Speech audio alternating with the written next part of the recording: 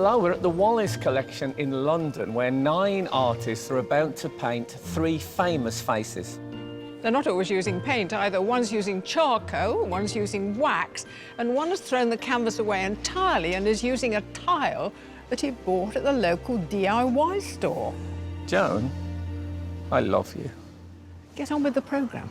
Welcome to Sky Arts Portrait Artist of the Year.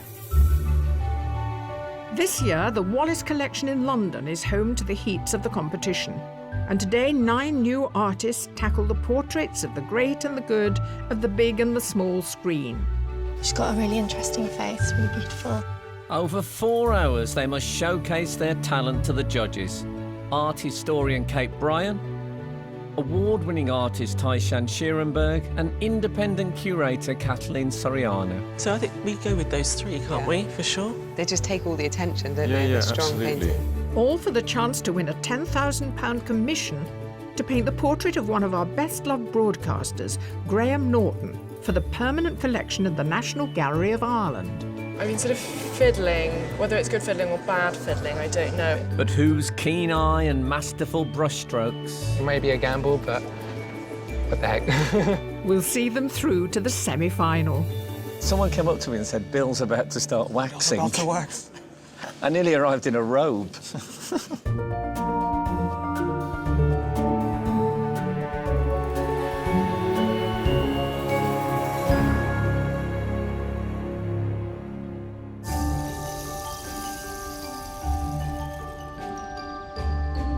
Among the artists who have made it to today's heat, 6 are amateur.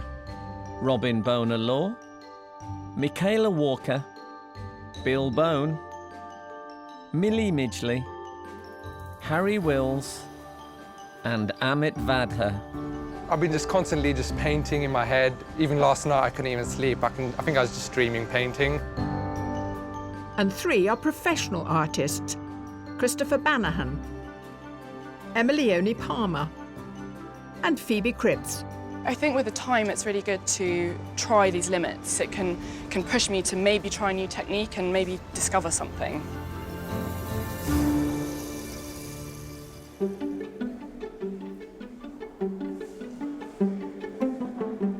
As the artists set up, the judges take a look at the self-portraits they entered with. Having only seen a digital version, confronting the real thing can be a bit of a revelation. So, we begin. I find this a bit overwhelming, to be honest. Shall we stand back a bit? Yeah, that's what I wanted to. Yeah. What was great about this, though, I think, is a lot of portraits submitted had artists standing at their easels with their brushes, but here she's taken actually the medium of the paint and is smearing it all over herself, because actually she's the portrait.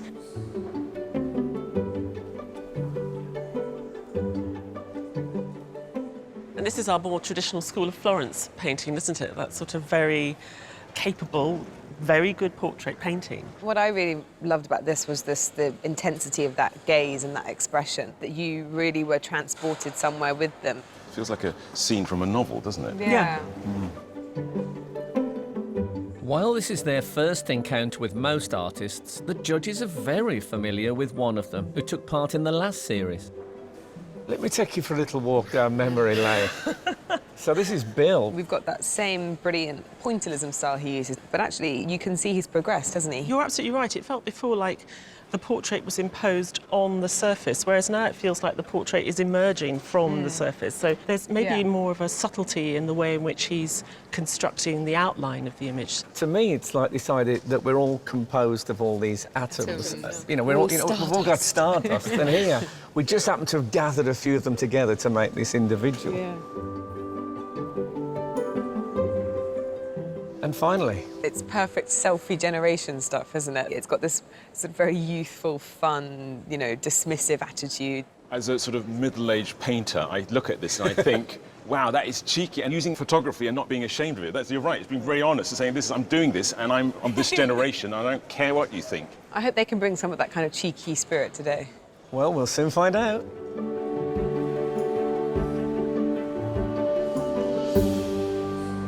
I think everyone else's work looks so amazing. It's so diverse and so different. I feel everyone's got their own style, which is really interesting. It's a bit daunting, actually. Amateur artist Amit Vada is from Hayes in Middlesex. After completing an art foundation course at Central St Martin's in London, he went on to study for a degree in animation. Eager to loosen up his style, he's been experimenting on different surfaces and has painted his self-portrait on a floor tile.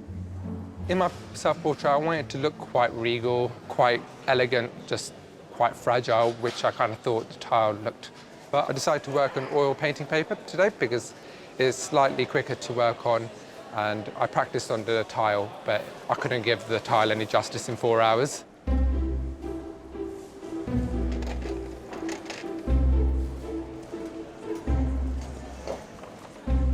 Oh, what am I doing?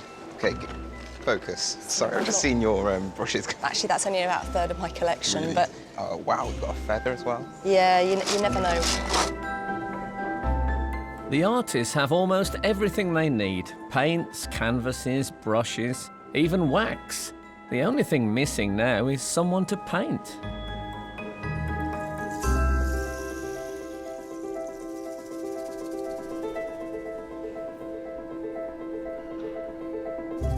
So artists, you're wondering who is our sitter today. Well, let me tell you, I often watch Sky Atlantic's Hotel Secret screaming, this is the best job in the world. And your sitter is the man who has that job. He's also a fabulous and much loved actor. He's Richard E. Grant. Richard's career has spanned over 30 years, and his more recent roles have seen him join the cast of some of television's most popular shows, from Downton Abbey to Girls to Game of Thrones. Hi, what's your name? Rob. How old are you? 22. Hi, I'm not 22.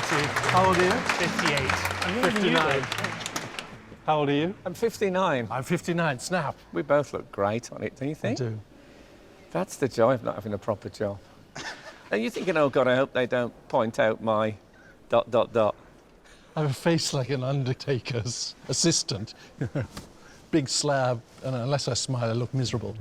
As presenter of the Great British Bake Off, your sitter is no stranger to celebrating creative talent, so please welcome Sue Perkins. A writer, actor and presenter, Sue's TV roles have introduced her to everything from baking to super eating and even conducting orchestras. Welcome. Thank you very much. How Nice does to be here. How does it feel? It feels good. I'm going to do this a lot. Is that okay? Oh, that'd be wonderful for Okay. painting. I think the challenge is to capture something of your personality, which is already restless. Well, that's why they've brought the nail gun, I think, just so that they can make sure they're static for a while. I'm going to give them the best sort of still Susan I can, and we'll see how it goes. Artist, your sitter today is an extremely talented and versatile actress. She's the fabulous Nina Sosanya. Star of W1A and Last Tango in Halifax, Nina can tackle anything from Shakespearean drama to TV satire.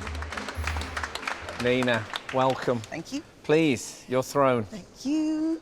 Is there a level of performance in sitting to be painted, do you I think? have no idea yet. I'll find out. This is your first time ever? Yeah. I posed for a sculptor once. And that was more to do with sort of torso twisting, and I was on a lazy Susan. Were you really? Yeah, No. like a piece of cheese.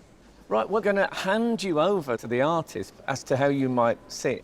So what do you think, guys? However you feel comfortable, really. All right. Yeah, it's 4 hours. I guess you're going to have to be comfortable. This might be it. Then. Yeah, you very naturally put an arm on the armchair. So I think if you have an arm up... And maybe pick a spot where you're just looking at, so... OK, I'm a face. If I face sort of there, then I'm sort of giving everyone sort of equal access to the full horror. face. I'm just working on the face, so Yeah, over I'm to you just going to two. be working on the face too. Just the face. Yeah, You've got to come up with a good Just the expression face. that you can keep. OK. It'd be hard to keep up a smile, though, for 4 hours. See, that's That's good, nice. actually. That's Just very how you good. are Yeah. is really nice. Yeah.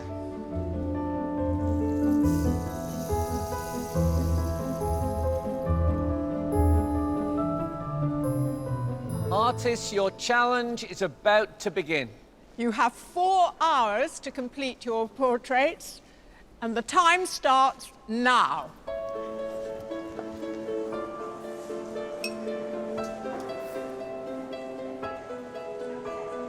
Right, this is where I'm going in. Whether it's to help decide composition or secure an accurate likeness, 8 of our 9 artists are all starting their portraits with a photograph before putting any kind of mark on the canvas. If you could find one with a jawline, that would be amazing. Brilliant.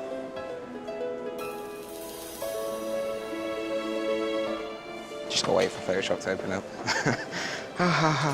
Come on now. Since graduating in graphic design from Falmouth, Robin Bonar-Law works a 54-hour week in his local North Devon pub.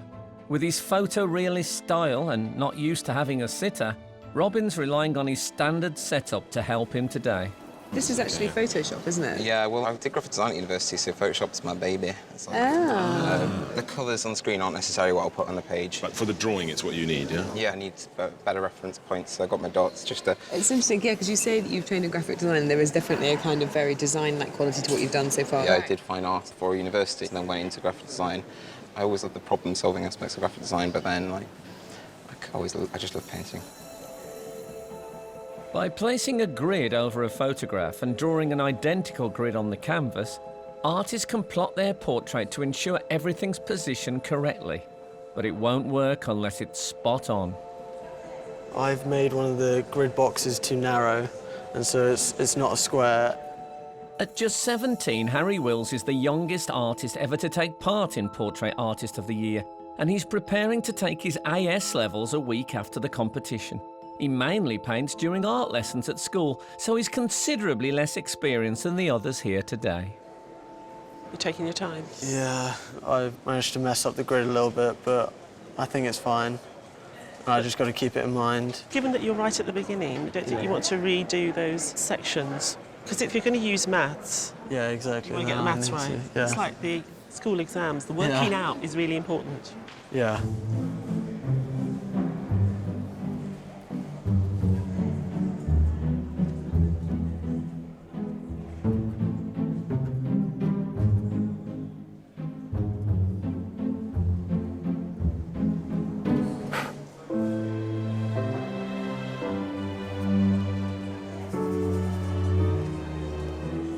This is the longest I've sat still since I was born. So tiring. I've sat before. It's hard and you want to go to sleep. I can't paint my mum in the afternoon because I look up at her and she's going...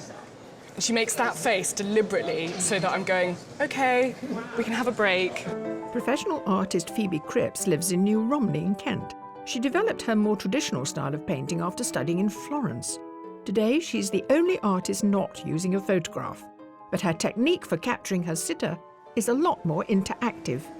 I've seen that you've been chatting away. Do you find that actually helps the process and helps the way the paint comes on? Technically, no, in the sense that they're moving. But it would be what my process would naturally be. I would get more of a connection and I think it translates, hopefully. Yeah. Which portrait artist from history do you love? Where we studied, Sargent was always the king, because he made it look so easy. But the Sargent lesson is very important. He makes it look so easy. In lesson 1 is easy. It's not. It's not.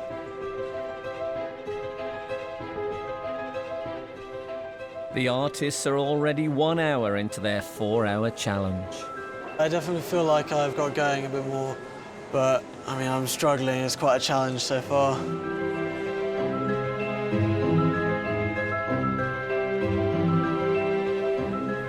Just getting the likeness down first, and then I'll be a bit more relaxed.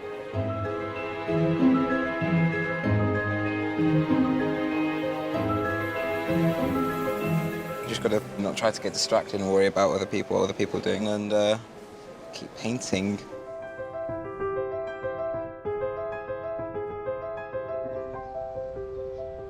Here at the Wallace Collection in London, our 9 artists have been painting sitters Sue Perkins, Richard E. Grant, and Nina Sosanya for just over 1 hour.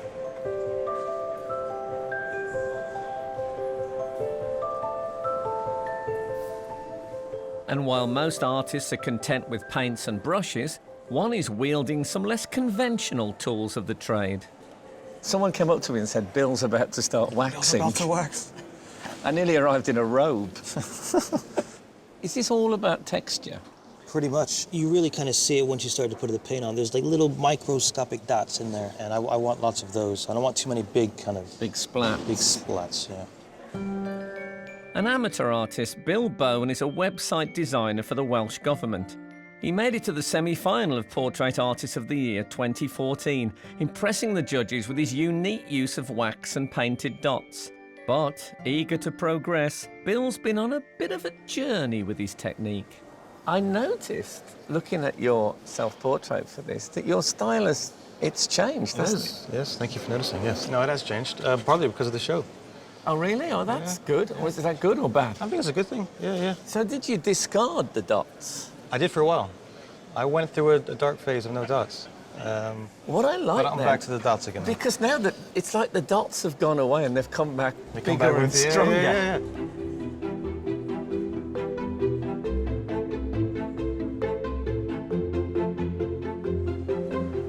Is it difficult to paint a beautiful woman? She's very beautiful, isn't she? It kind of is, I suppose, because my painting style is quite patchy, and so I don't do blended skin tones. Michaela Walker is an amateur artist from Edinburgh. She chose to study for a PhD in biochemistry, but when her youngest son turned 4, she finally found time to indulge in her love of portraiture. And now you're putting on the blue. I'm just going to try and get some of the background in, because again, that'll help me choose my skin tones a wee bit, in terms of there will be a little bit of sort of bluish reflection. Now here, you've got your tablet. How are you using this? Well, I used that for the initial drawing. Right. And then after that, it's probably going to just get ignored. We don't worry about that now. Yeah, because the colours are so much more vibrant in real life. That's great. Well, on with the blue. Thank you.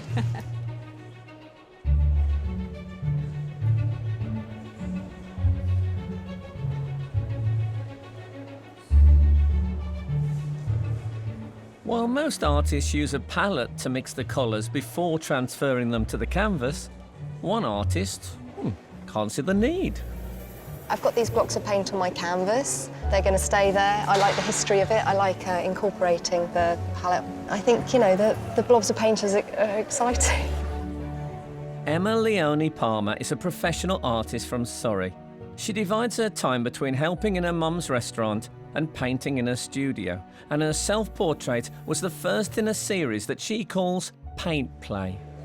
Why did you put the paint on your face? It was a January, and I was thinking, oh, what should I do? So I was in the studio, and I thought, OK, self-portrait.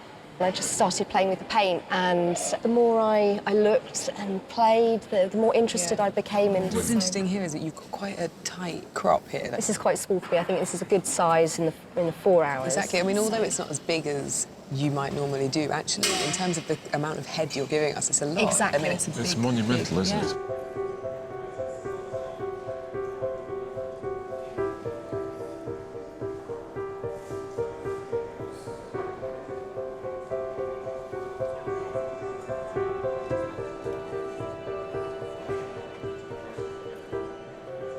Is this annoying? Is this annoying? Is this annoying? That's really useful. Do you have a Susan and a Sue in you? If someone's calling me Susan, I've done something very wrong.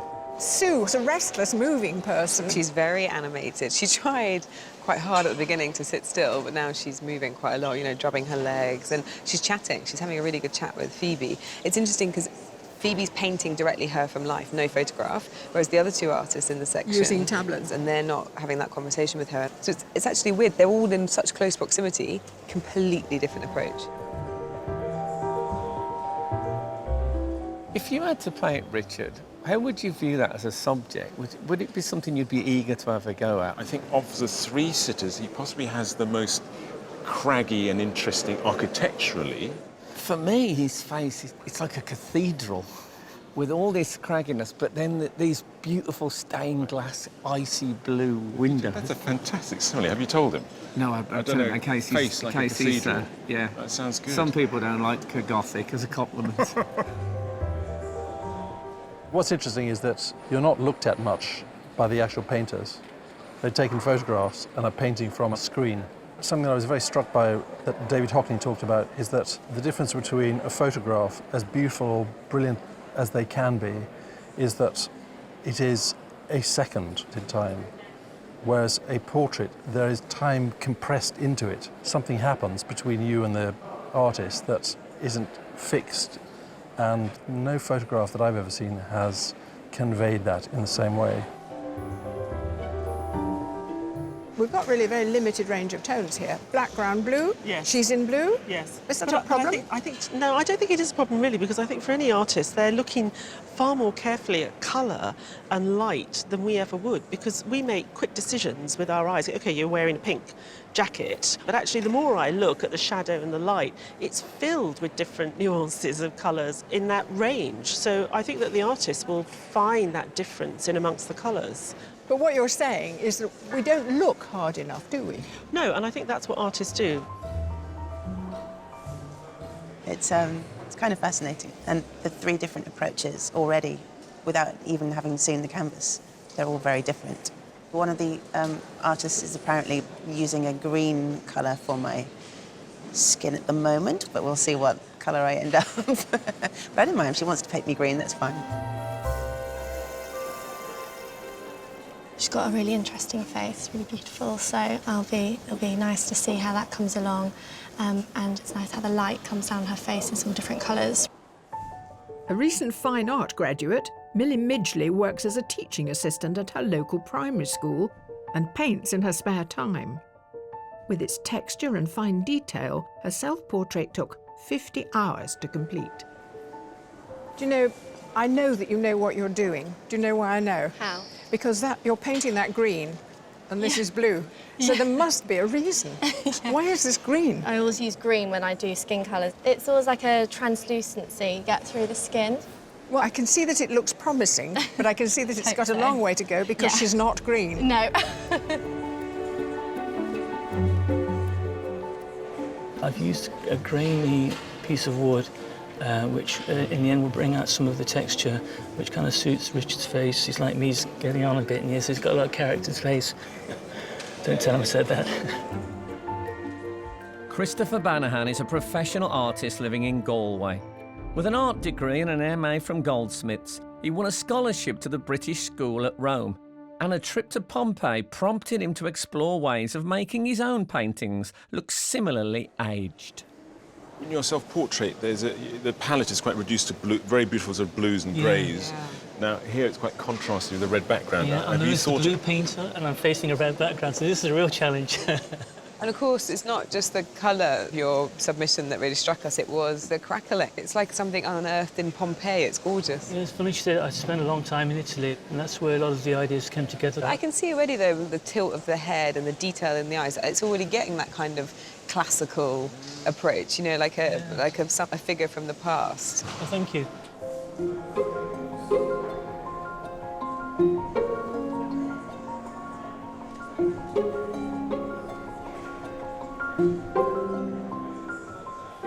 One thing I don't understand is your checklist. What is that? It's not a massive thing, it's just a book. Look at shadow as shape, think only shape, crisp edges of cast shadows. Just little notes that come back to the end, so I haven't forgotten, like, but it haven't says done hair. freckles. You But wouldn't hair, forget the hair. Yeah, but hair equals shapes and light. Hair does not equal hair. You don't draw it in strands, you do it in shapes and patterns. Half squint. Oh, so yeah. Does that mean that you're supposed to... if I'm looking at Richard there, and you might can, like, forget squint to and you'll half see- squint if you hadn't written it I down. know, I haven't even done it yet, so... Well, it's a good thank job you I for brought it reminding- up. Thank you for getting me my book out. There are just over 2 hours left to paint before one artist will be chosen to go through to the semi-final.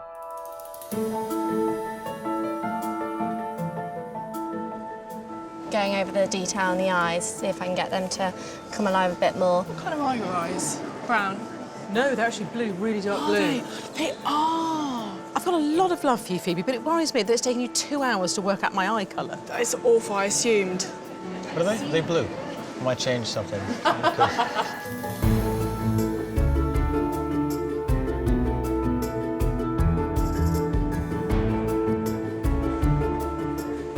It's sort of like you tickle it and tickle it and tickle it. It never comes together at the beginning, it comes together further towards the end. So at the moment, we're just painting and hoping for the best.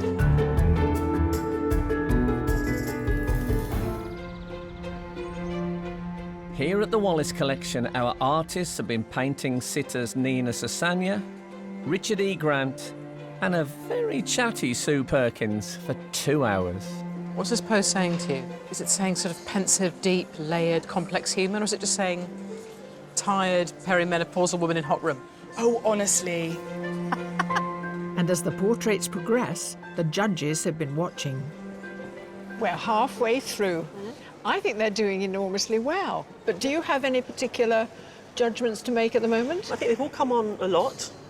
And in the last hour or so, I think there are a few that are racing ahead for me. I mean, Bill is doing his wax, but he's doing it differently. Is it an improvement? It's definitely an improvement because he's using the dots to have the portrait emerge rather than placing the dots on top of something in a decorative way. Well, Phoebe's very interesting because it started green. She's been playing around with redrawing the head, and she's the only person who's not using technology, and it's becoming better as the day goes on. And what about the pictures of Richard E. Grant, then? How do we feel about that? My favourite is Emma Leone's. I mean, she's got a great relationship with paint. There's no palette. She's just working the paint out actually on the canvas, which I think is great. And really good tones coming through. Robin's, I mean, you can see his background is a graphic background. Everything's there, the eyes are fantastic. I'm quite interested to see where it goes, whether he can give it a kind of Christmas that he had in this portrait. But it is coming together, and I do feel that it might really reveal itself quite positively.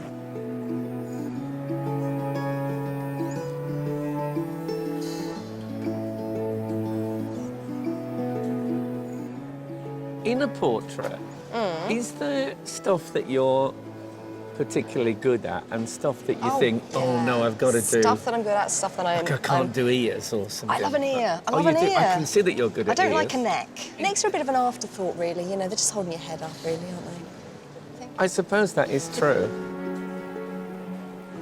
I'm really bad at mouths. Well, not bad at mouths, but they do annoy me. I find it hard to work out whether it's like a convex shape or a concave shape, or whether it's going back and go forward. And I just struggle more with them than noses, because noses don't change with your facial expression.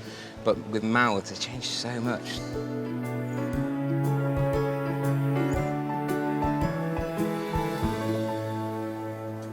So you're starting to put the hair in. Yeah. Do you feel like you're there with the face, or? I'm not done with the face. I just want to like outline the other features Yeah. that I'm probably not going to get time to do today. But just sort of give a sense. Just give a sense that she does have hair, you know? Yeah, but she has a head. Yeah.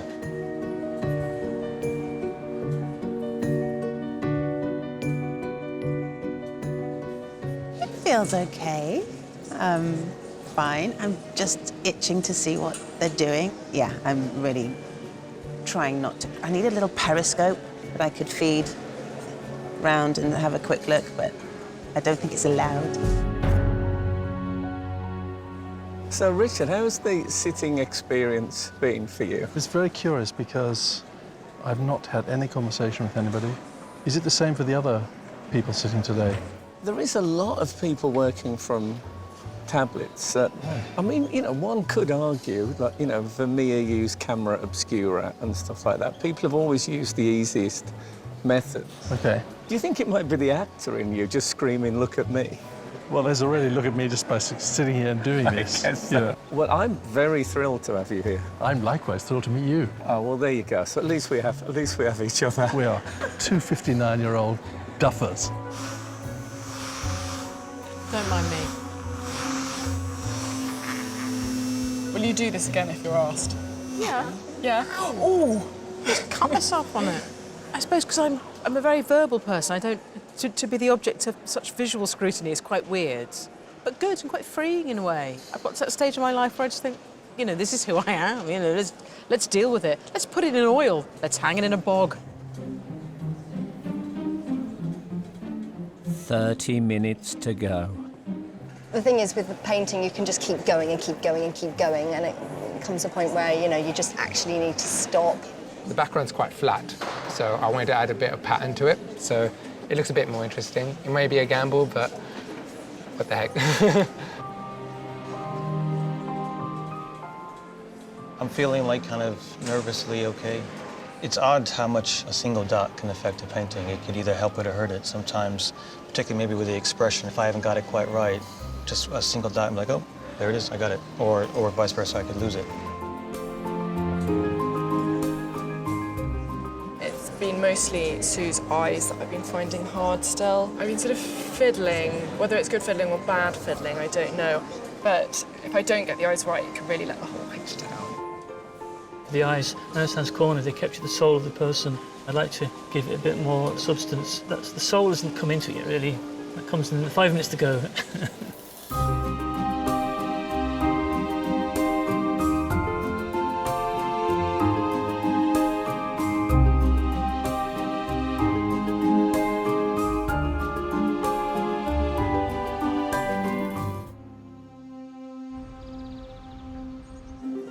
Earlier today, 9 artists set about painting the portraits of Nina Sosanya, Sue Perkins and Richard E. Grant.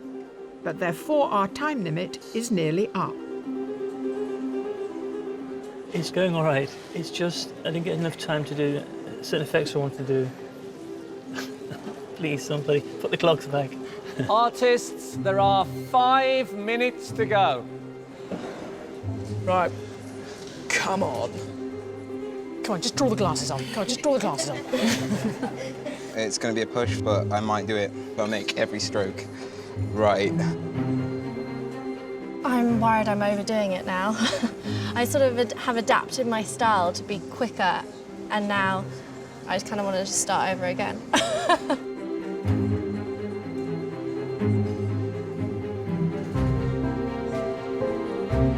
can hear my mum in my ear just saying stop, stop, stop, and it's really bugging me now. Oh, I see something.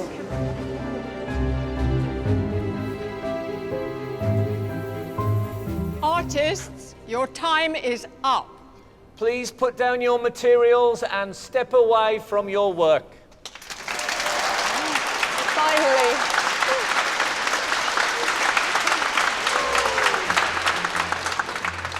At last, the moment has arrived. As a reward for sitting for our artists, Richard, Sue and Nina can choose their favourite painting to keep. Sue, you look remarkably fresh, And finally still, which must really annoy these guys. You're finally settled. I know. It's taken me 4 or 5 hours, but I feel now I'm ready to go. OK, so, artists, could you please turn your easels? Oh. Oh! You are so clever. 4 hours. And you've done that. There is something about the staring off. You look thoughtful. Yes. That can't be true. What's great about this is many people have said over the years you're no oil painting, and now I can say I beg to differ. It's just all dots, is it, or is there any line work? All dots, yeah. It's amazing. But, Sue, you have to make a decision, of course. You have to choose which one of these will be forever in your life. I'm just deeply impressed with all of them. It's very... Oh. I am going to... I'm going to go with Phoebe. Well done, Phoebe.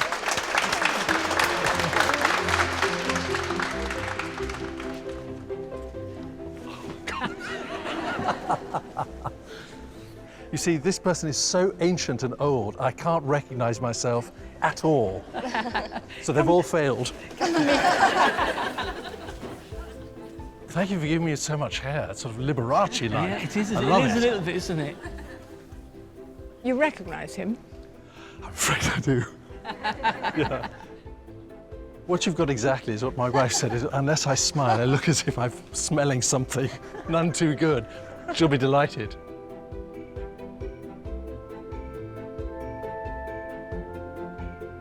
As that most approximates what my wife thinks of me, I'll have to choose yours, Em. Sorry, boys. Oh.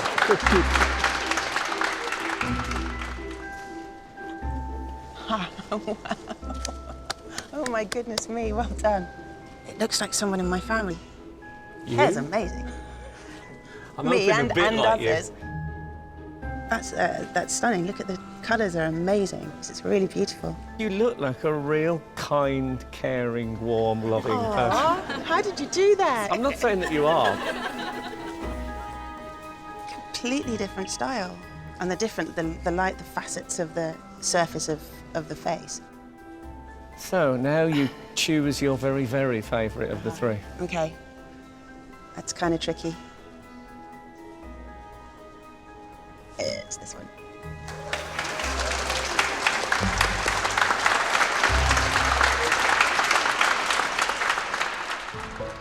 In the privacy of an empty gallery, the judges make a close study of today's finished portraits. I think M's really captured Richard's disgruntled look. I'm a bit doubtful about the painting around that, but I think the likeness is fantastic. Yeah, and it's nice to see someone who's sort of really enjoying the paint and sort of pushing it around as well, I think. You know, Robin does have that graphic design quality. It's quite a compelling thing to look at, isn't it? He does look very kind of handsome and strong. You know, I think he works over a much longer period and actually coming and going away from something. He just didn't have that distance here. I'm very pleased with my portrait, but I do see errors, and I wish I could have painted for a couple more hours, but that's just the way, you know, it's competition, so we'll see. I love it. I think it's very confident. I must say, I thought it a pity that she didn't do more, and she kept reworking the head, and I thought she was going to mess it up, and she just found more and more. She's really gone in there.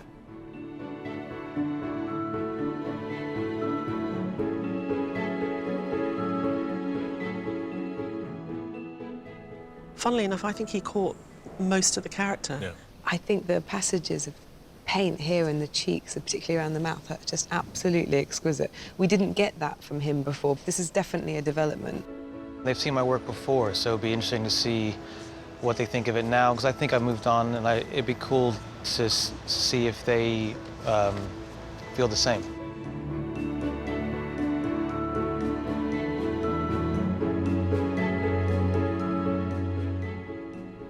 I love watching Michaela work. She's a real painter. Her marks are crisp, and I think she really caught Nina's character very well. But the blocking that she did and that she promised was going to be so much apart, I think we've lost some of it, and she over-blended it slightly. I don't know how they're going to do it. I don't, because everybody's got such different styles. I think there's so many good paintings there. I wouldn't like to be in their shoes, really, to be honest. To help decide who goes through to the semi-final, the judges first whittle the 9 to 3. We swap those round. Kate, we swap that one with this one. That's a very strong end, isn't it? We go with those 3, can't we, for sure? They just take all the attention, don't they? The strong absolutely. paintings. But which 3 have they chosen? Firstly, Emma Leone Palmer.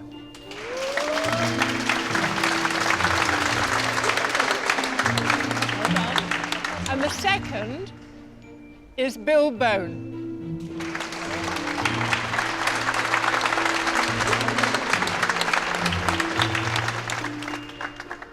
And the third is Phoebe Cripps.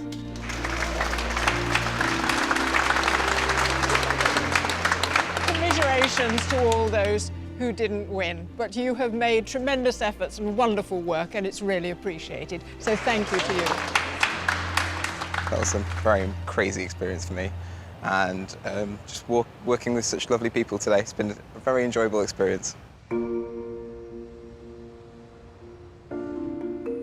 Judges, okay, explain to me how you came to these decisions. Well, Bill was really difficult because, you know, we're familiar with his work, so you have to sort of bring a fresh pair of eyes and really test yourselves as to why you're keeping him going forward. There were absolutely magical passages of paint on the cheeks and the nose. There's a real likeness in the lips. But the hair is a distraction, and it's strange he didn't find a way to give us something there without actually putting in this strange tea cozy. To spend so much time painting and just to be immersed in that kind of art world for a day is good. It makes you want to just go home and paint some more. Maybe not tonight, but tomorrow. Right, well, this is a head-on picture of Sue. It was a nice likeness to begin with, and then this afternoon, for me, it really came alive. There's a kind of twinkle in the eye. Yeah, it's that sort of classic brand portrait that you'd want as a record of yourself. We sometimes complain about this kind of school of painting, and the worry is when someone's quite good at a particular style of painting, you worry about who they are as an artist. And when I saw her submission, I was thinking, well, she's kind of got that quality, but actually it was her take on it, and it was beautifully, beautifully done, and a bit more contemporary. Like, there's got one foot in history and one foot in now. I really like this, but there is an element of local councillor It has a formality which the submission doesn't I'm have. glad Sue isn't here, because I think maybe she has got that sort of inner counsellor in her. Yeah, Alderman Perkins. I feel really tired and drained, but in a really nice way. I feel like it was an accomplished day, and it's wonderful to be picked with a 3. That's still an honour. The third. Emma Leone. She's an unusual artist for me because we've got this like absolute fascination with the stuff of paint, which you get here with this being the palette. I have to say I'd prefer these not to be there. It's a slightly a device, isn't it? There's something naive about it, that sort of love of the paint and wanting to sort of place it all there. But it's charming. Yeah, I've got a feeling that it's a great idea that one day she'll look back and think, Yeah. what a very good image of Richard. You speak about it as being a very good likeness. I think she's got something wrong with this part of the face. Swollen. It looks like he's got a big This is jowl. not how Richard looks. I don't think that matters, but I think it's worth pointing out. No, but we had an interesting idea. I've always thought, we will disagree on style, Yeah. but I always took likeness to be an absolute. And actually, in our discussions today, I realised I think something looks very like, and you will disagree with me. I think, oh God, that's a surprise. I feel very, very honoured. I can't believe it. I feel like my heart's going to jump out my mouth. A crazy day. You know, I've learnt everything I know about art from you 3. Yeah. 4. You've said of artists before, yeah, they're really, really good, but I kind of know what they're going to give us for the rest of the competition. Do you think that we kind of know what Bill and Phoebe would give us? But there's a sense of Emma Leone of a sort of maverick streak that we don't quite know. I'd go with that. Yeah. I think you're right. I think actually all 3 of them are really, really good artists. Bill's developed his style, and with Phoebe, she's a really gifted, confident young artist. And definitely, you're right, with Emma Leone, you don't know what's coming next. And that's why they're our top 3, because they're all good, strong artists who are definitely going places. It's just really difficult to work out which one you want to follow in this particular instance. It's a great top 3, I think. Oh, thanks.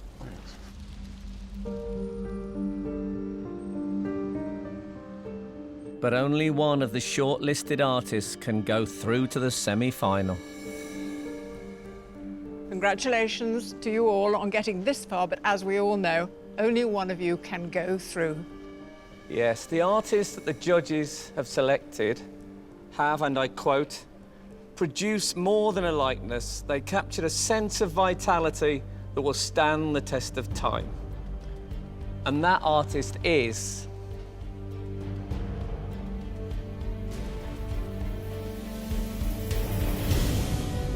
Phoebe Cripps.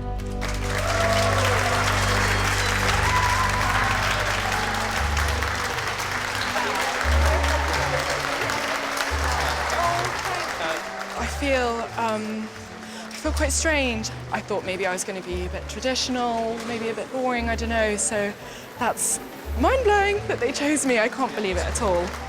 She's obviously very good at capturing a likeness. She's got that classical thing going on. It is timeless. Phoebe's portrait was amazing. I kind of had an inkling that she might do very well. I think the plan is tonight. I've got to get home with Mum. I think probably a bottle of something will get opened, but I think just slowly taking it in, keep pinching myself, that's going to be the best bit.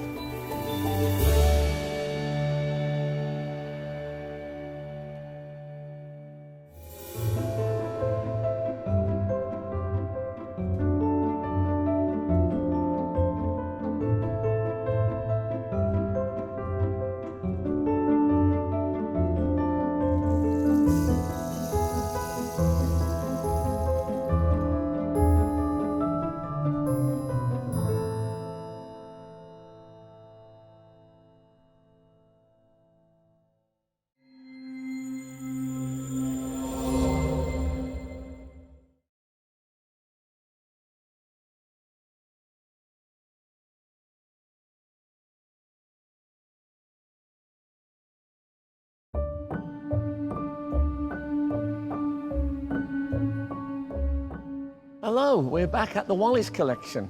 Well, in fact, we haven't left since last week. Such is our dedication to finding new artistic talent. In today's heat, we have an artist who's working on a door, which he found in a skip, and throwing a bit of concrete into the mix. Or into the mixer. Anyway, welcome to Sky Arts, Portrait Artist of the Year. We've set up home in London for the heats of this year's competition. As 9 more artists compete to paint 3 of the country's best loved personalities. A sitter who's got a big scraggly beard, a big nose would be great. But to win a place in the semi-final, they will have just 4 hours to impress our judges. Independent curator Kathleen Soriano, art historian Kate Bryan, and award-winning artist Tai Shan-Shirenberg. You're the only man, Frank, I've met who can multitask. Don't ask me to do anything else. Can you put the kettle on, please, Frank? This year's prize is a £10,000 commission to paint the portrait of broadcaster Graham Norton for the permanent collection of the National Gallery of Ireland. So, as our artists showcase their skills... You love painting eyes. Love painting eyes, love painting faces. Which of the 9 will claim the next place in the semi-final? It'll look pants for a long time, and then Will it? all of a sudden something beautiful will happen. I look forward to seeing it post-pants.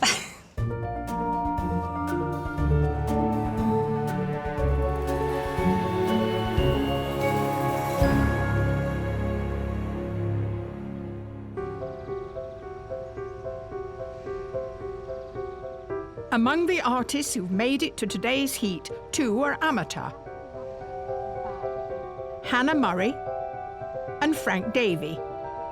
I've been preparing by doing speed drawings, speed paintings. I'm not saying that they all worked out pretty well, but fingers crossed it'll all come good today.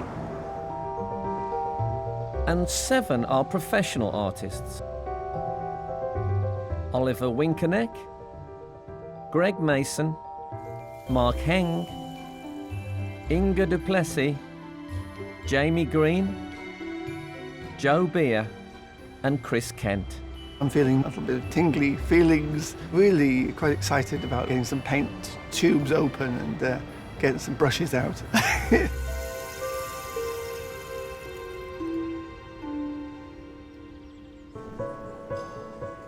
To take part in the competition, the artists uploaded an image of their self-portraits for the judges to inspect on screen. So for the first time today, they get to see the originals. And first is a submission chosen by only one of the judges, Kathleen. You know, I'm always looking for something that's just a little bit different. You only have the eye, but what a fantastic eye. I'm hoping today they'll do a little bit more than the eye, but it's very unusual. I think I probably would like it more without the eye. I think I love the treatment of the wood, and I love the other eye. I don't like your eye. I never thought a criticism of this would be I don't like the eye. Yeah. That's all we've got to hold on to. I know, here. exactly. But anyway, it's going to be brilliant to see what they do today. What I really like is that total look of concentration that goes, it actually looks through you. I think I was really struck by the compositional device here. So you've got all this space behind with this really, really bold red, and you can see all the red shadows on the face. I think it's brilliantly observed. We've actually hung it too low. If you just go down a little bit, you can actually see it looks better. Should we do her justice and all just go down quickly? On our knees, you mean? Unison like this. Yeah, that's much better. We love this one, partly because of the composition, the way in which she's filling the frame, and that fantastic reflection in the glasses. Yeah. What I really like is that the check shirt is not just what he's wearing, but it informs the rest of the painting. He's got checked eyebrows. Yes. It's in his hair as well. What's nice to see is that it's monumentality on the screen. Of course, we've seen all these things at the same size. Now we see that it really is monumental. For me, the real star of this is that look. I find it really draws me in. Yeah. We love this submission because of the composition and the fact that he's clearly pushed himself off to the side, but he's looking down. It is part of the 80s album sleeve genre. There's even left space for the title of the album. You've got this gritty jumper with paint splodges on it. I mean, he's really good at getting paint on. I mean, that head is a phenomenal head. Yeah. I mean, the light bouncing in it, the patches of colour, it's fantastically rendered. I love it when you crane in. At this point, the artists don't know who today's sitters will be, so they prepare for every eventuality. But for one, regardless of who they will paint, there's one colour that has to be on her palette. There's Beautiful, light red. It's just my instant happy colour. Once that's on the palette, then I'm home. I personally wouldn't go for this much blue. It's a very saturated blue, which means it's going to pop forward. But it'll be an interesting challenge. Professional artist Mark Heng has travelled from his home in Limerick, Ireland for today's heat. After formal training at art school, Mark turned to a rather different artistic career, working as a caricaturist at weddings and events. I'm hoping to get a sitter who's got a big scraggly beard, and a big nose would be great. I would probably rather have someone who's got a bit of character to their face. The worst case scenario would be someone who's an absolute porcelain-skinned young beauty. Artist, your sitter today is an award-winning actor who's done just about everything. Detective drama, classic Russian theatre, Shakespeare. He's just very good at acting. He is Trevor Eve. As one of Britain's best-loved actors, Trevor Eve has brought to life unforgettable characters on stage and screen, from Waking the Dead to blockbuster hit Troy. Looks very crusty, doesn't it? It's only 4 hours. It's like a mammoth horse ride. That's how you feel at the end of it. Yeah. Well, it's the responsibility. You don't know what you've got to deliver, really. We sort of want the quintessence of Trevor Eve, if you can manage that. I'll do my best. Artist, the person who is sitting for you today expresses his imagination in words. He's a poet and a writer. He's been translated into over 20 languages. Please welcome Ben Okri.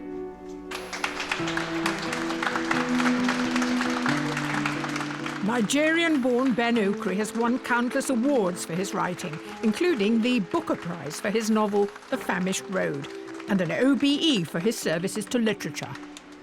You're a writer, so you sit at work every day? Nowadays, I prefer to stand. Oh, you stand at your desk? The thought has to go down, so you may as well stand up. What will you be thinking about today? Will you empty your head, or...? I think I'll go for stillness and emptiness of mind. When your mind is empty is when you tend to have your best ideas. So we may be the source of some... I hope so. Of some surprising inspiration. Artist, your sitter today is an actress who can bend it like Beckham. She also has had a painting in the National Portrait Gallery. No pressure. Please welcome Paminda Nagra. Paminda Nagra's roles have seen her as a doctor in ER, an FBI agent in The Blacklist, and even travelling to the Arctic for Sky Atlantic's Fortitude. So, you've already had your painting in the National Portrait Gallery? I have. That was quite an experience, that one. I think I won't fall asleep today, but I did fall asleep on that one. They didn't wake you? I was a little bit mortified, actually, at the end of that. What do you want from a portrait? People think I get very stern-looking, so I would hope that my eyes don't sort of glaze over. So I'd like for... I'll just be glad if they're open. I can ask the artist, is there anything Paminda can do that will make your job a bit easier? Stay awake. Stay awake. What would you like? And I don't mind where you place your head as long as I can have your eyes towards me at some point during... I'll try and arrange for 4 eyes, then. Yes. I personally like a fairly steely expression. Do you want steely? Yes, I do. Do you want steely? I'll go with steel. Yeah, that sounds great. Okay.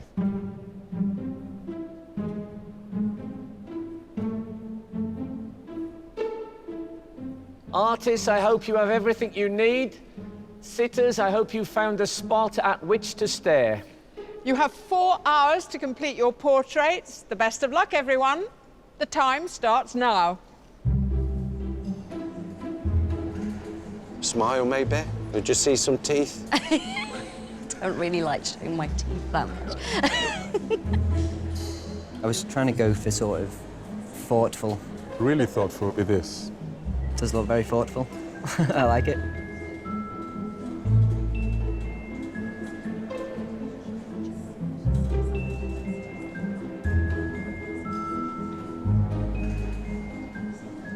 We're used to seeing portraits emerge in a range of mediums from paints to pastels.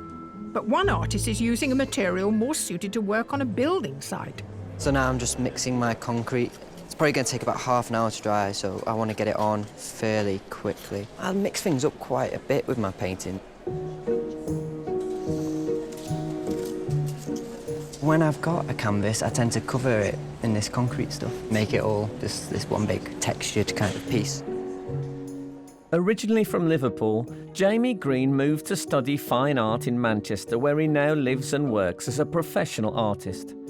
His self-portrait was the first he had ever attempted and is a mix of concrete and paint on a piece of wood he found in a scrapyard. What sort of degree of paint are we actually going to see on the surface of what is this, a this kitchen cupboard board or? Found in a skip, actually. It's going to be much more refined than my So there'll be more... Yeah, it's hopefully going to look a lot like him. And given that your concrete is white, Yeah. is the blue background sort of totally irrelevant to you here? It's a tough decision because I don't normally go too bright. I'm Pale much more and- neutral. Yeah, no, I can see that. Yeah. Each artist has a different way of approaching today's 4-hour challenge. And for one, time doesn't seem to be a constraint. What I like to do is like have an hour to sort of look and mess about and think about it, because it's easy just to jump in and make a heck of a mess. Chris Kent is a professional artist who lives in Roxburghshire in the Scottish borders. When he's not teaching art, working as an illustrator, or publishing his own graphic novels, Chris finds time to paint in his studio at the bottom of the garden. You're sort of exploring Parminder's face at the moment with the sketches. Yes, so I'm not getting onto the paint just yet. It's fabulously laid back of you. So how many more sketches do you think you'll do? 2 or 3, I suppose, yeah. You're like those blokes. When I worked in a factory, blokes used to get in the morning, they'd have a read of the paper, Yeah. have a cup of tea. Oh, yeah, I would be doing that at this moment, I think. Yes. Otherwise. I just have this feeling I might come back in 4 hours. You'll be going, oh, God, what did I say? I know.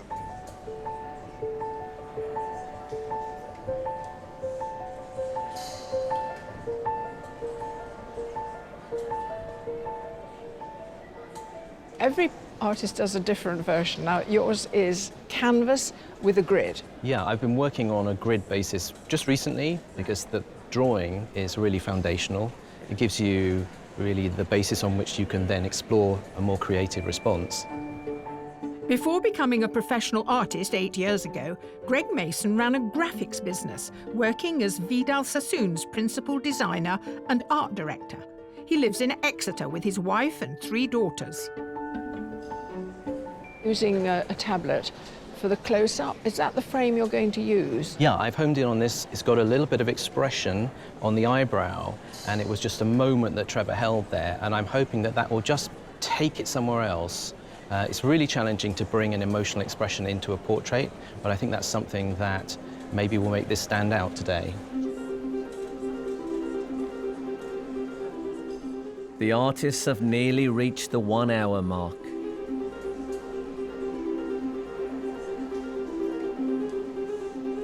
I think I'm sneaking up on the likeness, but I think it needs to be refined and the expression needs to be brought out more.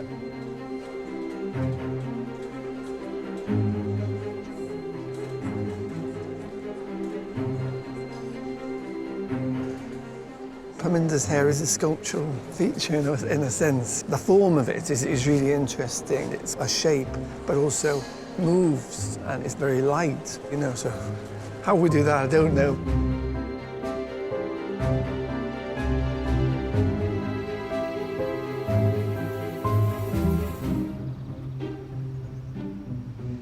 Here at the Wallace Collection in London, our 9 artists have been painting actors Trevor Eve and Parminder Nagra and poet Ben Okri for almost an hour. And one artist in particular isn't wasting any time. Inga, you are quick. But I do feel like I need to slow down a bit now. But is it a bad thing? Because it feels like something that's been painted with tremendous gusto. I mean, I have done portraits and gone at it like crazy, and then 45 minutes later I'm done. But that's okay. There's some lovely seating areas here. You can relax.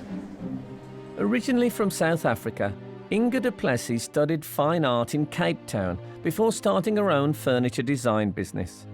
Now a professional artist, Her studio is an old, derelict building in Maidenhead. How was the beret for you? Were you pleased to see a hat? Or yeah. The colours on it is so dramatically different. I mean, more On time this on that. angle, you don't quite get the. I don't know the technical term for that thing in the centre of a beret. I think of it as a nodule. The nodule. I'd be so tempted. Just a slight suggestion of nodule would make that beret. I was just so happy to use the phrase suggestion of nodule.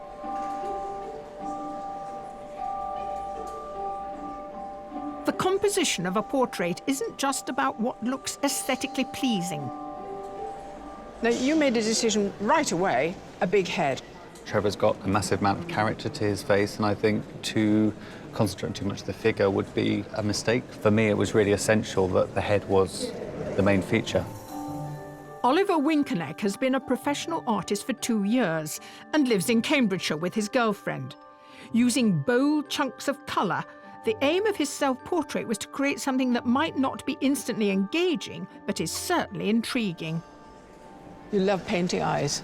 Love painting eyes, love painting faces. Eyes are very difficult. I know, they are, but when you get them right, that's all you need. I know you used to work in an optician's. God, You've years looked ago. at a lot of eyes in your time. Definitely, absolutely fascinating. And I love the fact that you can take someone's eyes without any other information, and that's enough to recognise a person.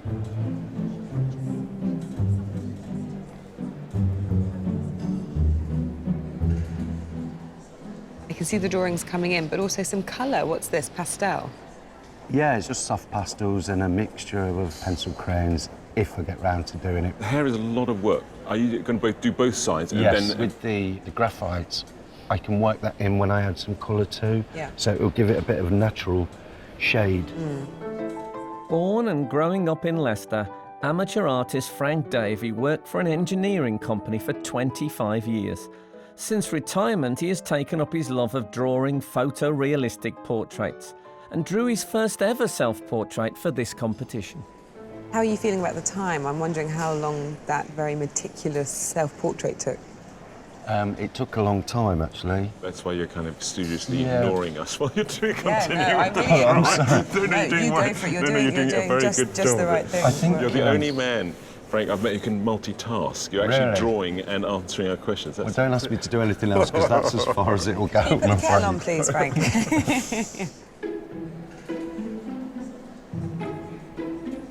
You're very still, Trevor. Is that all right? Too still? Yeah, no, you're fine. No, you were great. Trevor Eve is a very famous face. Does that make him a good sitter? He really has got immense charisma. As he projects out from his face, that's ready to be painted. They're going to have no problem painting him today. Is it an actor's skill to remain as still as that? Or is it just natural to Trevor? No, we found that I think actors are very good at it. I think they see it as another role, could it be? It's a very subdued role as there's no dialogue, but they do seem to be giving us something. If you had to paint Ben, is he a good sitter? He looks very still. I think what tends to happen is that gravity begins to win, you know, usually. So you... Oh, I know that. So you sort of start to slump back and the arms come down, and then eventually that means the neck comes down, the head comes down. But he's got that chest out, so that's really helping him stay alert and, you know, give good face. I'm interested to see if they use the blue. If they do bring in that background colour, is it there flat in the background, or will we get to see, you know, reflected light on the face? I love that. When you just see the odd line down there, Exactly. just reminiscent. Yeah, and also it just reminds you it was painted in a time and a place. Now, Paminda didn't want to be painted looking too serious. It's very hard to maintain a smile for any length of time, I think, unless you have one of those faces that naturally sits in a smile. So I think what artists tend to get from a sitter is something that's more serious and more contemplative. That air is coming through in the portraits of her at the minute, so I hope she is happy with them at the end. Got very upbeat hair. She certainly has. That's the smiling bit. The hair is smiling. You okay, Parminda? You're still awake? You're still with us? Yeah, I'm still with you.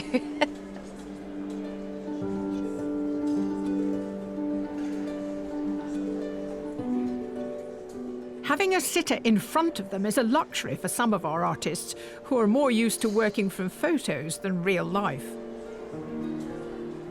So here's the photograph here on the screen, but how much are you looking at our real life magnetic human being? I've got a slightly different angle on my photograph. I feel sorry for Hannah because she didn't want to do profile. So every now and then I feel I owe her one over here.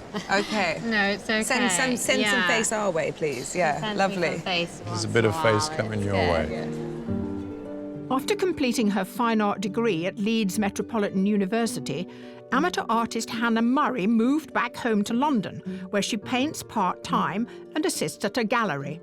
Her self-portrait took 3 weeks to paint and blends the traditional with a more contemporary style. The colours that you're seeing on the screen here, they don't have any of what I can see here. So what will you do? Will you mediate between the two? I think I make up a lot of colour as well. Okay, yeah. So I see it brown and I make it purple. Technically, if that wasn't on that drawing, I might not know that that was skin. When I start painting, the forehead always looks like a rainbow. Once you've done the rest of it, you don't notice all the different colours so much. Yeah. They kind of all blend in.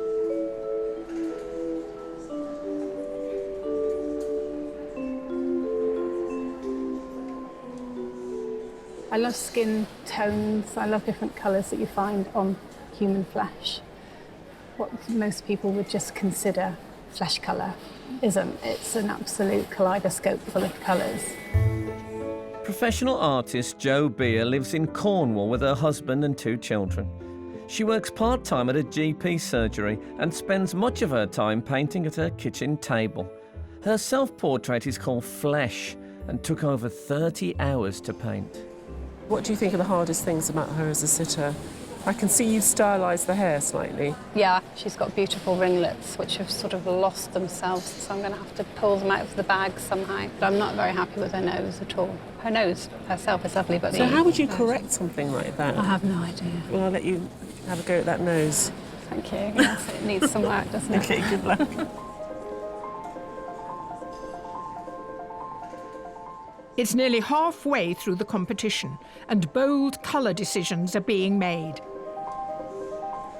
I toyed with keeping the background red, and that didn't work out. I tried holding various colours in front of it. So at the moment I'm going with greenish yellow background, that I completely hate and wipe it off, but at the moment I think it's forming quite a nice contrast. The more you use colour, you become sort of more aware of the fact that there are certain colours that do go together and colours that don't even want to sort of be in the same place together, so they do what's called colour vibration. So there's lots of things that you can play with.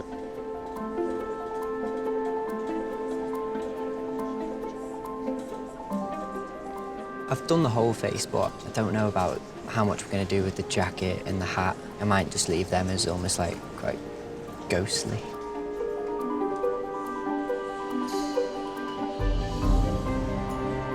Is this one of your motifs to have quite a lot of space on one side? So what I'm trying to do is accentuate the character of Trevor's features, make the sitter hit the edges of the page so that he's trapped in this space. You've cropped him?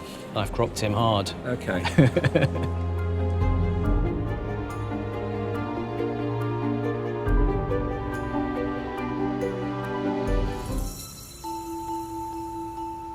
We're halfway through today's painting challenge here at the Wallace Collection, where our artists are painting poet Ben Okri and actors Trevor Eve and Paminda Nagra.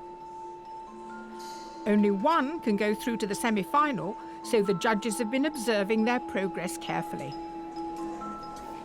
Now, I think Inga lost out when she covered the red background. Interesting, I think the red, although it was the wrong colour, had the same vibrancy as the blue vibe, and it was a good simile for it. He has this extraordinary rich skin tone, and if you're going to use the background colour in the painting, then you've got to let it inform the face, otherwise it won't really hang together that well. Well, let's move on to Jamie. What you see is not just a sort of a throwaway thing, let's lose some concrete, let's make something that's cool. It's actually about a material that means something to him. It's fantastic. Out of this concrete mist, a beautiful evocative image of Ben that suggests a long history and a story. I also like what Greg's doing. His drawing was beautiful. I wanted to just take a photo of it before it was painted.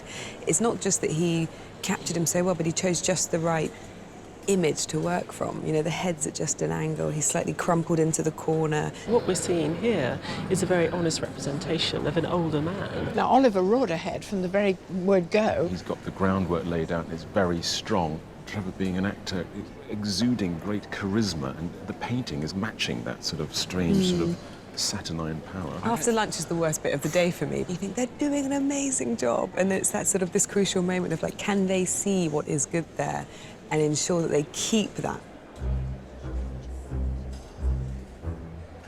I don't think I've ever kept my mouth this shut for all this time.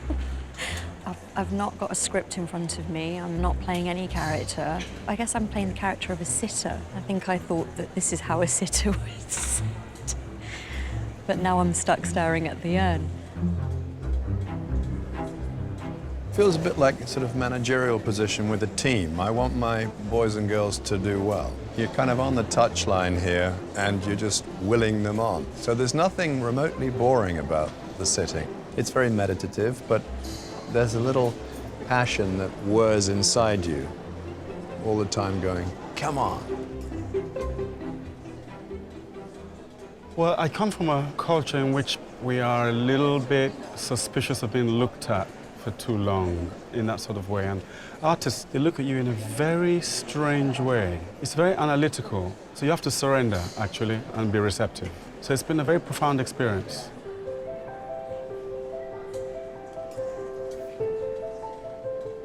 Getting to grips with the fine detail of the face takes skill and patience. I had been struggling with the skin tone. I'm getting the gist of it now. I always expect a painting to happen in front of me immediately. Just got to relax and realise that it'll get there.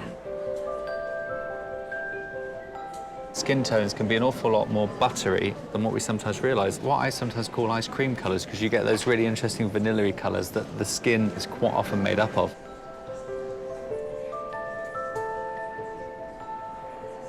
I like these smatterings of blue that have entered in. I mean, that's presumably your nod to the background. Yeah, I definitely wanted to put something in there. I think it needed it just to bring it forward.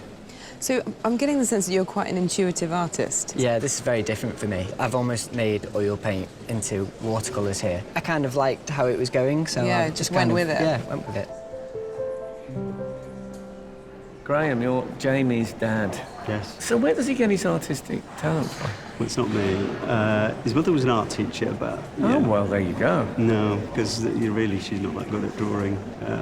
She was kind of like Hello, if you're watching. Yeah. She's on the golf course. Oh, she's on the golf course, okay. What I find astonishing is there's everything different, and I've watched him for years, how he just puts a few marks on the page, and then a head appears, and it's proportional, whether it's bigger, larger, you know, whatever. I love proud dads.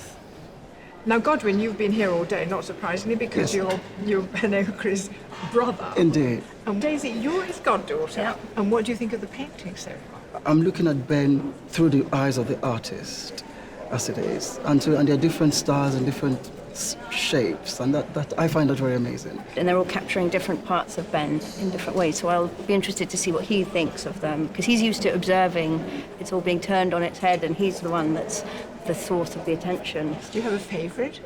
I'd rather not say. But you do? I do, yes. The artists have just 30 minutes left to complete their portraits. That's actually my bathroom cabinet door. I've come for it back. You can't have it. Now I'm just kind of grunging it up a bit, I guess. Yeah, okay. Make it belong in this door that's obviously been around for years and years and years.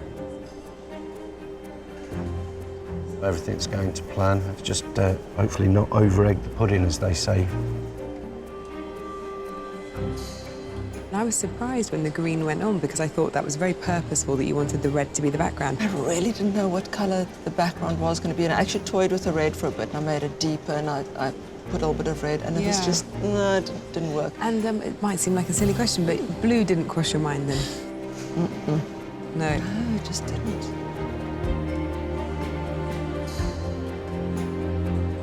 What I'm really looking to try and do is get beyond the familiarity that we all have with him as a personality and look for something a little bit more unique. So I'm going to try and see how far I can go in the time and space I've got available.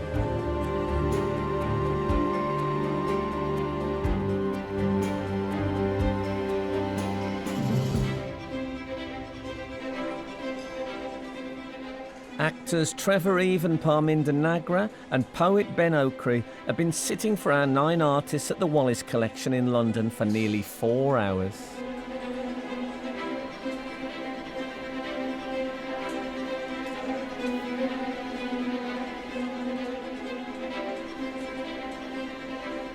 Are you fiddling? I'm fiddling, definitely.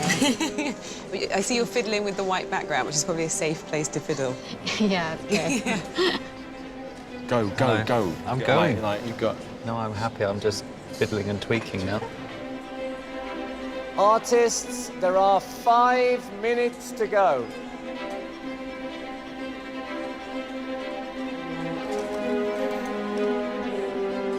I think I've got to the point where I'm happy with it now. Ish. Maybe not. I don't know.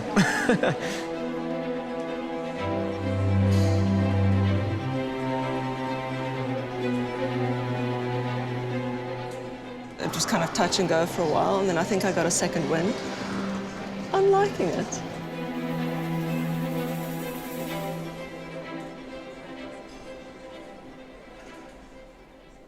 Artists, your time is up. Please put down your materials and step away from your portraits. It's now time to reveal the finished portraits of Parminder, Ben and Trevor, and for them to choose their favourite one to keep. Whenever I came past, I thought, you know, I'd like to have a go at drawing Trevor. You look like a really good subject. And I think the artist would agree with that, would you not? Obviously, two of them are going to go off you quite a lot in the next 5 minutes. So, artists, can you please turn your easels?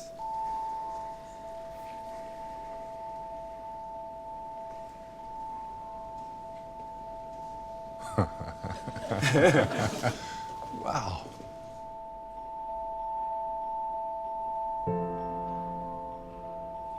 Fantastic. I like the weight you've got in the body. There's definitely a sitting, you know, you've got that. I look vaguely off. Do you quite like that? It's the default position. Interestingly, I recognize me in this less than I do with Greg. I think you have an intensity about you, which I quite like. I mean, how are you on intensity, generally? Pretty damn good. The detail and the fineness of stroke is extraordinary. I look a little vacant, which is another aspect of my personality I'm perfectly prepared to accept. You're just versatile, that's what you are. What have we got? Vacant, intense, and fed up. Yeah, well, that's 40 years of a career. This is the moment, to paraphrase the Spice Girls, when 3 become 1. Right. I have to go with Greg. Thank you. You're welcome. Hope you enjoy it. So, artists, will you please turn your easels round? Wow. Wow. Very different visions.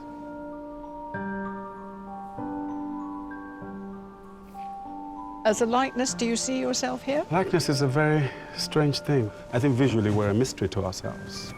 Well, this is a clue. Yes.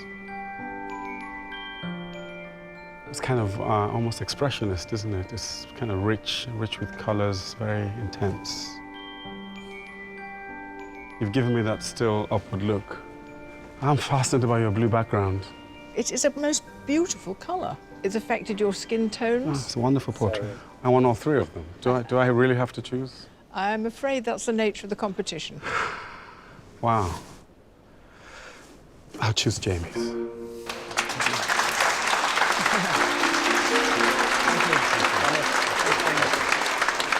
So shall we do that special Let's do moment? it. So, artists, would you please turn your easels?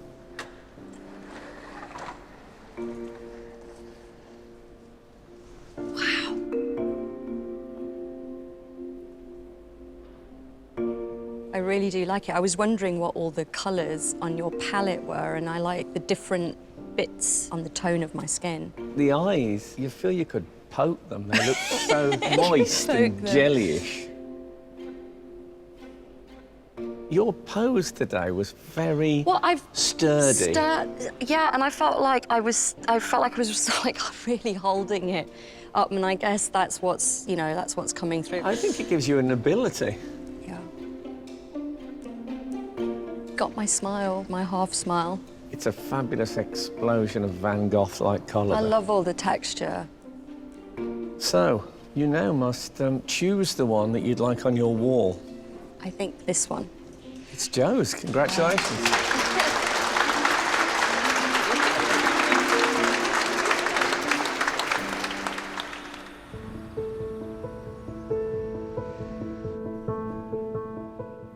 Left alone with the finished works, the judges have a chance to examine each piece in close detail. I love that red popping through everywhere. I mean, she really used it to great effect. I've got a real sense of him, not just as the man who was sitting there, but I think she's got more a mood of the man when he was talking and chatting as well, somehow in that still portrait.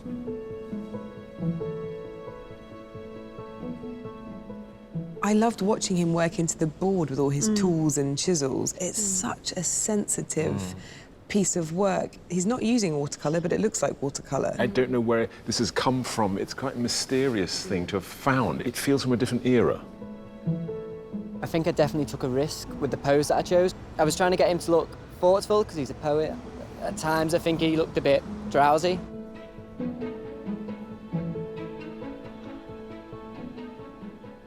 I thought Oliver did very well today. He had that drawing down, the head was monumental, he knew what he was doing. There are some lovely passages around here. I don't feel like it's completely resolved, although it has a good lightness. Yeah.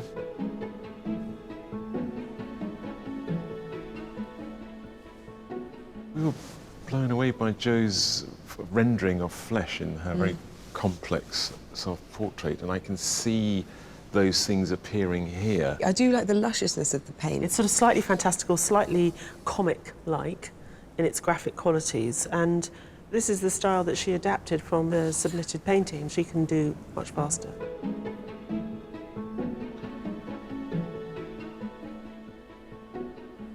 I like it because he's kind of crumpled into the corner without being too dishevelled. There's a lovely rhythm that runs up the arm and then goes into this shoulder, and the head's just at a slight angle. I don't think it looks like the Trevor who was here. He saw a part of Trevor that he was maybe possibly trying to hide. It was sort of the darker, melancholic side. I think it's a beautiful painting. I took a lot of time up front to work on my composition, so I'm hoping that that's what they'll see.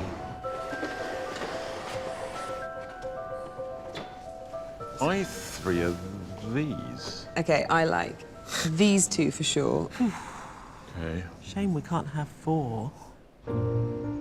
But it's only 3 who can make it to the shortlist. And the first of those artists is Greg Mason.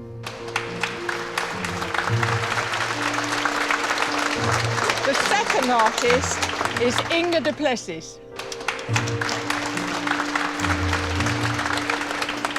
And the third artist to be shortlisted is Jamie Green. You were all deserving. You all did wonderful work. Thank you all very much.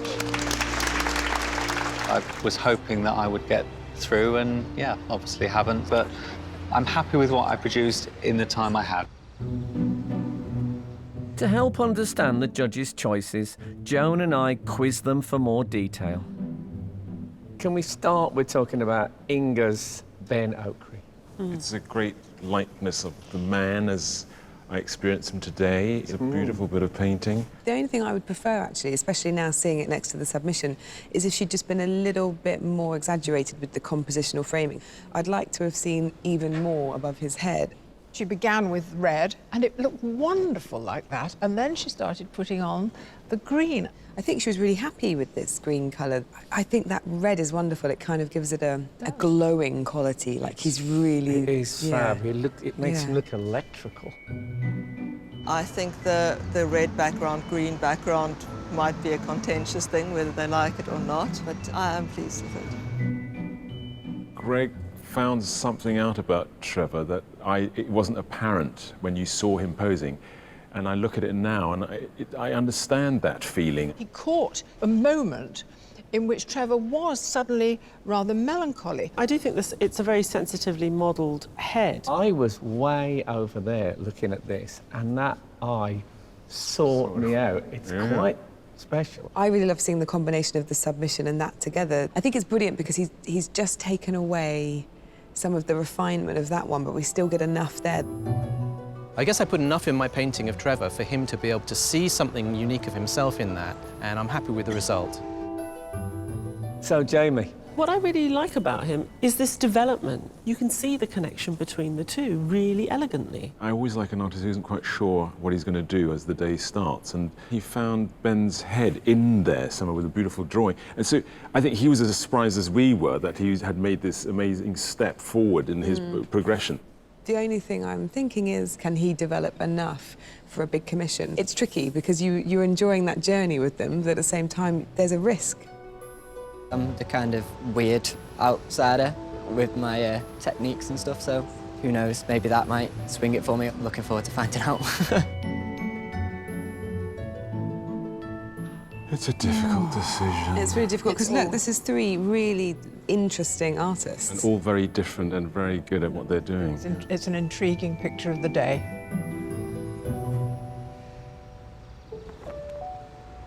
Inga, Greg, Jamie, we've had such pleasure watching each of you work today, but as you know, only one can go forward into the semi-final. Yes, and the judges have decided that that place goes to an artist whose combination of self-portrait and the way they adapted their techniques today gives the judges real confidence going forward. And that artist is...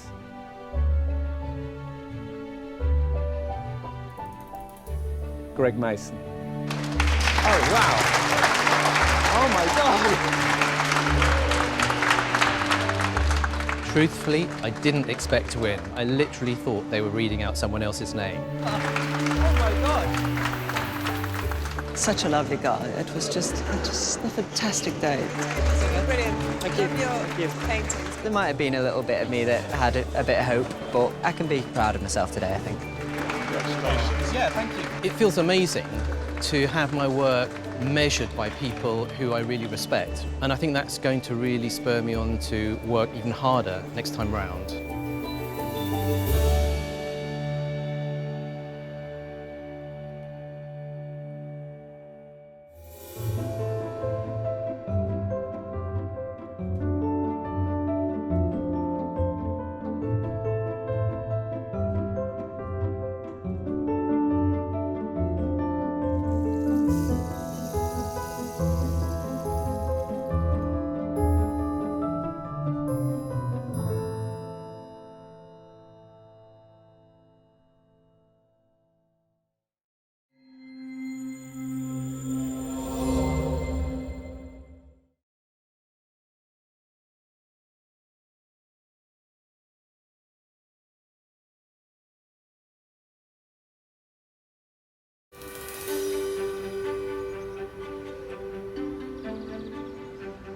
Hello and welcome to the National Portrait Gallery in London, where, after 7 weeks of etching, sketching and some retching, we've finally arrived at the grand final.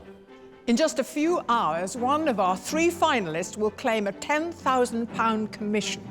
And because all those finalists work in different media, it's really a matter of pencil versus paint. Yeah, so brace yourselves. We are about to discover a brand new Sky Arts Portrait Artist of the Year. It's taken 54 artists, 19 sitters, and nearly 300 tubes of paint to get us to the final. Oh, my God. You could continue painting until you die. And 3 artists are still standing strong. I can't really believe it. I can't really get... Yeah, I can't. I'm speechless. Today, they go canvas to canvas one more time. You promised me more colour. There's tons of colour in there. You just look. all for the chance of a £10,000 commission to paint the portrait of multi-award-winning broadcaster Graham Norton for the permanent collection of the National Gallery of Ireland. But to claim it, they've got to win over our discerning judges. Art historian Kate Bryan, independent curator Kathleen Soriano, and award-winning artist Tai Shan Schierenberg. Nice watching you paint. Thank you. And breathing down your neck as well. With 3 distinct styles, I think I've got a good likeness of Donald Trump so far. Who will take the title? The Sky Arts Portrait Artist of the Year is...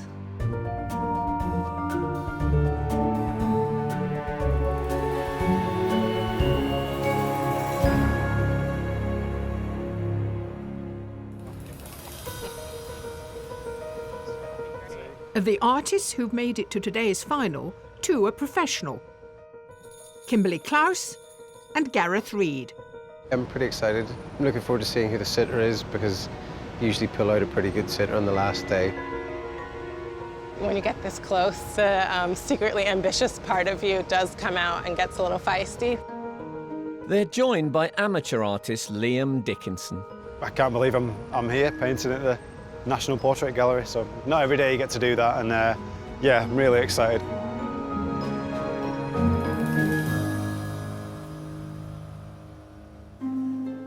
Before the gallery opens to the public, the artists have a chance to prepare and set up. But today they have the daunting task of painting amid some of the world's most celebrated works. There's a bit of a buzz about the place. You know, there's a nice, interesting backdrop, and I hope I can introduce maybe a cinematic quality to it. I might start off with a bit of colour. I'm not going to be too overambitious. There's going to be no unleashing of any beast. Today I brought my usual gear, got my big brushes close because I usually start with those, and this time I managed to keep my brushes sort of organized because it will get chaotic over the time. It's the artist's last chance to impress the judges, so their final surprise sitter could be the key to clinching the title.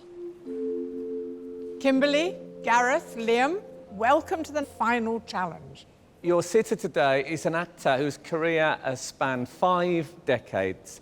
On stage and on screen, he's been nominated twice for Academy Awards, he's won several BAFTAs. Please welcome the absolutely marvellous Tom Courtenay. Regarded as one of Britain's best actors, Tom Courtenay's varied career has captivated audiences round the world, with acclaimed performances in films such as Dr. Zhivago, The Dresser, Quartet, and 45 Years. Right, make yourself comfortable, Tom. Now, have you had your portrait painted before? A couple of times. I only ever sat once for any length of time. Now, actors, you're used to examining your face and the expressions on it. I don't practice expressions in front of the mirror. I don't have that many, actually, come to think. But you've played One many or two. parts, and they've Yes, I all suppose. found They all expression look in the your same. face. Yeah, yeah. No, they don't all look the same, Tom. They look very Well, different. thank you very much. Now, the artists will have all sorts of unnecessary demands of what they want from you, many of which you can... Do I have to take my clothes off? No. Well, good. I don't know. Well, let's talk to them about that. What would you like from Tom today? I think you need to be sitting comfortably since it is going to be 4 hours. Comfort is very important, I think. Yeah. But it seems to be you sit with your that arm up. It seems to be You don't that's like what that? Oh, No, I like think it. it's great. I like it. Yeah, I can do that. Just find a single point of focus. Ideally, maybe somewhere central. Where if can you I see anybody?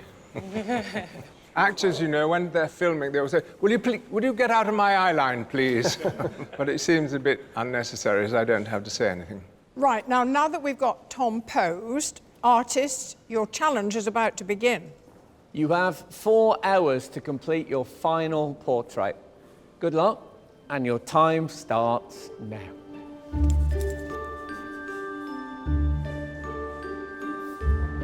I'm going to take some photographs if you don't mind.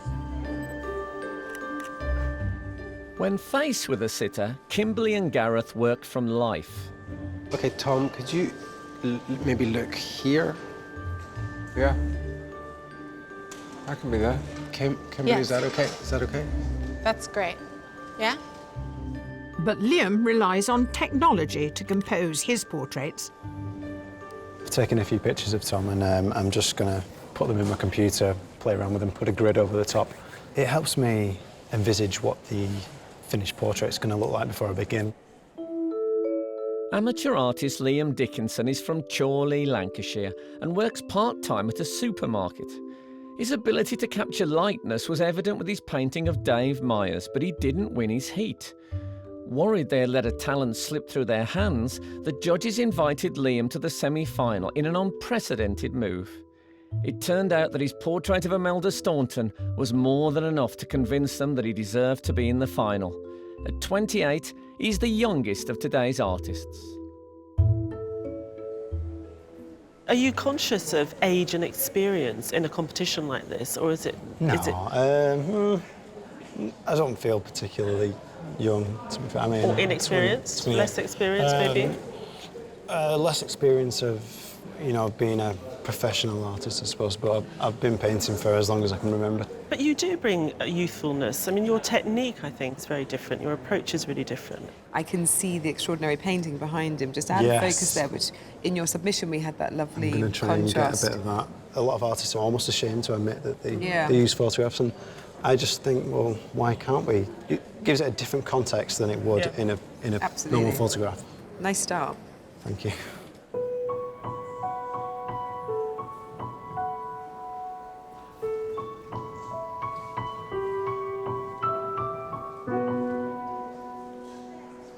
I'm going to do monochrome. I think that way I can focus on likeness and really focus on the face. I'm looking at a base color and I'm looking at what happens when you mix white to it. I'm just trying to figure out what's the right mix of colors to get a good range. Originally from Connecticut, Kimberly Klaus is a self-taught professional artist.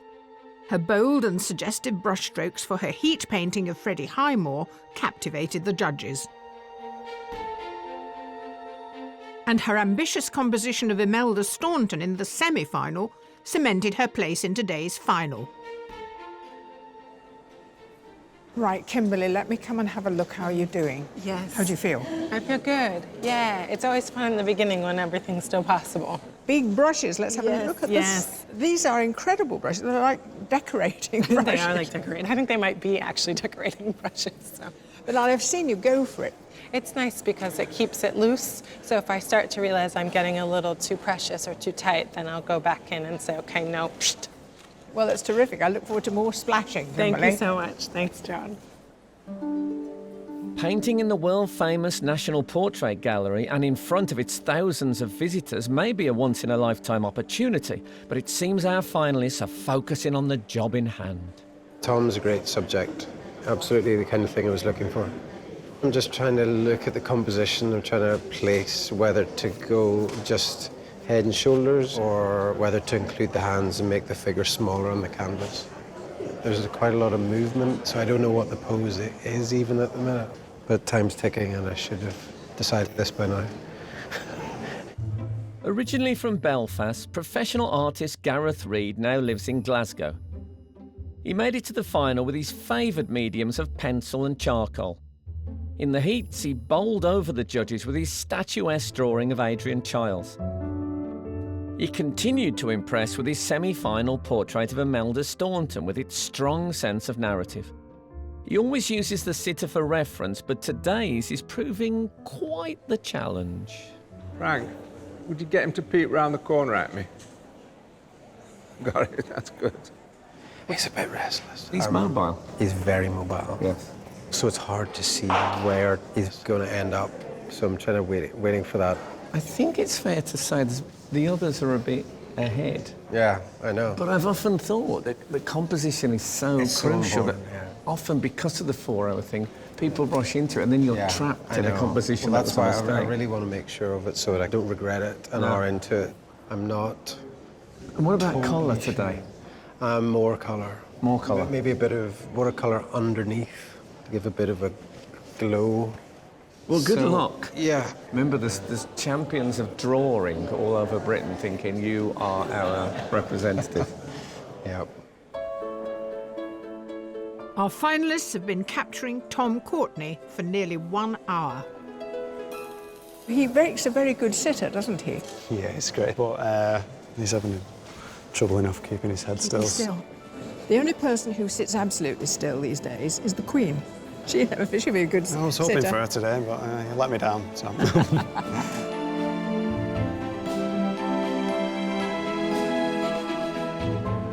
Okay, positions. Thank you.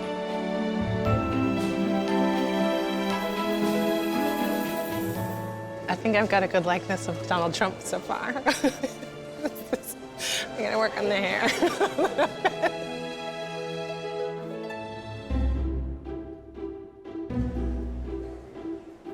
Here at London's National Portrait Gallery, our 3 finalists have just over 3 hours to finish portraits of their very restless sitter, multi-award-winning actor Tom Courtney. Kimberly?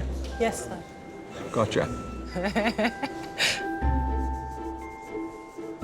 Kimberly and Liam are sticking to their tried and tested medium of oil. But as it's the final, Gareth has decided not to restrict himself to his usual area of expertise. I've come here because you're the pencil and charcoal man, and here we've got paint. Are you familiar with paint? Yeah, I mean, it's not a main part of my work, but last year I tried a little bit of watercolor on the canvas and it worked really well as the first stage of the painting. Quite loose, not confined to the edges. No, and this is loose too, isn't it? Yeah, a little bit loose, just a little bit of, give it a bit of a glow, and then you work over it. You're used to doing this. Not really. It's all quite new, actually. You mean you were experimenting in the course of a competition? No, only a little bit.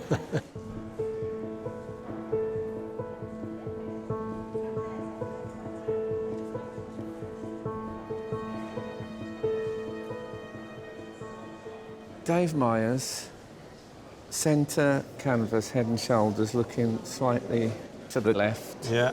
Imelda Staunton, centre canvas, head and shoulders, looking slightly to her left. On your picture, Tom Courtney, centre canvas, head and shoulders, looking slightly... What I don't want people to start thinking about you, Liam, is you're a one-trick pony. To be fair, I think that's just the look of the draw. I've been given that kind of... But you're working from a photograph, so the world is your oyster. True, but I like to refer to both. You'll find in the final that questioning gets a lot more... it's like a political programme. Yeah.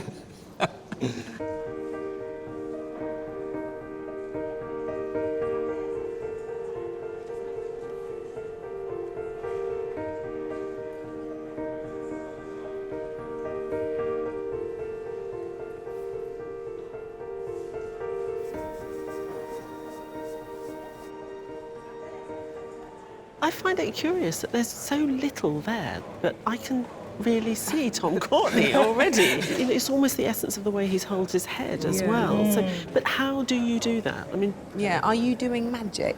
Yeah. Because that's very kind of you. I think I tried, without sounding too highbrow, but really to have like a sensory experience of the person, so that I'm really like, what does it feel like if I'm Tom's cheek, and what does the slope really look like, and why does it catch the light? Method painting. Method painting. Tie. So we've got great actor sits on chair. He doesn't sit well in the chair. No, he's a movable feast. I think when they saw him this morning, they thought, yes, there's fantastic. He's got lines. He's very strangely like a very old boy, a little boy. That sort of boyish haircut, isn't it? He has a youth about him. But I mean, a schoolboy sort of impishness. He's sort of settled down now. He's got this fantastic face. But what is interesting, when he does settle into the zone, it becomes very hangdog. But I'd love, if anyone can capture both of those in a portrait today, they've done a brilliant job.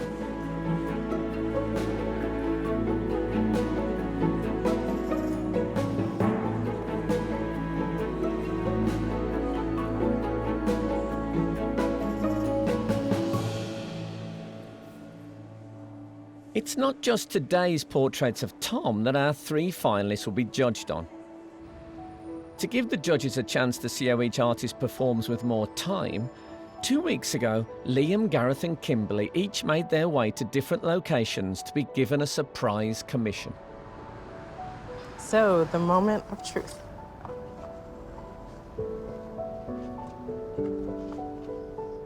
Oh, wow. Your commission is to paint the portrait of the critically acclaimed musician, Dame Evelyn Glennie. This is fantastic. This is going to be a lot of fun.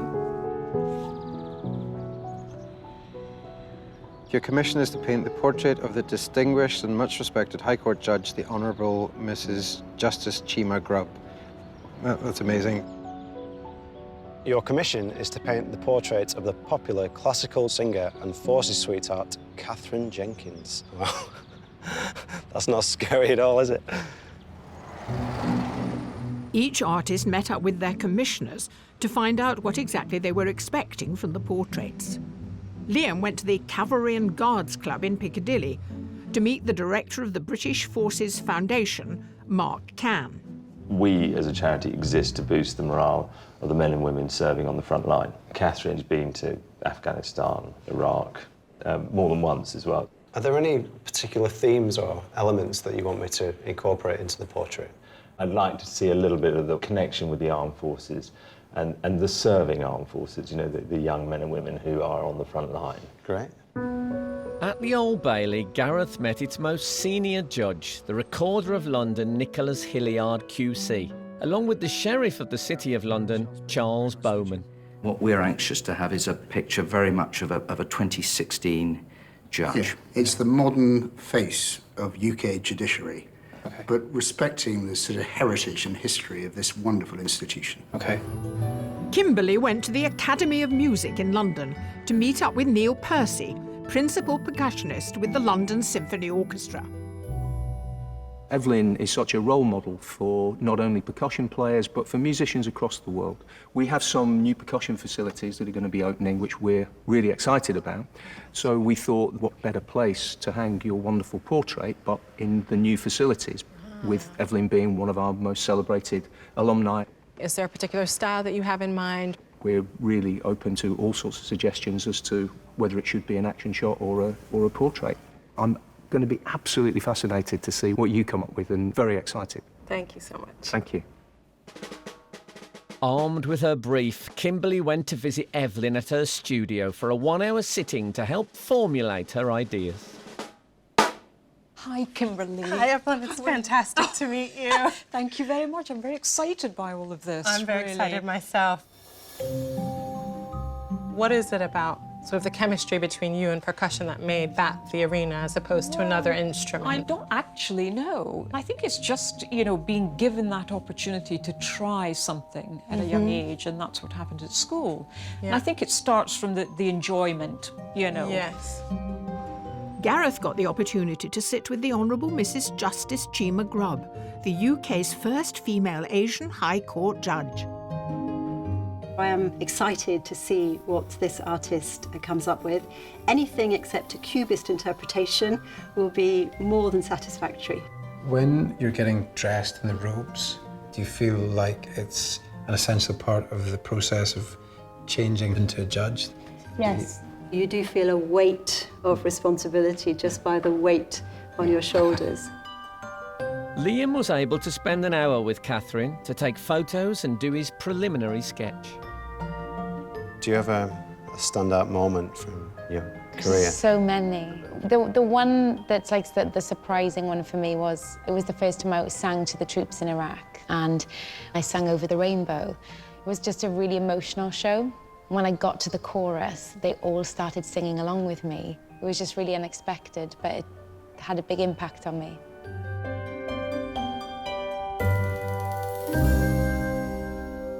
So, Evelyn, I think we've got our sketch. Really? Yeah. Wow. Oh, my Lord, you're amazing. That's incredible. Thank you. Oh, thank you so very much. indeed. Well, that's remarkably impressive for the time you've had and the unpromising material. Thank you. Well done. Wow, that is not what I expected. It is gorgeous. Amazing, thank you. Each artist was then given 2 weeks to complete their commission. I did push myself to do some new things. I worked bigger than I usually worked. I worked with colors I usually don't work with. Anytime you challenge yourself in that way, I think there are some hits and misses, so I hope there are more hits than misses and that everyone is pleased with the result. I think I fulfilled what the commissioner was after, and I also fulfilled what I wanted to put in a painting as well. Fingers crossed it goes down well. We'll see. I wanted it for it to be a drawing. I didn't want to do a painting and move to another medium. I think there's something else there, a little, something more developed. The judges won't see the final commissioned work until just before the judging.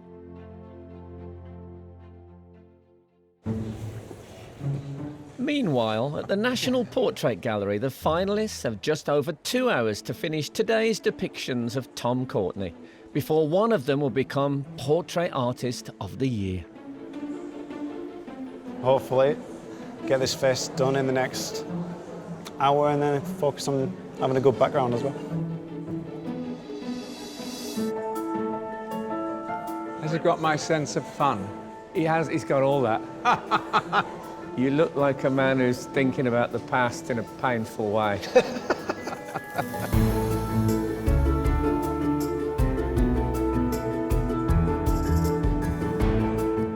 Right now I'm trying to make sure that all the general proportions work.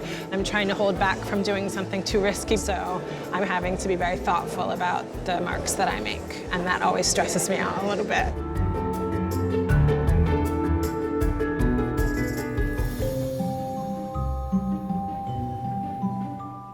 Here at London's National Portrait Gallery, we are halfway through the final challenge to paint sitter Tom Courtenay, and one artist is feeling the pressure. Name's really far on. That's looking really well. It's really solid. Pretty much done. Feeling worried? Not at all. Right, judges, halfway time to the final decision. How does it feel? I was hoping by this time that it would be it'd make it easier by having a clear front runner. And they're all doing pretty well. There's 3 winners there. I mean, they're all exceptionally talented and they're all so different. This is going to be really, really horrible. OK, let's take them one at a time. What about Liam? I was a bit disappointed to see that the format and the size of the head is pretty similar to the ones we've seen from him before. But I'm excited because I think he's planning on bringing in some of the painting in the background, and he's going to do it in the out-of-focus way he did in his submission. Now, what about Gareth? What do you think about the use of colour that he's brought into it? I feel like he's trying to be a bit more experimental. He's trying to give us something more. I don't think it looks that attractive at the moment because it's unresolved, but I think as the afternoon progresses, we'll see that come together more. OK. Kimberly. I think the way she works, it's been nerve-wracking. She had some fantastic likenesses earlier today, and they've come and gone. And I'm worrying that she's still moving elements around too much, and she should actually start to settle. I love that struggle. I love an artist that has to push and pull across the canvas. Right, now we've looked at the paintings that you've already seen. What you have not seen is the commissions, but you have expectations. Now, what are your expectations, Ty? 3 masterpieces. We see a part of them under this 4-hour time pressure, so we only see a fragment of the artistic personality. What the commission will let us see is more of them. Every time we get surprised by the incredible quality of these commissions, so excited. I can't wait. So we're going to unveil the commissions, and I shall be watching you watching them. Yeah. It's going to be very exciting. Fantastic. So, Tom. No, sorry, Frank, you're breaking my concentration. No, it's all right. This is the longest I've ever sat still in my life. Well, you say still. It's a loose interpretation of the word. Still-ish. Still-ish. So would you say you were a vain man in any way? Because I wonder if there are things about your face, for example, that you don't like and things that you do. No, I'm indifferent to it. Oh, really? Yeah, I've had to arrive at that position as well. I mean, it was better when it was younger, but then that's the same for all faces. If you ask painters who they'd like to paint, they never want anyone young and beautiful. Really? They were all delighted that you turned up with your interesting face, Tom. Well, I was delighted to be asked. Well, And I put to practice sitting still. Yes, well, keep at it is all I can say.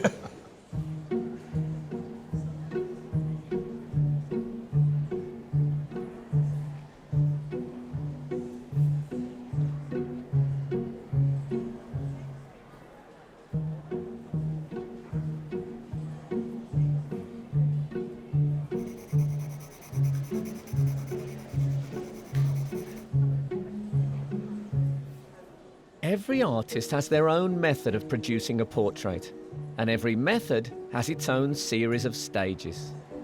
Up until this point is always my favorite part, and then when you really have to say, okay, I'm gonna put the eye right there. And it's not just blocks of areas, but more details. That's when I start getting a little fidgety and a little worried.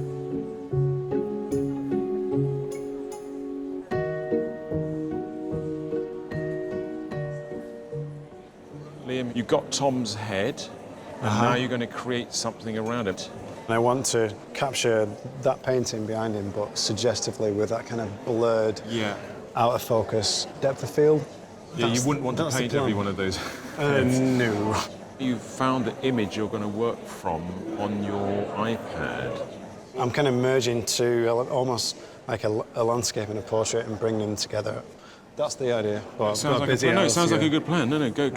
Cheers. And I'll just watch you, because it's great stuff. nice watching you paint. Thank you.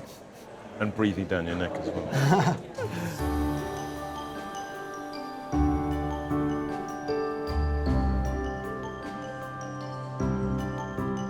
One of London's most celebrated art institutions, the National Portrait Gallery was the first of its type in the world when it opened in 1856. And its current director is Nicholas Cullinan. Nicholas, thanks for having us in your workplace. It's a pleasure. When I imagine your job, I imagine what you're doing is looking after what's here. What is the ongoing element of it? Where are the new portraits coming from? Well, actually, we're quite unique in that we still commission portraits of sitters, and so most galleries acquire, but they don't commission. And we both acquire historic portraits or even contemporary portraits, but crucially, we also commission. So something like we're doing here today, you see the finished works. You don't see the process. Yeah, this is a particularly vivid example of giving people an insight into that. 3 different artists making portraits of the same sitter at the same time. I couldn't possibly say which is my favourite, but I think they're all shaping up rather well. Very different approaches. Yeah, it's very exciting.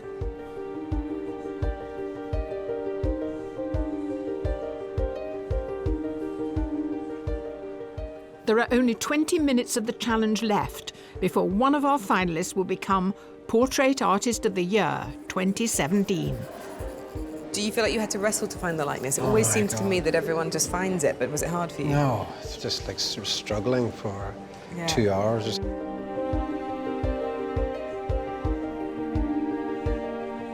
In my head, it's all going to schedule, but that could change. Sometimes fiddling around with bits to get it just right, but I don't know if it's going to make it a better painting. Do you actually enjoy this stressful method, which is just kind of as if you've got a torch in a darkened house? I do a little bit. I do enjoy it. Yeah, okay. It's killing me. It's killing me a little bit right now, too, to be honest. I won't even lie.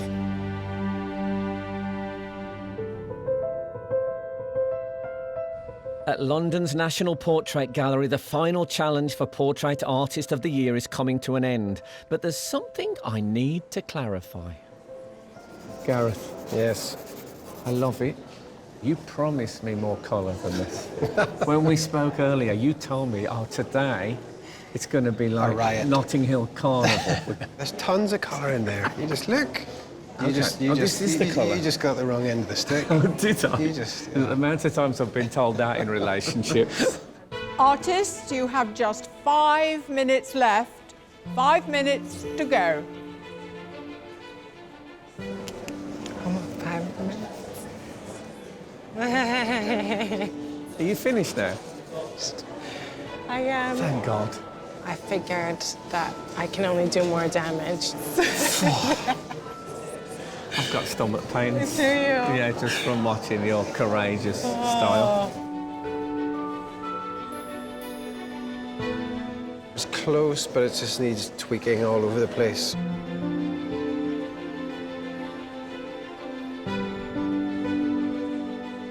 I personally feel like a good background gives portrait more context. I quite like that's there now, so I'm not gonna play around with it too much.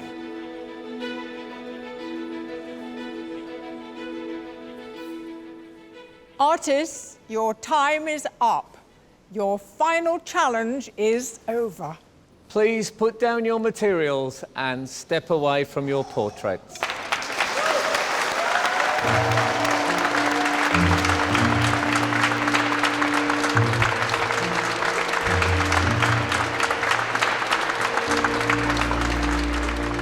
Having sat for 4 hours, Tom's patience is rewarded and he gets to choose his favourite portrait to take home.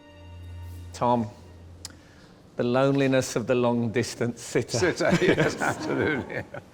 We now have what I think is my favourite part of the whole show, and that's when I turn to the artists and say, artists, will you now turn your easels?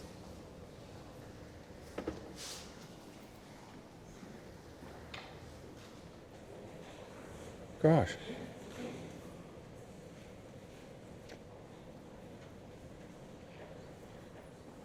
Yeah. They all look like me, I think. Yeah, don't overdo it with the response to that. You know, I don't like looking at myself that much. No? What kind of an actor are you? No, not, I don't know. That's another question. The longer you look at it, the more impressive it becomes. Yes, totally. Thank you. Congratulations. Thank you very much. Thank you. Yeah, I find this bit very hard, I have to say. I felt that I could see you thinking in that. Oh, well, in that's a complete fluke. There was one moment when I thought I caught you thinking. Yes, very brief. Yeah, lovely. Fantastic. Thank you. What was interesting to me, you took some pictures of me and looked at them mostly, but did you occasionally look at me? Just Yeah, I did. When I looked at you, you were taking a picture of me. All right, it's all right. I just hate having to pick one. So I'm going to have to ask you, you've given no clues, really. No, which one would you like? No, Liam's.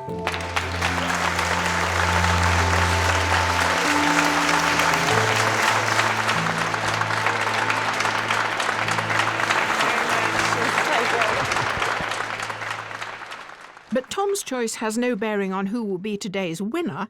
That's down to the judges. They must now consider today's portraits as well as the 3 individual commissioned pieces, which they're about to see for the first time.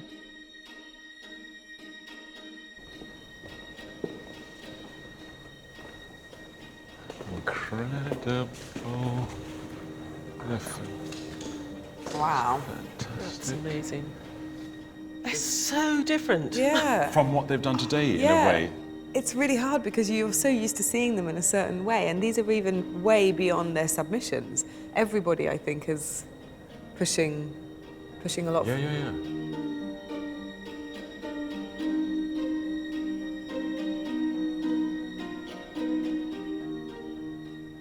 One of the things I really love is the monochrome palette, the choice of a single colour or slightly related colours. And normally it gives her a freedom and a freshness, but in the commission it feels to me like it became more of a pair of handcuffs. It's interesting, the monochrome works there because it's transparent, and the monochrome doesn't work in her commission, or even in Glennie, because it's not transparent in the body. That's what it is, isn't That's it? exactly what it is. She has introduced different tonal variations more than she has in the other things that we've seen. I think it works well, actually. I was quite surprised that she's able to pull that off. And I've got these gripes, technical gripes, but, you know, even Glennie is standing there. She is there in space, and she's been introspective. It's quite an interesting idea of her looking at her fingers and playing with her hair. There is a presence of the person there, so it's, you know, it is a good portrait. What's interesting about today's painting of Tom is the delicacy of not only his face and his hair, that shirt collar. I've always had a question mark against her skill with likeness, and she nailed it today, and she's nailed it in the commission. So, you know, she can do that. That's been answered. You know, I'm excited to see what she would do next. £10,000 would just be life-changing and out of this world, incredibly helpful, and a real honor.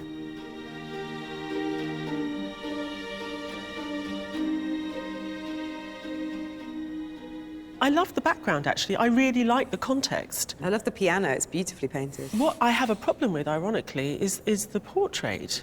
I think the portrait itself borders on the caricature. A lot of that is to do with the expression of the sitter. It is notoriously difficult to paint people smiling or laughing or with any kind of expression, and I think this kind of shows you why, because you do end up tipping into something which doesn't seem serious. I really love what he did today, and I like it a lot more than the commission, I have to be honest. I agree. I think the portrait today is really fabulous, and it's still got elements of that filmic quality that we love so much from his original submission. So, you know, tick, tick, tick there. That last hour seemed to just kind of go like that. This time I probably attempted to maybe do a bit more than I have done in previous rounds. I just hope that the judges will see some potential. It depends what they're looking for, but I can hope for the best.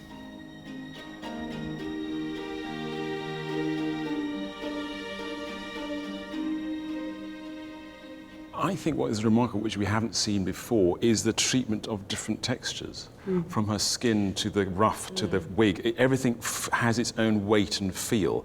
I've never seen anything like this before. No. And also, actually, the second thing that's happening here is that this medium, which is not painting, is showing that it is absolutely categorically serious and should be treated on the same level as painting. There's too quick to denigrate working with pencil as saying it's not serious. Are you kidding me? This is an absolutely exquisite finished piece of art. I honestly can't find a fault with it.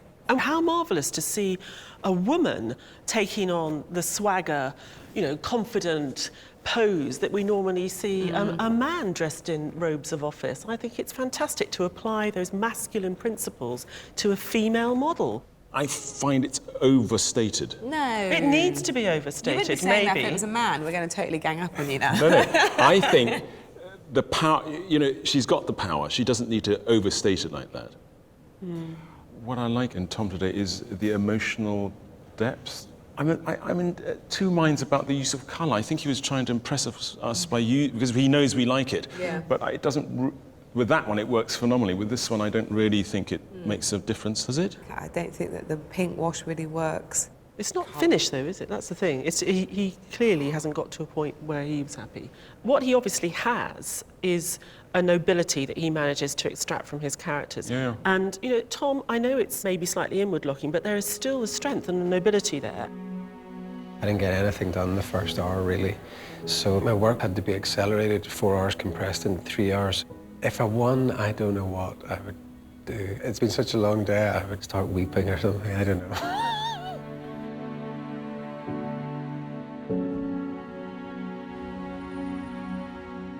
With today's winner receiving a £10,000 commission to paint Graham Norton for the National Gallery of Ireland, I want to know how the judges plan to come to their decision. These commissions are game changers, aren't they? I mean, in my own personal opinion, these commissions have really changed my view on quite a lot that's gone on thus far. You're right, Frank. You know, all the way through the competition, we're looking for potential. And what the commissions do is they show us what that potential is delivered. Personally, I want to pick someone who is really on a journey and is doing something which excites me. So you have much more in your mind than the two portraits that you see here.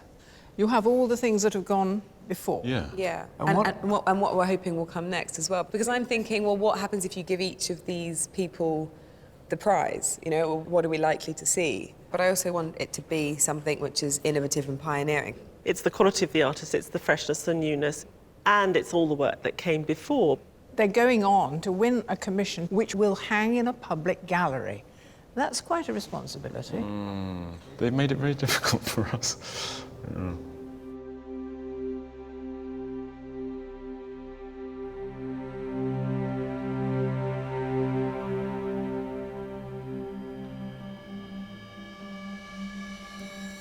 Liam, Gareth, Kimberly, congratulations on being our 3 terrific finalists.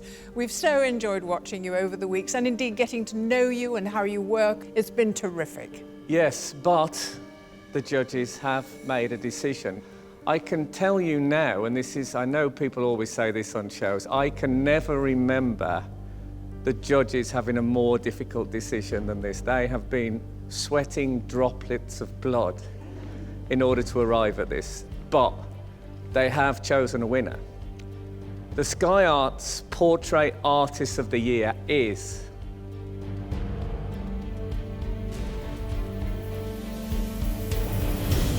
Gareth Reid.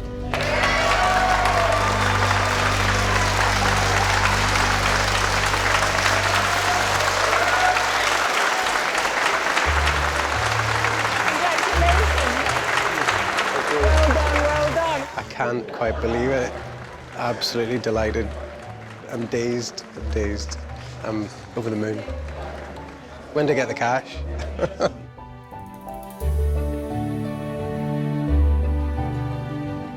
So the wonderful thing about Gareth is I think he has one foot in art history, but he's got the other foot very, very firmly stepping forward into the contemporary, and he does that through his use of colour, in the way he describes texture and form.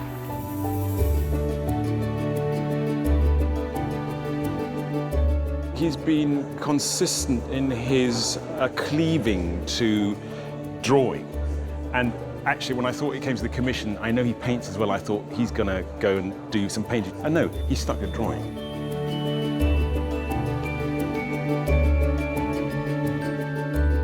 He transcended what I thought you could do as a draftsperson. The kind of marks that he made were sublime. He could tell all kinds of stories using those pencils.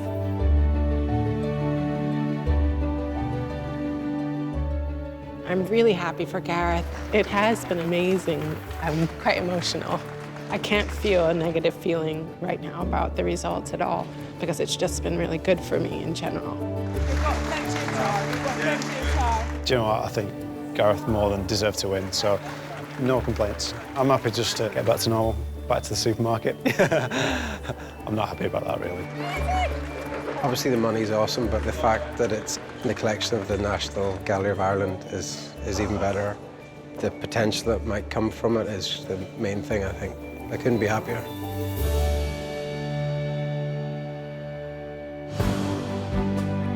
Next time, our winner Gareth paints the fabulous Graham Norton. This is how the Queen must feel, endlessly seeing portraits of herself. As he embarks on his £10,000 prize commission for the National Gallery of Ireland.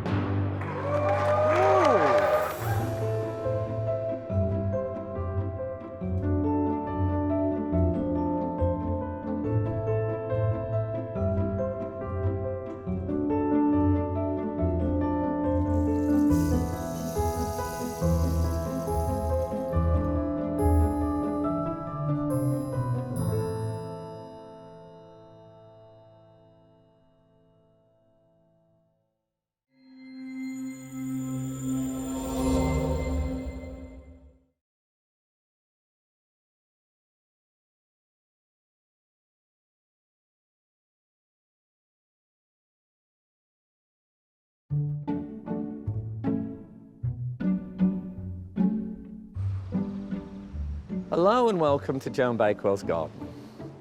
Now, we're actually in the Wallace Collection again, and we're preparing for the next challenge our artists have to face. And because it's the semi-final, our judges, as you would expect, have decided to make it a little bit more difficult. Yes. Do you remember those things men used to do when they used to yawn and then their arm used to land like this? Oh, right, yes. Anyway. I've seen those movies. Welcome to the semi-final of Sky Art's Portrait Artist of the Year.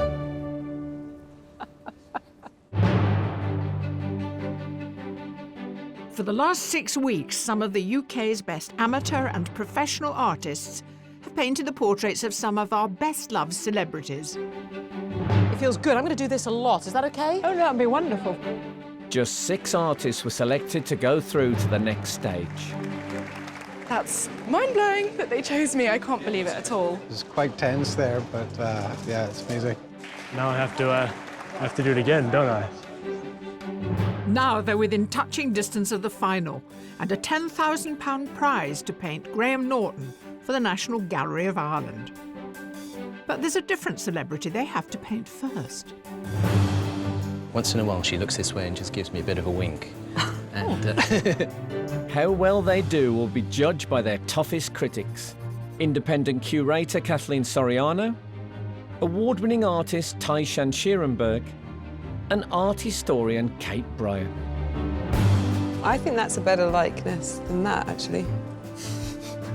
We're never going to agree on likeness. But with only 3 places available, I really need to kick it up a notch and engage the nitro. Who has the talent, technique, or temperament to reach the final of Portrait Artist of the Year? How are you feeling?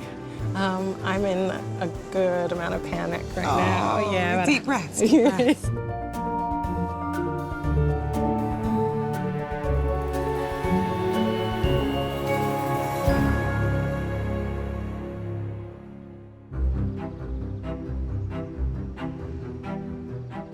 In today's semi-final, 5 of the artists are professional. Tara Qureshi, Phoebe Cripps, Greg Mason, Gareth Reed, and Kimberly Klaus. I'm trying to put my surprisingly competitive nature to the side. I didn't realize I was this competitive, and just enjoy painting, because in the end, that's why I'm doing it. I do love painting. And there is one amateur artist, Ross Macaulay. I'm nervous to see what all the other artists are going to make, because they are really good, especially at this stage. It's good company. I'm definitely in good company. But our 6 heat winners are not alone. Looking back after the final heat, the judges felt something wasn't quite resolved. I just keep thinking that there are other artists who are really noisy in my mind still. Sometimes you just have a really, really strong heat and someone goes home, and if they'd come another day, they might have won. It's really difficult. There are a number of people that have got away, and that's the thing about a competition. And one artist in particular made such an impression that the judges decided to create an extra place at the semi-final for Liam Dickinson. It was only when we got a bit of space from the competition, had a short discussion, that we realised that Liam was one we didn't want to let get away, and it was really important to have him on board. I'm back. Here I am, and yeah, I'm buzzing. I'm looking forward to it. I'm the lucky number 7. It's good.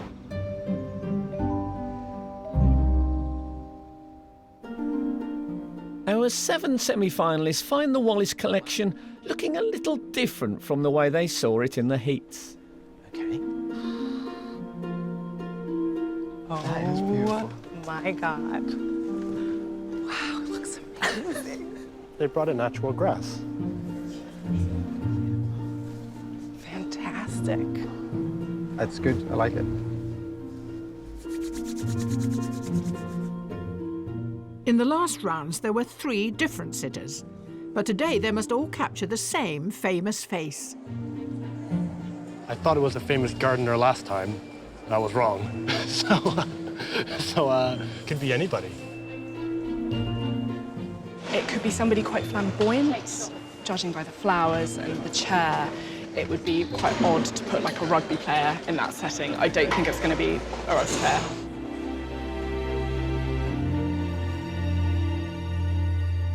Artist, your challenge as a sitter today is one of this country's most outstanding actresses. Yes, she's famous for stage roles like Sweeney Todd and Gypsy, or on the big screen in the Harry Potter movies and Vera Drake. You've probably guessed, she's the amazing Imelda Staunton.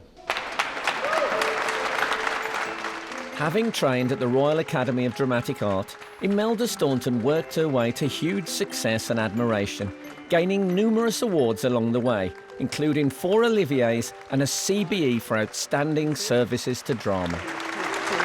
Welcome, welcome. Thank you. I should go up here. You're looking gorgeous. Yeah, but this is why I'm here. What this represents is that I dress up for a living.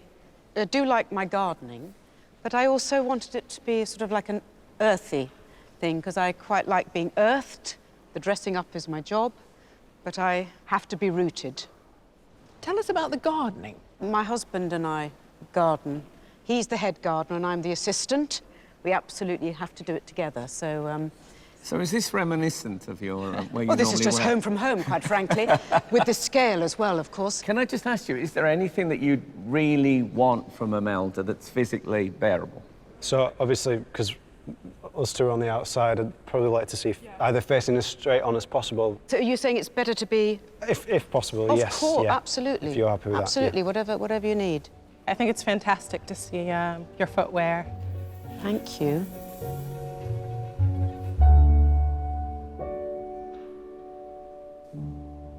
Artist, your challenge is about to begin, but because this is the semi-final, the judges want to make it a little bit more difficult as a challenge.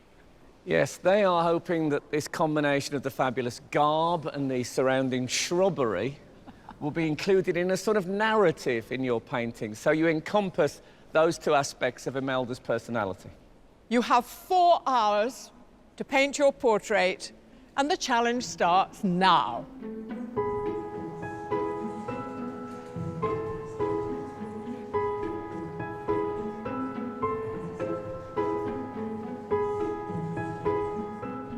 Painting under the gaze of watchful onlookers is a complete contrast to the way most of our artists usually work.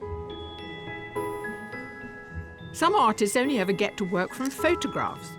But even for those used to having a real sitter, the chance to paint a world-famous actress is a rare treat. Hello? Hello. One of the first years has been sick in the gym. Could you come straight away? Sorry, it's the coat. It says school caretaker to me immediately. Well, they're dirty people. They get dirty. No, I love it. I love it. It makes absolute sense. At the moment, it looks like it's quite a formal composition, centre stage. Yeah. I think you don't get much time to sit and think about composition. And Yeah. if you make that rushed and slightly dodgy mistake early on, you have to live with it for 4 hours. And in some ways, Well, exactly. the rest of your life. On my by deathbed. regret. Yeah, exactly. You'll think, God, if only I'd should have moved this included slightly those to the... wellies. Oh. Ross Macaulay works in Glasgow University's bookshop and paints in his spare time. He won his place at the semi-final with his painting of Rick Wakeman, impressing the judges with how well he'd captured Rick's character in his loose, impressionistic style. It is almost an anatomical beginning. Yeah, because you can kind of sculpt it almost and then just sort of add the little details in. Your next splash on that canvas could be the one where you think, yes. That's the best feeling. When you Yeah. get like that one brushstroke, that makes it. And you think, without yes. that, it would be nothing. That's So great. And how much of that is you and how much of that is fate, something mysterious in the air? It's all me. Fair enough. Congratulations. It's all me.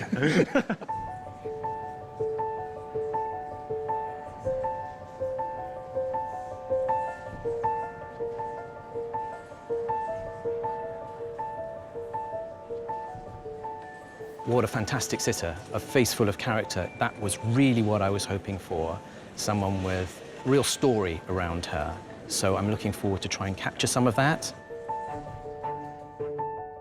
After selling his design business, Greg Mason moved to Exeter to become a full-time artist. Both his submission and his heat portrait of Trevor Eve impressed the judges with their composition, and they were curious as to what he would do next. Greg, I think you've got a very extreme position in comparison to all the others. But you have turned the canvas so that you are completely profiled. You could have taken a different angle, really. Yeah, I made a decision before I came today that if my view wouldn't allow me to paint the way that I wanted to paint, that I would take a photograph from another angle. But I've decided to be authentic to what's in front of me right now. And one of the things I was hoping for today was that the artist would have more of a chance of a connection to their sitter, but in a way, you're even more distant than you were in the heats, weren't you? Yeah, but if you watch her, once in a while she looks this way and just gives me a bit of a wink. And, and just says, am I giving you what you want? Yeah. And so there is that little connection going on, I think, around the room. I think it's great.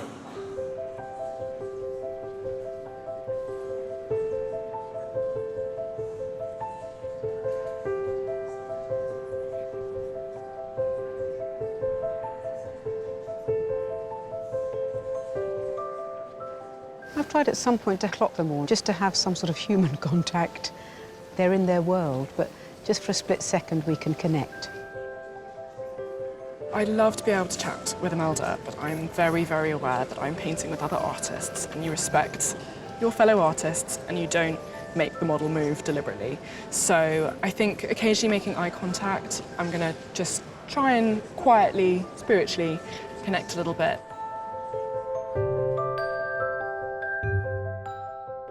Phoebe Cripps is a professional artist from New Romney in Kent. In the heat, she had good rapport with her sitter Sue Perkins, but for the judges, it was her attention to detail that got her through to this semi-final. We can see the background coming in, so Yes. you're not shying away from it.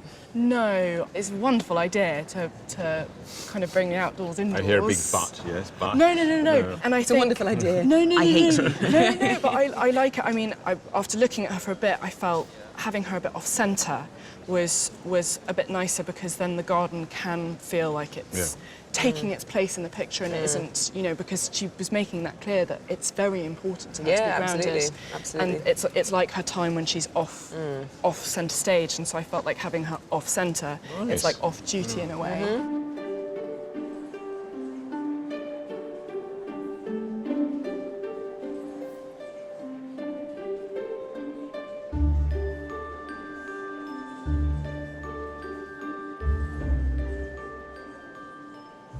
So here you are, the one that got away. That's it, yeah. How does it feel?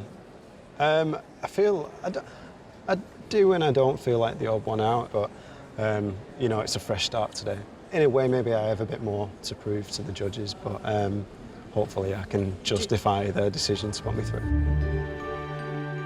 Amateur artist Liam Dickinson works in a supermarket in Chorley. His passion for cinematography means he likes his paintings to look like film stills. And while his painting of Dave Myers didn't win his heat, the judges felt strongly enough to break the rules and put him through anyway.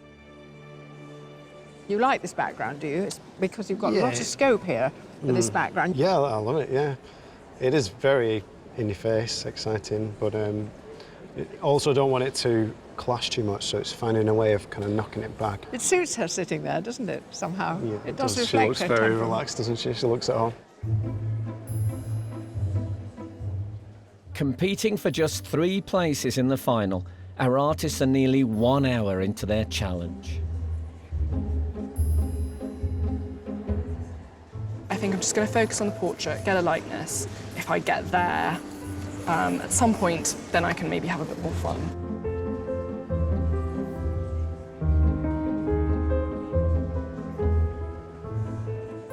Painting is always a process of looking and thinking and making decisions. And without those 3 elements in the right combination, in the right order, your painting can go badly wrong quite quickly.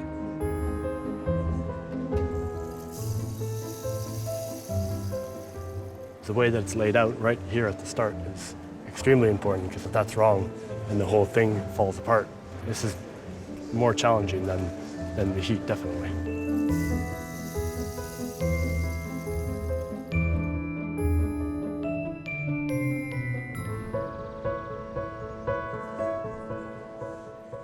Here at the Wallace Collection, our 7 semi-final artists have been painting award-winning actress Imelda Staunton for just over an hour. With so little time, it's natural for our artists to focus on the face. But their sitter cuts such an impressive figure that one is inspired to be more ambitious.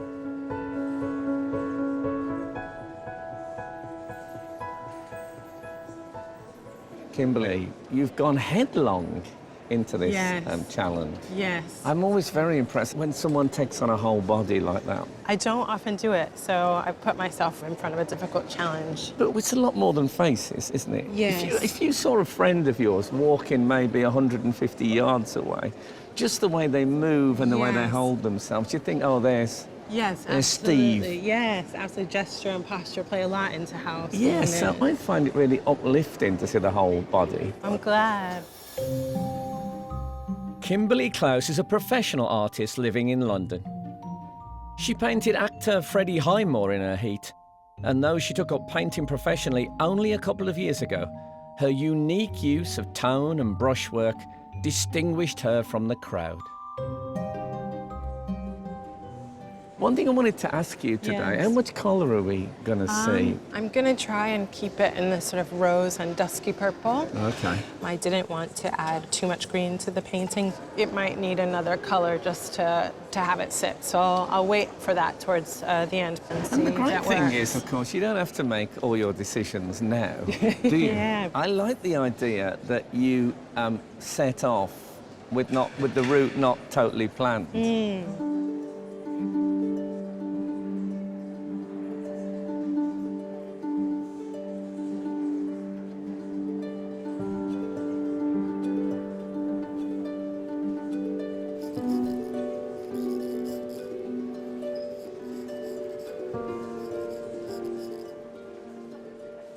Well, you're the man with the drawing Yes. fetish. You're completely besotted with drawing. Could be, could say that, yeah. Now, what are you making of Imelda's temperament?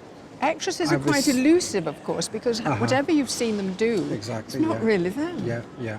Well, I've only really started to look at her in the last few minutes. Before it was just purely, she was just a shape, really. And I was trying to decide on the composition, how much of her to keep in, how much of the background to have in. Well, it's very satisfactory, even at this stage, to see what you're doing with it.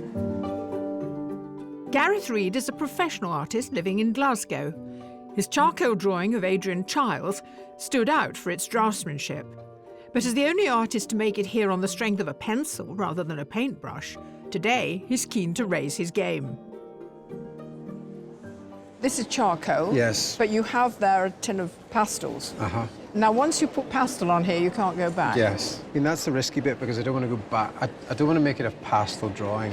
No. I want to have some element of subtle, reduced colour, so it almost looks like an old, faded thing. So that's the difficulty, is deciding when and how At much. what point to At what start? point, because you can't go back. So you won't be getting round to colour till perhaps after halfway. Yeah, I'd say so, yeah. That's a thrilling moment. Yeah, well, it has yet to emerge, so we'll see.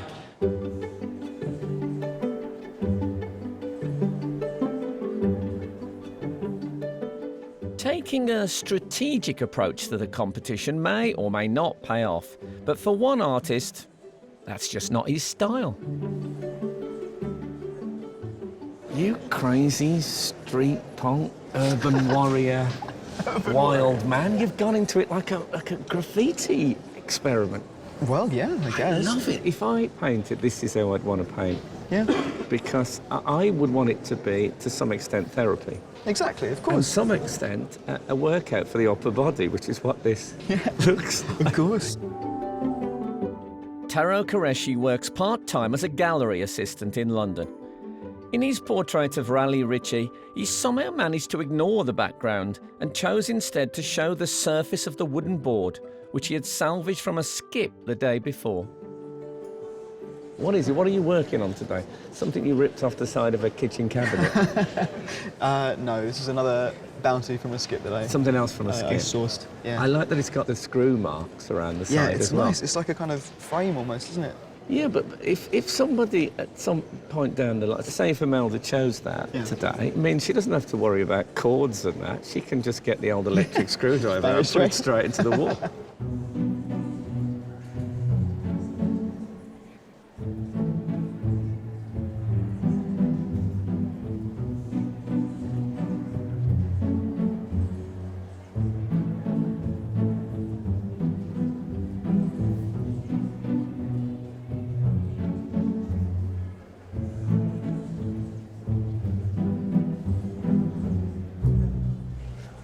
I can't see your eyes.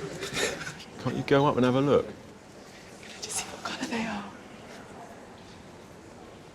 Quite a cool blue. What are they? I'd say they're quite cool. Yeah. Yeah. Yeah.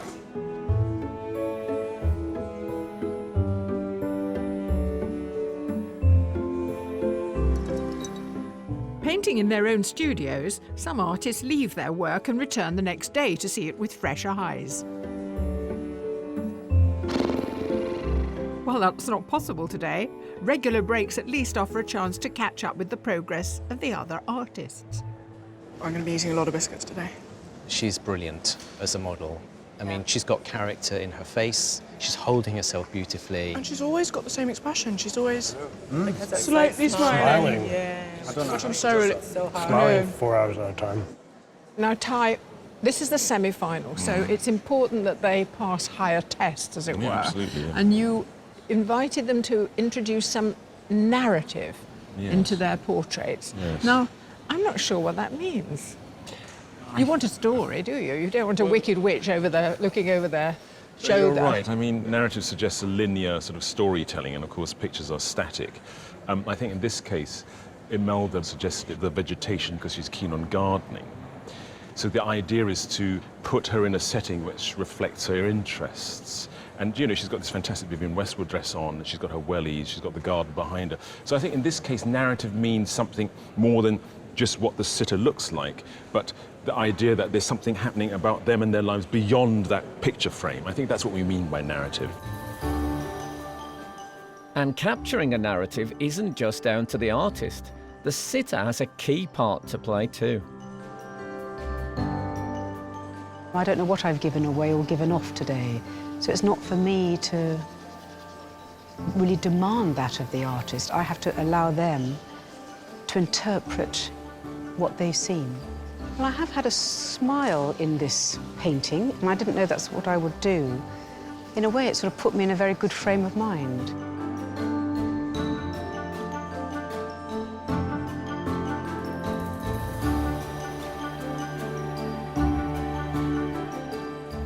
Every artist brings their particular approach and techniques to their work, but some artists spend more time thinking about their method of working than others.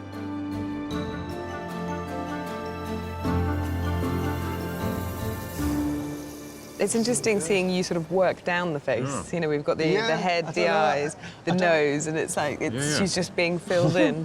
Very systematic. I don't normally have a set kind of system in which I work.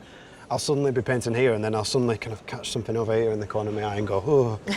And it's just a bit sporadic, but it comes together. If it works for you, there's no right way. I think we've learned that, haven't we, over the years? There's just there's not one way, not even close. Ross, with all those different elements that you've got to introduce, the outfit, getting the head right, and the background, are you feeling quite comfortable with the time that you've got? I think some of the background is going to have to be quite fast and quite loose.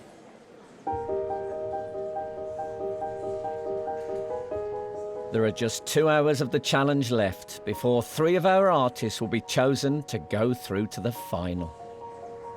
I'm very nervous. I don't have that many good tactics to level out my nerves. My neighbor is dancing a little bit, so maybe I'll join in. Gotta keep loose, keep limber.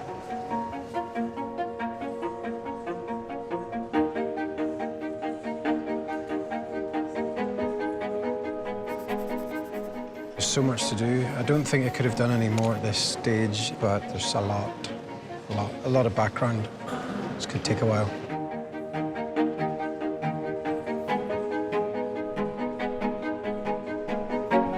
Something about the second hour just disappeared. I'm finding the lightness really, really hard. I'm finding that I'm pushing and pushing it, and it's just tiny things can completely make it just not her.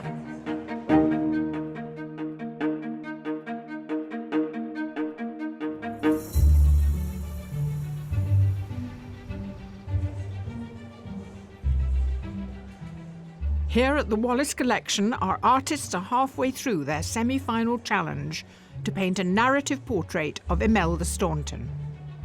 In 2 hours, the judges must choose just 3 finalists, but already that's promising to be a challenge in itself. So, judges, we are at the halfway stage. It's always interesting, isn't it, to see where they've reached at this point. So let's start with Liam, a man who in many ways has never had the glory of winning a heat.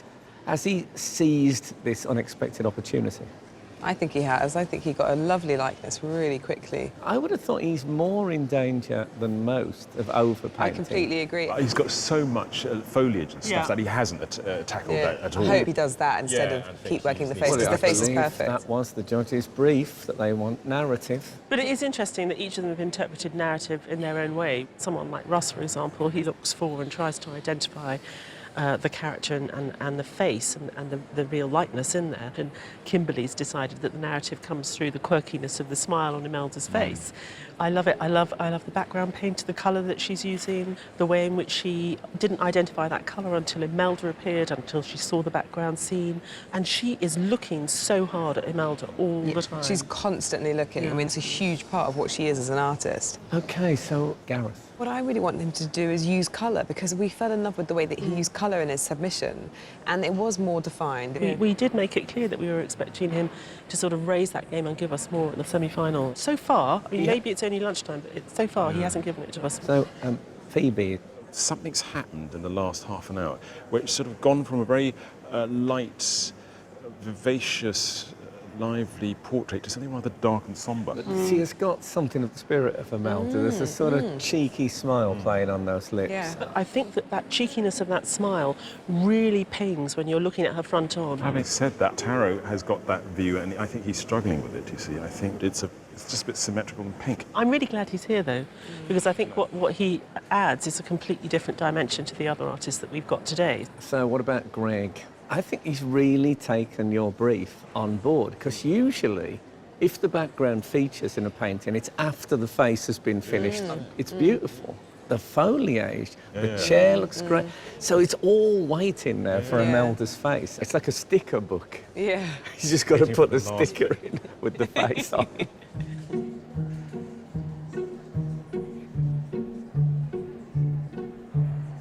All day, I haven't looked. I don't want anyone watching me rehearse. And I think, you know, they're trying to get it. My job is to serve them today and just nip in at the end and then have a really, really difficult time trying to choose.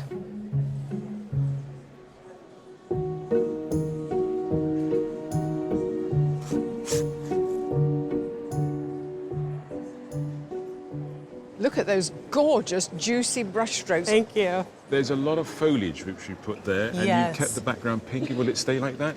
I'm not sure. Okay. I think adding the green did help the rest of the painting so that it's not just one color. But I don't know if I'm going to put it in that last bit in the background. When will you decide? I'm going to have to decide soon.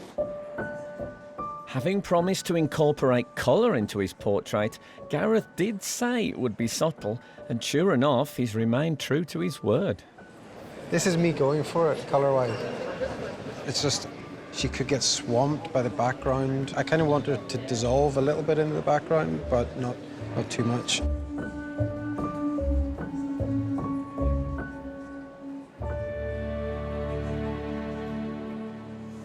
You make it look really easy.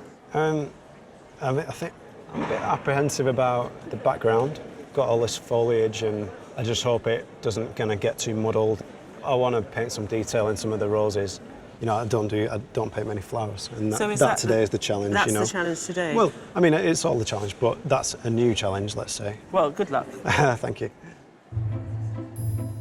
While Liam battles with his foliage, Greg's moved on from his. I wanted to paint the background in before I hit the head, just so that what I did on the head held its own. This was my base layer on the face, and now really to get the subtlety and richness of what I'm after, I'm going to swap to oil paints, which are more luminous, got more colour, and particularly good for skin tones. Most people only ever see finished paintings when they visit galleries, so watching a portrait evolve offers a completely new perspective. And Imelda's husband, actor Jim Carter, has more of an insight than most into how well these paintings capture her character.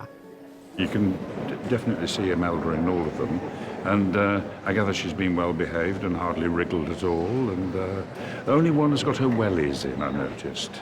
So she's gone to all that trouble to wear her wellies on a hot day like this, and only one has painted them in.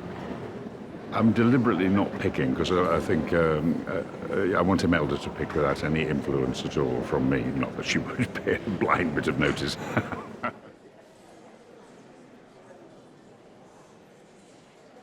Imelda, you were keen to point out that you didn't want to be seen as the grand dame of acting. You want a bit more humanity. Yeah, I do, and I get slightly, you know, not embarrassed, but in this sort of garb, which isn't me, but there's pockets in it, Frank. Yes. That's for me. That does it for me. That, you know, I like the ordinary to be extraordinary. Yeah. Okay. So we're basically looking for the inner you, not the star. I love the star thing. I live for it. Do you, darling? Well, I can see that in your eyes. Yeah.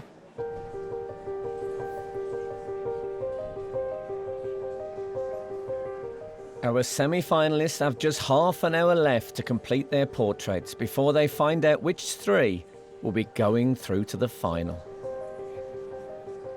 I think the eyes are proving the hardest. Luckily with oars you can push it around a lot, but at the same time, finding this one quite hard.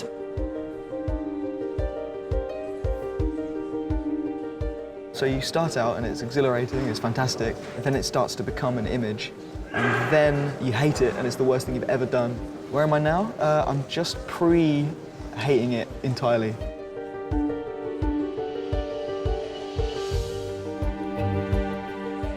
How are you feeling?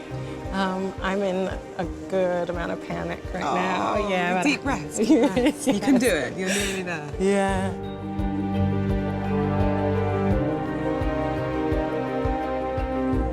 I still feel like nausea. There's slight panic, but yeah, I could. It's fine.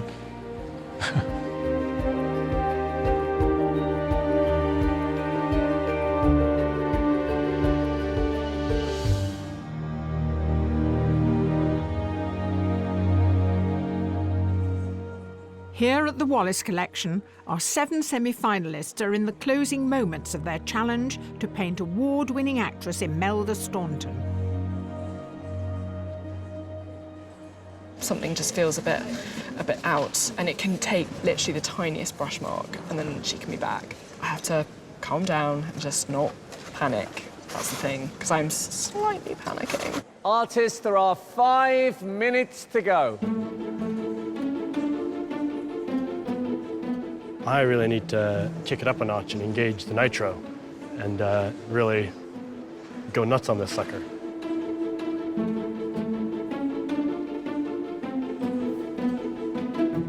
Unfinished bits are an issue, but yeah, I'm happy enough.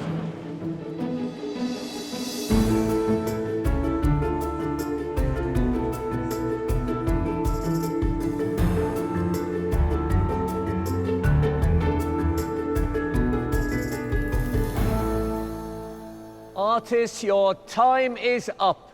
Put down your materials and step away from your easels.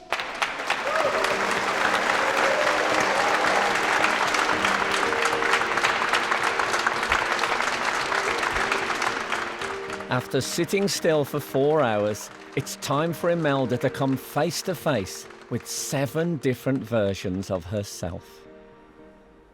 Imelda, you sat splendidly. Thank you. I thought. So, have you avoided seeing any of these? I have. That's brilliantly well done. I have, yeah. Of course, it means this moment can be... It's a nightmare, Well, yeah. it can be devastating. So, would you please, artists, turn your easels?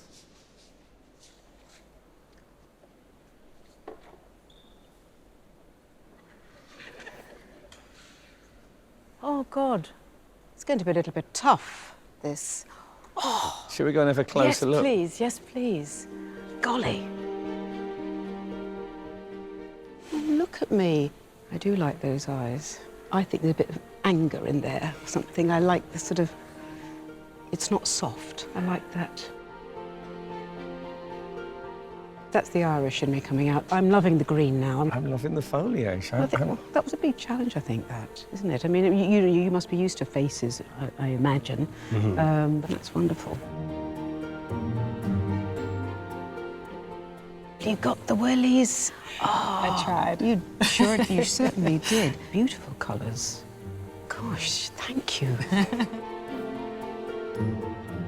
You can tell that there's something else going on in that. It's the smile of someone who's wearing Wellington boots. I think this is a very good choice. I think everyone should wear this when they're doing this. Yes, well, maybe we'll make it the house dress. Yes. Oh, my goodness. It's fabulously you, though. I think it really does capture you. Yeah, bit of a smile, but don't come too close, that sort of smile, was it? But it gives you a sort of a enigmatic quality, which I like.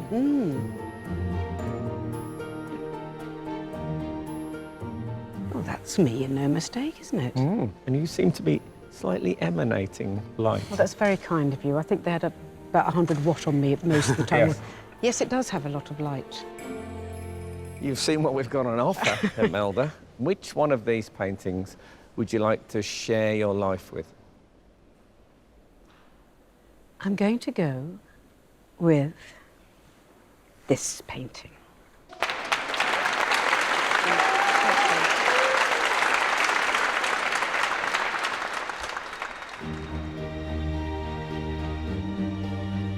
In the quiet of an empty gallery, the serious business of assessing the paintings begins, as the judges have to reduce our 7 artists to 3. So, judges, 7 portraits of Imelda Staunton. You don't have to pick a winner today, but you do have to get this down to 3. I think it's a very good painting. The only thing I'm not completely convinced by is sort of the mottled nature of the skin colour. It draws you into her person and also beyond. What is she looking at? What's she smiling at? It's a really different way of painting. It's really exciting for me to see something like this where I think, I haven't seen anything like this before, and why the hell not? This is a really great style. It's got Imelda's, the arms crossed, it's got that presence, it's got a physical presence. Right now, I feel an extreme amount of relief. I showed up, painted, and now it's up to the judges to do the hard work. It was quite ambitious to want to do the background and the dress, but he just didn't worry about the likeness, and it's just not there. But it's the best neck of all of them. That part of the picture works marvellously. I don't know how good my chances are. There's some really good stuff there. Some really, really good stuff. So I don't have my hopes up too high. I think Tara is very special. There's an energy and a dynamism there that is fresh and very different to everyone else. And in the subplot of this, which Joan has introduced, the battle of the necks, I love that neck. I think it's right up there. Yes, that's where it's meant to be. I'm growing, I'm changing as an artist. I'm going to go through a lot of different phases before I settle. And I'm just going to enjoy that and try and document as much of that as possible. She's so good, and I just think she just slightly overcooks things. I must say I preferred it early on in the day. It's too much and it's too muddy. Yeah, but we did ask her to Narrative. paint, so... But there are different elements of painting going on that don't work together. But I do think this is a beautiful, beautiful painting. Yeah. I'm a sufferer at disadvantage that I fell in love with one a little bit earlier.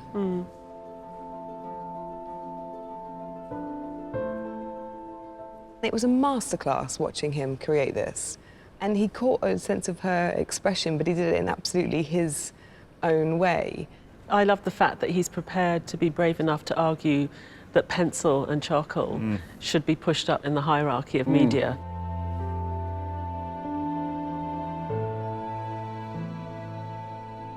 You see this today and you think, well, how glorious that he's here. But I mean, that likeness came so quickly, and he didn't lose it. We all thought at the halfway stage that he could only take it one way, and that was down. But he kind of did leave it alone, didn't he? And he's also left the bits white. I mean, that works very well. It gives it a kind of crisp... It gives us such freshness, doesn't it? And also it enhances, for some reason, the impishness of her expression, which is very characteristic. I'm a lot happier with how today went than how the heat went, so hopefully that'll be a reflection of how the result goes as well.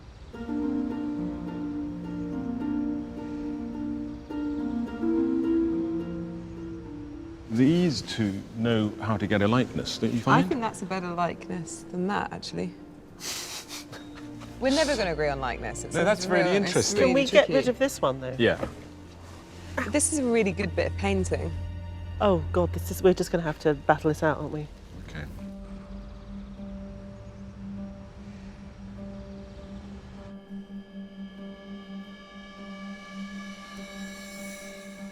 Artists, thank you again. There's no doubt you are a very talented set. Yes, but unfortunately, only 3 of you can go through to the final.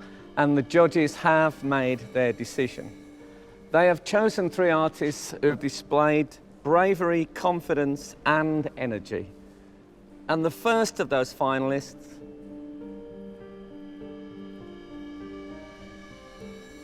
is Gareth Reid.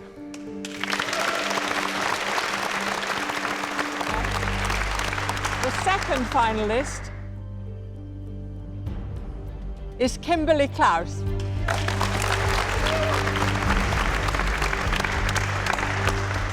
And the third finalist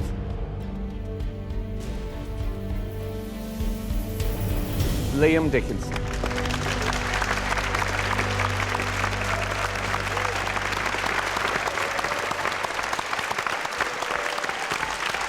the sympathies of all of us, our commiserations for those who didn't quite make it. But you've worked hard, and we have enjoyed watching your work. Congratulations. Very much to you. so. Fantastic.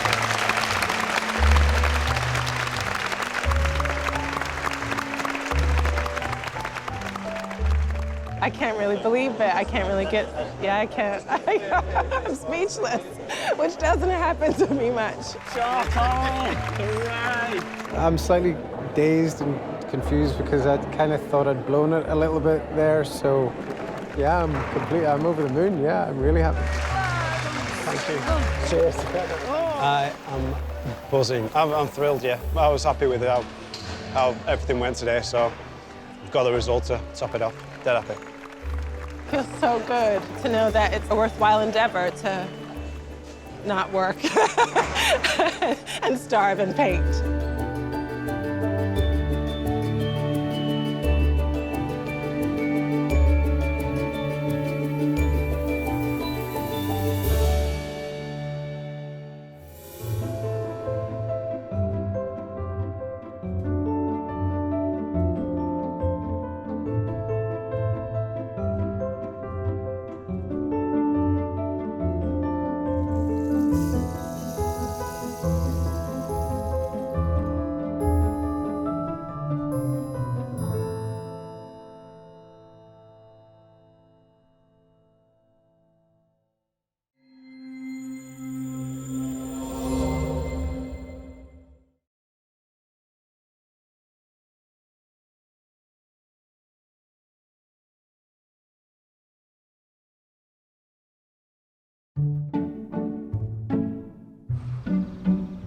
Hello, we're at the Wallace Collection in London.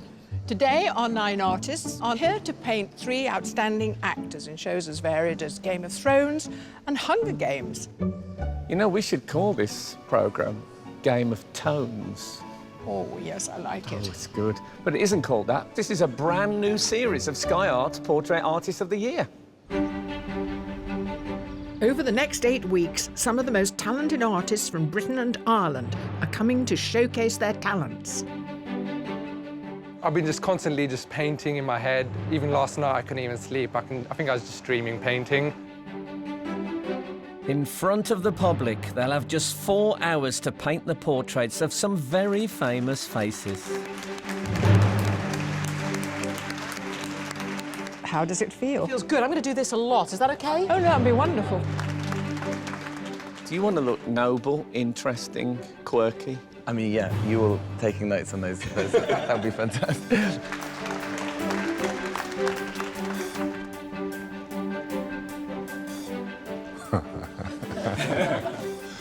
Wow. The reason they're putting themselves under such pressure? A possible life-changing prize, a £10,000 commission to paint the portrait of broadcaster Graham Norton. It will hang in the permanent collection of the National Gallery of Ireland. Someone came up to me and said, Bill's about to start waxing. About to wax. I nearly arrived in a robe.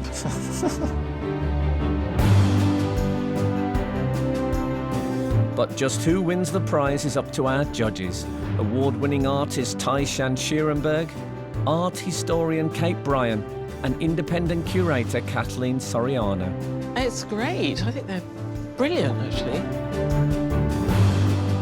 So, from today's 9 artists... Every brush I put down, I'm kind of excited, but also terrified at the same time. Who will be the first to make it to the semi-final? So your measurements are all instinctive? Which can go horribly wrong. But it'll be great television. Okay, perfect.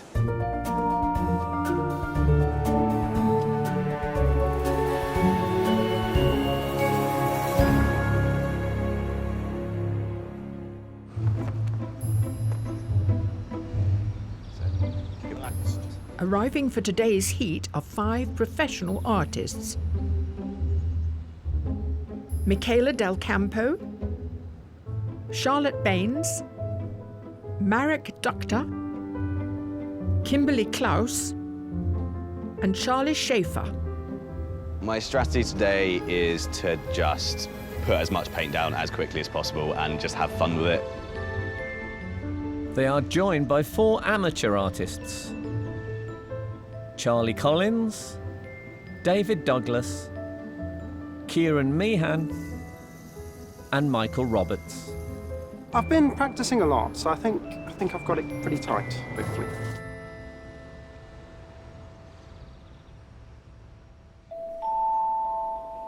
Today's artists were selected after sending in a digital copy of a self-portrait. Now we have the originals, we've created our own exhibition for the judges to study. Well, here it is, the Wall of Hope, the pictures that you have selected from those that were submitted. It's such an engaging portrait. I'm so pleased we picked it. It's packed with character, isn't it? Yeah, I mean, I love the character of the face, all the different colours, but it feels really natural at the same time. And I think we were really pleased to have that amount of the body covered, because often you have just the head. So someone who's brave enough to take on almost a full length. It's a really honest bit of painting. Back to the camera, as it were. The figure's fantastically observed, and I love that composition where the head is sort of sliced across. Tricky to paint a portrait of your back. Yeah. What attracted me to it is the light. It is a real body in space and light outdoors, and as such, I would say it's a portrait. For me, it just wasn't qualifying enough for a portrait, but I like being proven wrong, so let's see what happens today. Look at those great squashy brushes. I love this to capture so much, like a whole, half body, but doing so little. It seems so easy, and I know that it's not. I think the way in which she's constructed a sense of character with that economy of the paint is incredible. And what is interesting about it, we know other people who use brush marks, but not these sort of brush marks, so it's very original in the way it feels. Amongst the submissions in today's heat is a portrait chosen by just one of the judges, and today it's Kate's choice. I love it. I'm so pleased I chose it. The combination of all these different patterns and colours, the stripy fence, the kind of lawn going into the background. What's not to like? Seeing it in the flesh, it's much bigger and more monumental than I thought it was when I saw it on screen. I have to say, it's very nicely painted in a sort of dry, unflashy sort of way. Divided into 3 groups of 3, the artists will have just 4 hours to paint a portrait, striking enough to win them a place in the semi-final. And for some today, Even more brushes. they've come extra prepared for the challenge ahead. I thought, better safe than sorry, you never know. So I brought the whole studio, the whole kit and caboodle. This box. It was my granddad's box. He made it himself. He was an artist as well. It's been a bit of a family heirloom, and I thought I'd bring it along for luck. Amateur artist Michael Roberts lives in Aberystwyth with his wife and 2 young children. After studying for a PhD in fine art, he now works as the university's IT manager. His self-portrait is in coloured pencil, which enables him to capture the fine detail of the skin. The 4 hours to me seems like a very short amount of time, because I normally spend 6 months to a year painting things. With canvases prepped and paintbrushes poised, the only thing the artists are waiting for is their sitters. I haven't painted any famous people at all, ever. I've just painted family and friends, and a few enemies. The ideal sitter is somebody that is very still and perhaps a very beautiful woman. So, artists, your sitter today is an amazing actor. He was in The Lovely Bones, he was in Hunger Games, he was in The Devil Wears Prada. You are very lucky because your sitter today is the brilliant Stanley Tucci.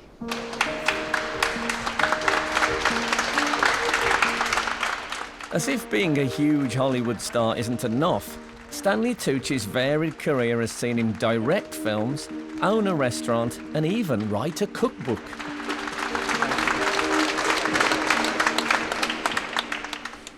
Stanley, it's fabulous to have you here. What are you looking for in this? Are you looking for some grand portrait that will be above your fireplace? Oh, without question. Yeah, yeah, because I just love images of me. Yes, me too. Yeah. I Well, mean, you not have of some. you. You have some in your I house. have a few. don't I you? think you're on my screensaver. Yeah. I used to draw and studied drawing, and I'm just fascinated by the process always. There are 2 types of sitters on this show. There are ones who can't resist having a bit of a peep And the ones who hold back for that special moment of revelation, which one do you think you'll be? It would be very difficult for me not to peek. Yeah. Try not to look really disappointed. Okay, yeah. All right, I'll act. You're so good at that, dear. Yeah. Artist, your sitter today doesn't shy away from drama on either stage or screen. Please welcome Indira Varma. Actress Indira Varma has gripped audiences as a murderer in What Remains, a victim in Luther, and out for revenge in Game of Thrones. Now then, this is going to be an interesting day for you. Yes, it's interesting, the idea of being an actor sitting here. I'm not going to be conveying anything or communicating particularly, not in an active way. You don't think you're going to be acting a sitter? No. Well, I'd like not to be. I'm really curious to see what you will see with me not doing anything. Artists, your sitter today is an amazing actor who made his screen debut when he was 12 months old. Please give him a big welcome. He is Freddie Highmore. Award-winning actor Freddie Highmore spent his childhood acting alongside Johnny Depp in Charlie and the Chocolate Factory and Finding Neverland, and now stars as a crazed teenager in the hit thriller series Bates Motel. Do you own any paintings of you? No, I've never sat for anyone before. I think it's a beautiful thing to have, and one of these paintings will be yours. And later today, you will have the terrible choice when you will break two hearts simultaneously. Yeah, I'm sorry. I'm sorry. Don't apologise in advance. Also, don't look at a particular artist when you say sorry. I try to look at everyone. As if you know already, you think, well, that one won't be very good. So can I say, what would you really like from Freddie today in an ideal world? Is that the way that you would sit Is if you were this at good, home? Yeah. I like the leg up. I don't know if that's going to be too... I could see you better if you weren't wearing Do you want glasses. these without glasses? Well, I prefer it, but I don't know about I would personally, but it's up to you. I mean, if the That's glasses fine with are, me, yeah. are who you are, then wear them. I don't have to see you do. That's true. That's very true. So, are you ready to be the sitter? Yes. Yes. Good luck to all of Thank you. Artists and sitters, your challenge is about to begin. You have 4 hours to complete your portraits, and the time starts now.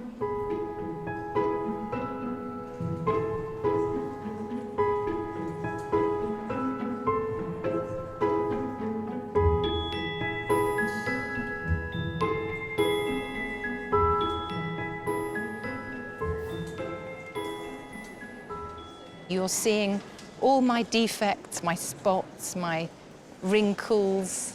Quite liberating, oddly.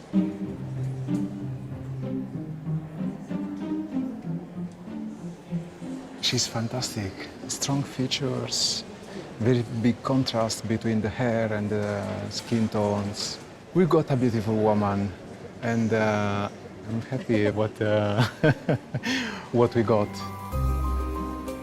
Michele Del Campo is a professional artist. He completed his Masters in Fine Art at the University of Milan before moving to London to teach and paint. Michele enjoys creating stories in his work, as in his self-portrait entitled The Fall. In your submission, I can't see your face, so to what extent do you think it's a genuine self-portrait? It is not a self-portrait of appearance, but it is a self-portrait of a situation. I prefer to see myself through other people's faces. So will we see this today? Will we see an element of self-portrait in the portrait? We always see an element of self-portrait in all the paintings that somebody does.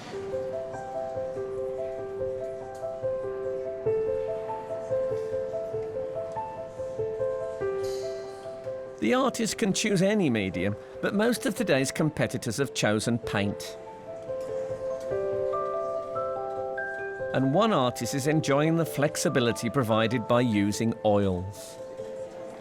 Can I tell you that from over there, I thought, oh, Kimberly's using watercolours. You're obviously not doing that, but you've taken on a sort of a whispery, light, shimmering style. It might be a little too whispery. I do tend to be a little bit romantic, so Okay. I don't think I'm going to be able to get rid of it completely. Please don't fight romantic. New York-born Kimberly Klaus lived in Tokyo and Germany before moving to London with her husband. After making a career in product design, Kimberly decided to commit to life as a professional artist only 3 years ago. So what is the next stage for this So portrait? I'm trying to work out some of the proportions in his face, because I think he has a really sort of the distance between, let's say, his mouth and his chin. Do you do that thing that you see artists do when you hold up the brush and do that measuring? I don't do that much. Maybe I should every once in a while, just to be sure, because sometimes you go a bit blind after looking at it for too long. Yes, so your measurements are all just instinctive. Yeah. I respect you for that. Which can go horribly wrong. Yes. So we'll see. But it'll be great television. Okay, perfect, perfect.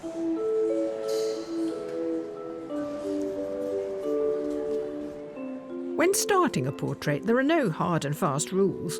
While most plot out the whole figure first, one artist has begun with a single feature. Charlie, I'm used to people starting all over the place and getting there, whereas you started with the nose and you're working your way out. Is that how you usually work? That is how I usually work. I would usually be going a lot slower than this and paying much closer detail to every part, try and get it right, and then move on and spread out. After studying fine art at Brighton University, Charlie Schaefer moved to London and now works as a professional portrait artist. Having reached the shortlist of his heat in the last series of Portrait Artist of the Year, he's come back with new determination to face today's challenge. So do you think we'll see that playfulness that you sort of introduced in your submission? I hope so. I'm trying to actually play around with what you can do within a picture as well and trying to make them exciting for me, because if it's not exciting for me, then it's not going to be exciting for anyone else to look at as well. You found a very nice grey there. Yes. It's a great start. It's very good. The artists have been working for almost an hour.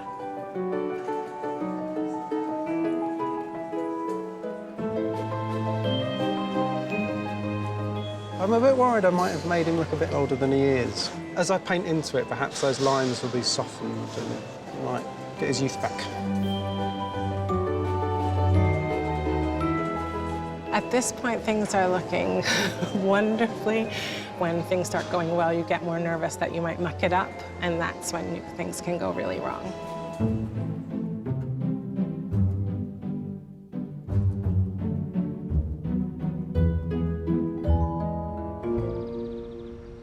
Battling it out for a place in the semi-final, our 9 artists have been painting actors Stanley Tucci, Freddie Highmore and Indira Varma for nearly an hour at the Wallace Collection in London.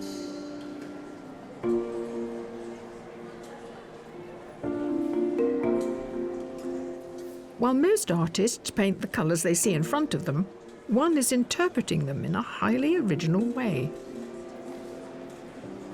Tell me about the black, because you've ignored the black slightly. There's so many colours being reflected that I'm getting very excited, because all of a sudden, I really want to add that bit. So I'm trying to pack quite a lot of responses in. Charlotte Baines worked in childhood development before becoming a professional artist. After falling in love with the south of Spain while on holiday, she now divides her time between there and her home in Kent. You've probably got more paint on than anybody else at this stage of the day. Are you kind of confident that you can not put too much on, or that you can just get it on there and play around? I seem to want to do that today. This is my response, and I'm sort of trying to go with it. You're getting a very kind of Matisse vibe from it, this lovely, all these brilliant colours. I think that's a really interesting bit of painting. Thank you. A critical element in any portrait is the angle chosen by the artist. It already looks sort of monumental. Monumental? Yeah. You know when they find these enormous heads in Egypt? Yep, I'm looking from below. So Okay. that's why it's got the look exactly like you're looking Yes, at the sculptures. exactly, because as if I'm looking at an sitting enormous- down and I'm looking Yeah. up. Slovakian Marek Dukta is a professional artist who lives in London with his 6-year-old daughter. His self-portrait took 2 months to paint, using tiny marks of red, green and blue oil paint to replicate a digital image. So what's the philosophy behind that pixelated look? That's really how we see each other these days. On screen, on mobile phones, everywhere. It's all pixels. There's not really a reality. It looks real. It's not if you zoom it. It's everything built from those red, green, and blue colors. So is it a criticism of that? Not that way of living? yeah. So it'd be slightly hypocritical as you're working from an iPhone picture. Yeah, exactly. Can I ask you one other thing? Is it true you were born on a train? Yes, it is, yeah. Was it a moving train? Yeah, moving train, yeah. It went to another town. Okay. In Czechoslovakia. Do you think that has an effect on your psychology, that you weren't born in one specific place? You were... I don't know about psychology, but I'm sure it has some effect on me.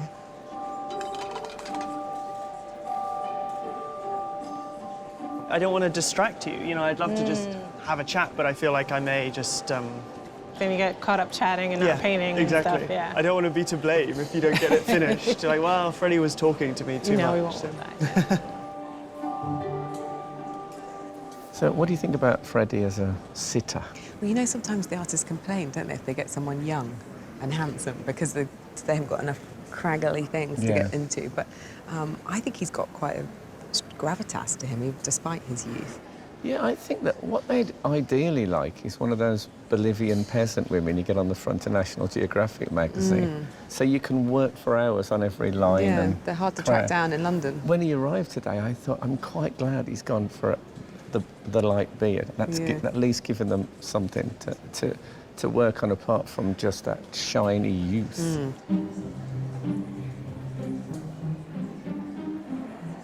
She's chosen to wear black from head to toe. That's quite a challenge, isn't it? Yeah, but she's got this fantastic background behind her, all those rich colours. I think the costume, for me, shouts actor. You know, It's lovely. It's so dramatic. It's so dramatic. It's a bit of a gift, really, for the artist in some way. Bare feet. I don't think the bare feet will figure, which is a pity. It is a pity. But again, she knows she's got bare feet, and that will affect the way in which she's sitting and the way in which she's presenting herself. Stanley's wearing a grey suit and a black shirt against a grey background. They're all different greys, though. I believe there are 50 in total, 50 shades. That's what I've heard, yeah.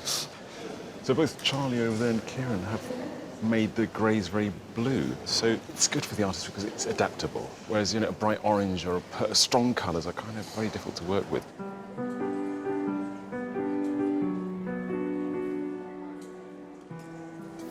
As a sitter, Stanley is a gift. His face is so animated without him knowing. He also gets a great range of expressions that you can include. Amateur artist Kieran Meehan lives in Glasgow. He enjoys capturing expressions in faces and was keen to include the whole figure in his self-portrait, which was painted in his favourite chair at home.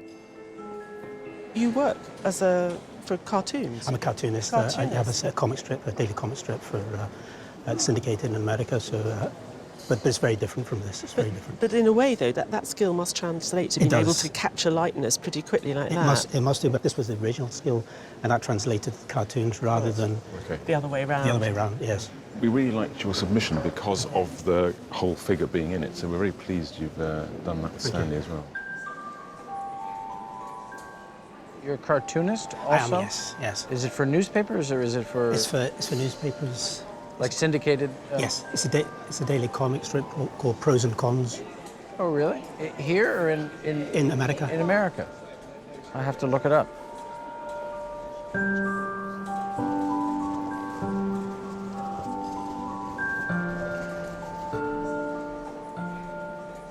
I'm really pleased with the sitter. He's got nice shapes within his hair, which can be echoed throughout the whole picture. David Douglas is an amateur artist who lives in Northamptonshire, where he teaches art and exhibits his work in local galleries. He was a contestant in the Landscape Artist of the Year 2015 and has come back hoping to impress the judges with his skills in portraiture. In your submission, your portrait had a lot of information in the background. With the self-portrait, we had the luxury of having as long as we wanted, and we could bring in a narrative, all sorts of things like rusty old sheds and rhododendrons. The focal point is the figure and here today, and that's the most important thing.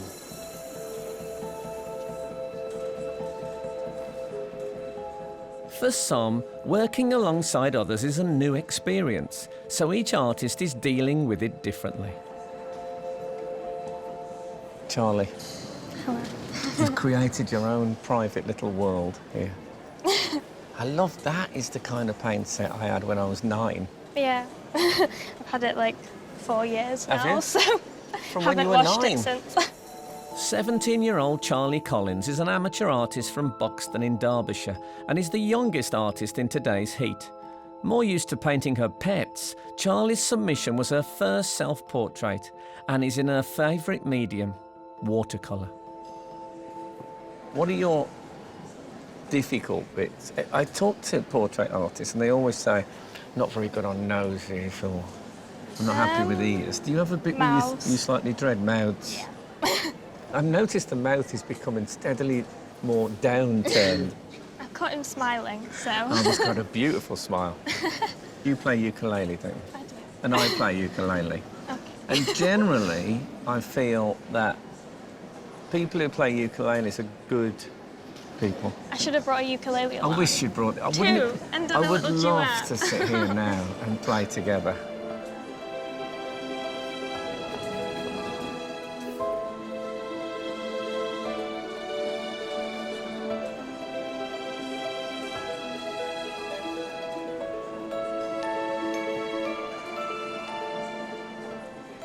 Do you take a lot away, or do you try and be careful about every single mark so you don't add too many? Can take away a lot, so I try to allow myself to make a lot of mistakes, to be not so fearful and be a little bold, and then I can always use the turpentine to just pull color back.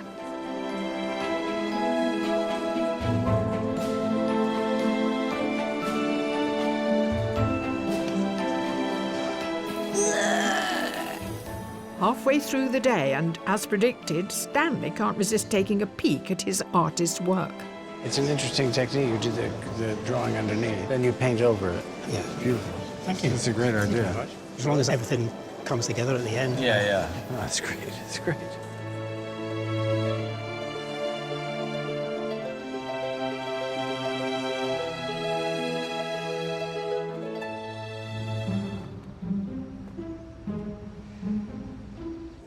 Here at the Wallace Collection, actors Stanley Tucci, Indira Varma and Freddie Highmore are being scrutinised by our artists. But the judges are also scrutinising them as they form their opinions halfway through the challenge. So what about the 3 artists painting Stanley at the moment? Kieran started with a very nice drawing on the canvas, and I thought, oh, here we go, and he'll start blocking in the paint. And then he sort of painted over most of the drawing with Stanley's hands, and now Stanley's appeared in that mess of paint. So that's been very exciting to watch. Yeah, and Charlie's doing a good job as well. Great characterful head. Lovely little bits of paint here and there. It's great. Charlotte started with this explosion of colour. She has something very beautiful at the moment, facially. For me, it was really great toward the end of the morning, and then there was way too much paint, and I was thinking, oh, it's going to end up a big muddy pond, and what she's done is refine it. Kim's work is really exciting. I think she's found a way of dealing with Freddie's paleness against his pale shirt and the pale background. But she's just darkened the background, and now Freddie's starting to pop out a bit. It's a beautiful painting, but we're waiting almost for it to kind of come to life. And it's this time after lunch that I'm hoping that they all start to sort of ping. To create a perfect portrait, an artist needs consistent lighting, but the glass roof is presenting something of a challenge. The light is affecting the painting quite drastically because the sun has now moved over that way, which means the shadows are pretty much entirely reversed from when we started. There's no real one way to resolve it, so I think the best one can do is just keep painting. You're starting to find definition in the face. Yes, I'm trying. The light has changed quite a bit. But in a good way or in a bad way? It could be like the light has changed and it's giving you more information. It has helped me to understand certain shapes. Okay. I just need to be unafraid to go and put those shapes No, in there. I think there's things happening here. It's looking very nice.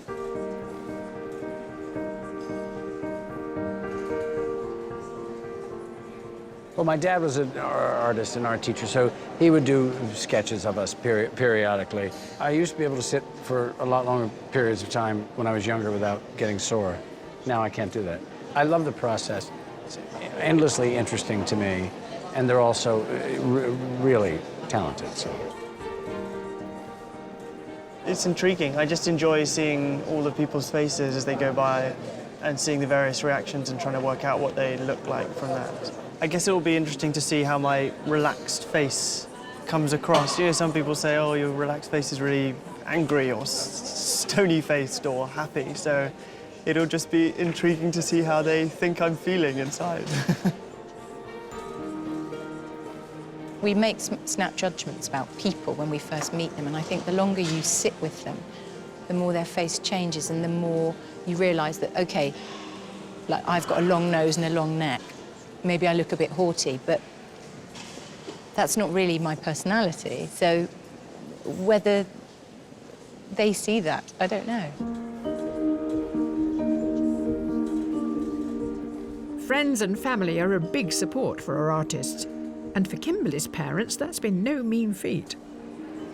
Well, I can't believe how special this event is for you. Explain to me, Yvonne. And when she called and said she got in, we got very emotional and said we had to be there. He said, we'll be on the next plane from Connecticut. So we got on the internet and booked the tickets. And you're married to her, and you lived with it all this time.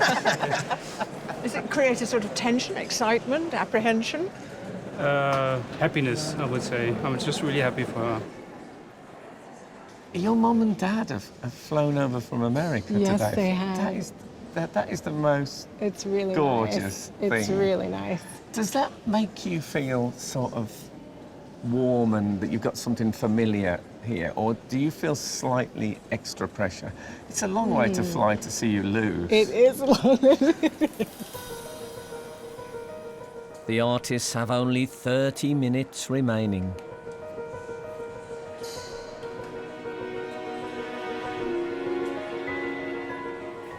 Kind of excited, I think it's the feeling you get when you get near to the end of a painting. Every brush I put down, I'm kind of terrified at the same time.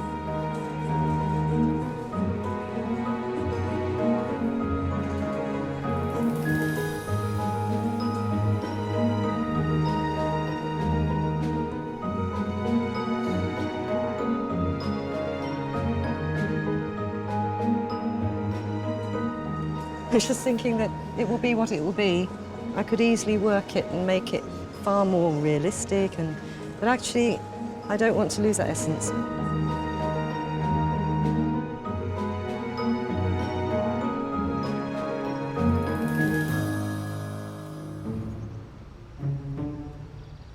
Here at the Wallace Collection, our 9 artists are near the end of their 4-hour challenge to paint actors Stanley Tucci, Indira Varma and Freddie Highmore. I'm adding some dark tones to the face. I am trying to define some areas. I did go back when a cloud came through and worked out some areas along the cheek. So I'm doing what I think I can in the time left over.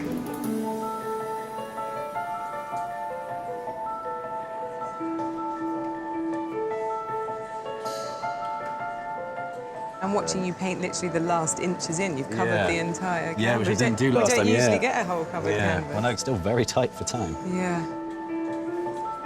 Artists, you have just 5 minutes remaining. 5 minutes, Alan? Bloody hell. I'm okay. Oh,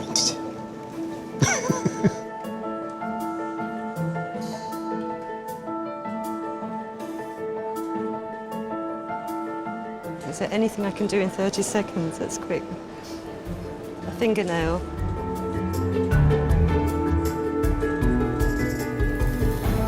Artists, your time is up. Please put down your materials and stand back from your portraits.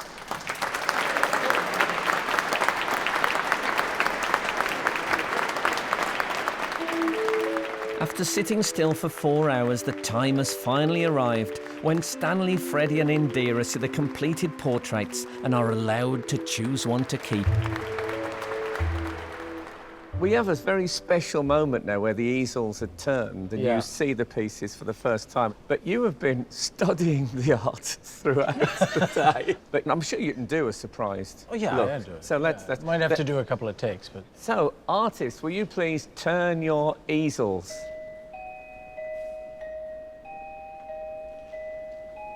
Oh, my God!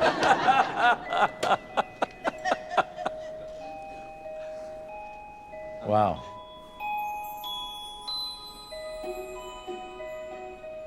Here is Charlie's piece. Beautiful. Done really painterly, as they say.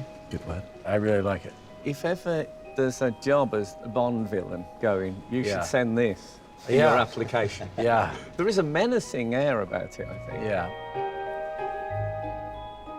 Fantastic. I can't believe you're 17? 17. That's extraordinary. Thank you. And you're working with watercolor, which is really not an easy thing to do. Yeah, and that's a delicacy about it, which is Yeah, lovely, doesn't yeah. it? This is a different you, isn't it? I want to put my arm around this. Well, go ahead. I think it's fantastic. I love the gesture of it. I mean, I love the outline and the solidity of it. Thank you. I love the way you painted it, too. You had the cartoon underneath, and then you put all the paint on top of it. It's really an interesting technique. It's beautiful. I love them all. I don't know what to do. I'm going to choose that.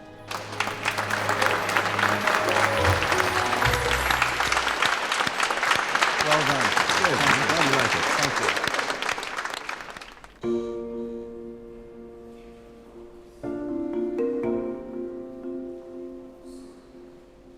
Wow, they are very different. They are totally different, aren't they?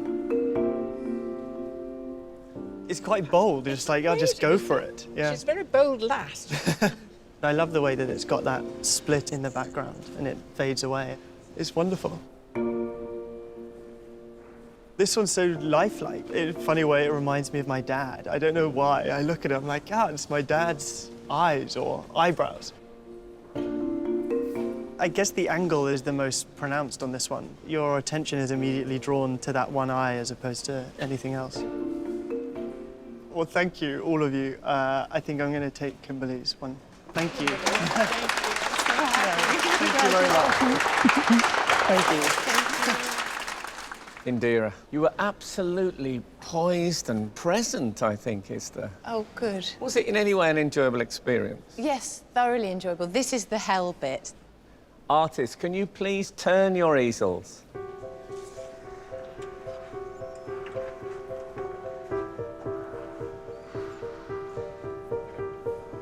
God.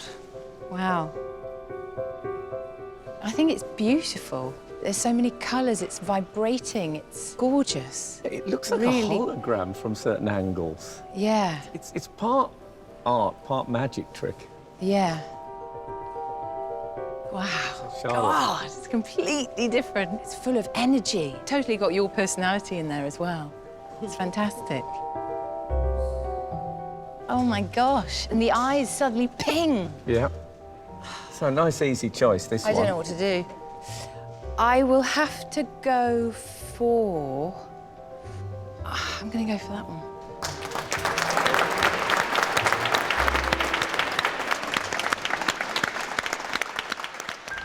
While the artists take a well-earned break, the judges are left alone with the portraits to decide on a short list of 3.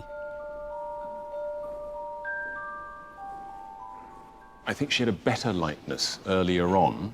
I find the colours a bit overwrought. I started off having a problem with the colours, and I thought, hold on a minute, they're true, apart from the yellow Yeah.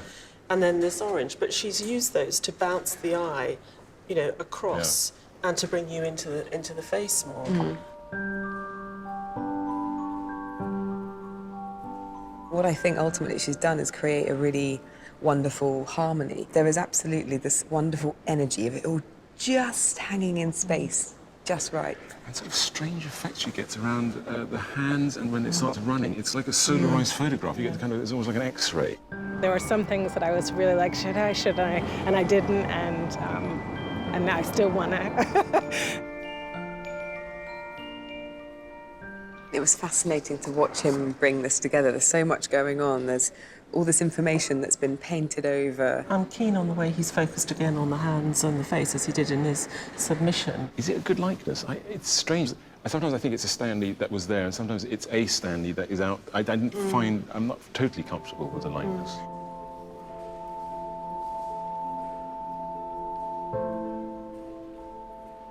I like this. It's like a gloomy, digital Mona Lisa. I mean, the expression is very sort of subdued, but sort of half smiling. Yeah, I think there's something enigmatic about it too. There's definitely something that he captures. It's the stillness of it, I think. Yeah.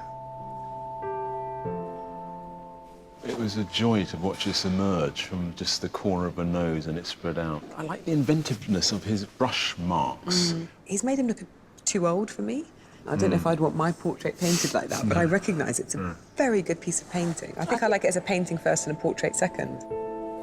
I don't think a painting should necessarily just be a likeness. At the end of the day, it should be an interesting painting as well. Pop it through there. It's interesting that when you bring those ones in, how much weaker that one starts to look. Yeah. But who has made it to the top 3? The first artist to be shortlisted is Charlie Schaefer.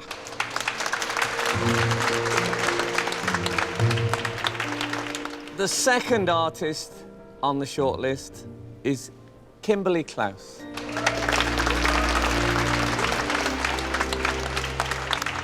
And the third artist to be shortlisted is Kieran Meehan. Commiserations to there was some fabulous performances by you guys today. Thank you so much. You did a great job. Feeling very relieved now that it's over, if you like, because it's been a bit scary, but also still exhilarated. I've enjoyed it very much. As always, I'm intrigued to find out how the judges arrived at their shortlist.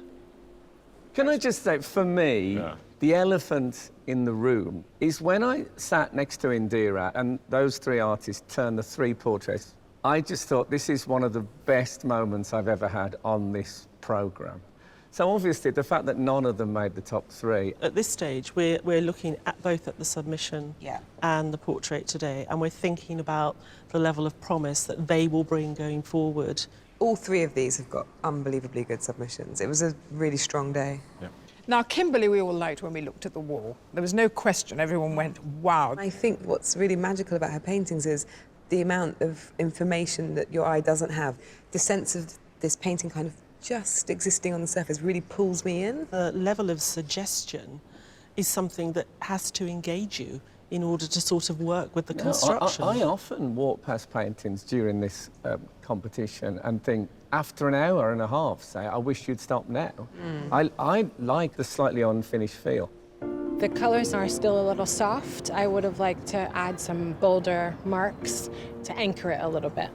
I think Kieran's picture of Stanley is terrific. It was nice, the different stages it went through. Yeah. And he knew exactly what he was doing. You could see the confidence oozing from it, and he just caught him perfectly. I think what's really interesting about the painting is that it did continually evolve, and in many respects, I think it continually evolves after it's finished. There are so many things I'm not happy with. I should have stepped back from the canvas more often. Charlie's controlled, it was very measured. And actually, I do think he talks about how he starts with the nose. And as he works out slowly, he does capture that sense of character. There's odd passages in it, but I quite like that. You keep coming back to it, and it never quite settles or resolves itself. It's a beautiful painting, I think, yeah. If I were able to change anything, I'd probably think more about every stroke rather than just paint, paint, paint. Charlie, Kimberly, Kieran, congratulations to you all, but as you well know, only one can go through to the semi-finals, and the judges have decided. Yes, the artists that they have decided, and I quote, took a refreshing original approach which showed tremendous sensitivity. And that artist is Kimberly Klaus.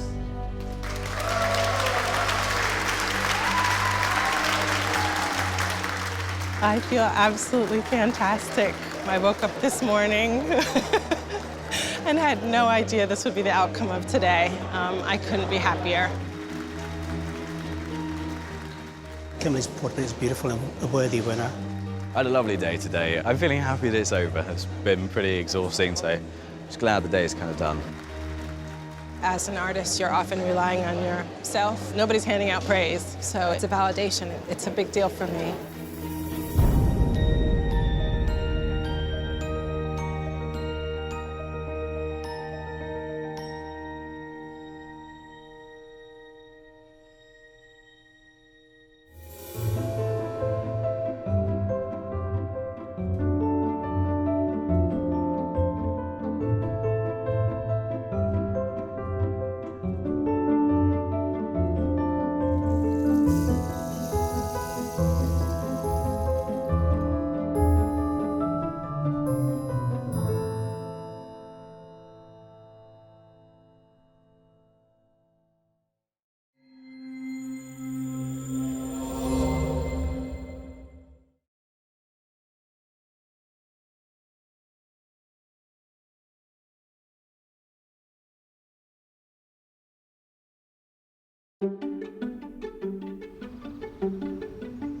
Hello and welcome to the show where you get a chance to watch some real talent at work. But hey, that's enough about me. There are also 9 fantastic artists raring to go. In today's heat, we have an artist who champions drawing, another who used to be a cobbler, and yet another who paints in a cowshed. All right, don't milk it. Welcome to Sky Arts Portrait Artist of the Year. In our search to find the UK's most talented portrait artist, 9 new contenders are put to the test, challenged to capture 3 famous faces in just 4 hours. This is the most important stage. If this doesn't go right, then you're just fiddling. All for the chance to win a £10,000 commission to paint broadcaster Graham Norton for the permanent collection of the National Gallery of Ireland. But first, they must impress the judges. Art historian Kate Bryan, independent curator Kathleen Soriano, and award-winning artist Taishan Schirenberg. I think character's more impressive in a portrait. That was the right answer. That's why we picked you on your submission. So who can convey character on canvas? I think I'm just pushing paint around at the minute and hoping it'll fall into the right place. And earn themselves a place in the semi-final. Do you love me, George? I do, yes. I love you. Okay, thank you. I love you as well, too. Thank you.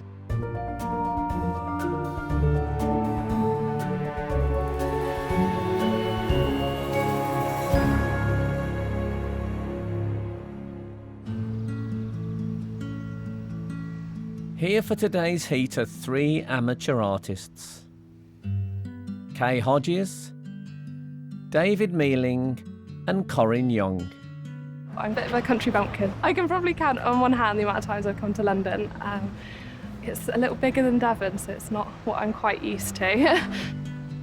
Joining them are 6 professional artists: Lily Musker, Kyla Tomlinson, Steve Russell, Amir Anajad, Gareth Reed, and George Clark.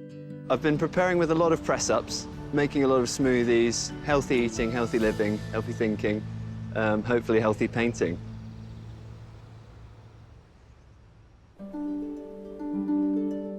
The judges chose today's shortlist on the basis of a digital image of the artist's self-portraits. So they want to begin by getting up close and personal with the real thing.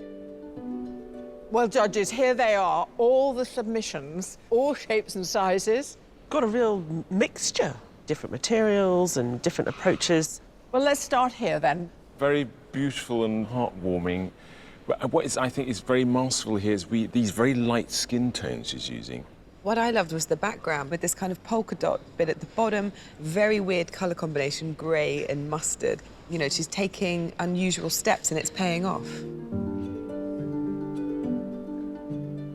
I think what we really liked about this was that you had someone who was really, really good draftsman, fantastic beard, but this wonderfully contemporary colour, and the way he picks up that colour just here or on his hand, it's just, it's gorgeous.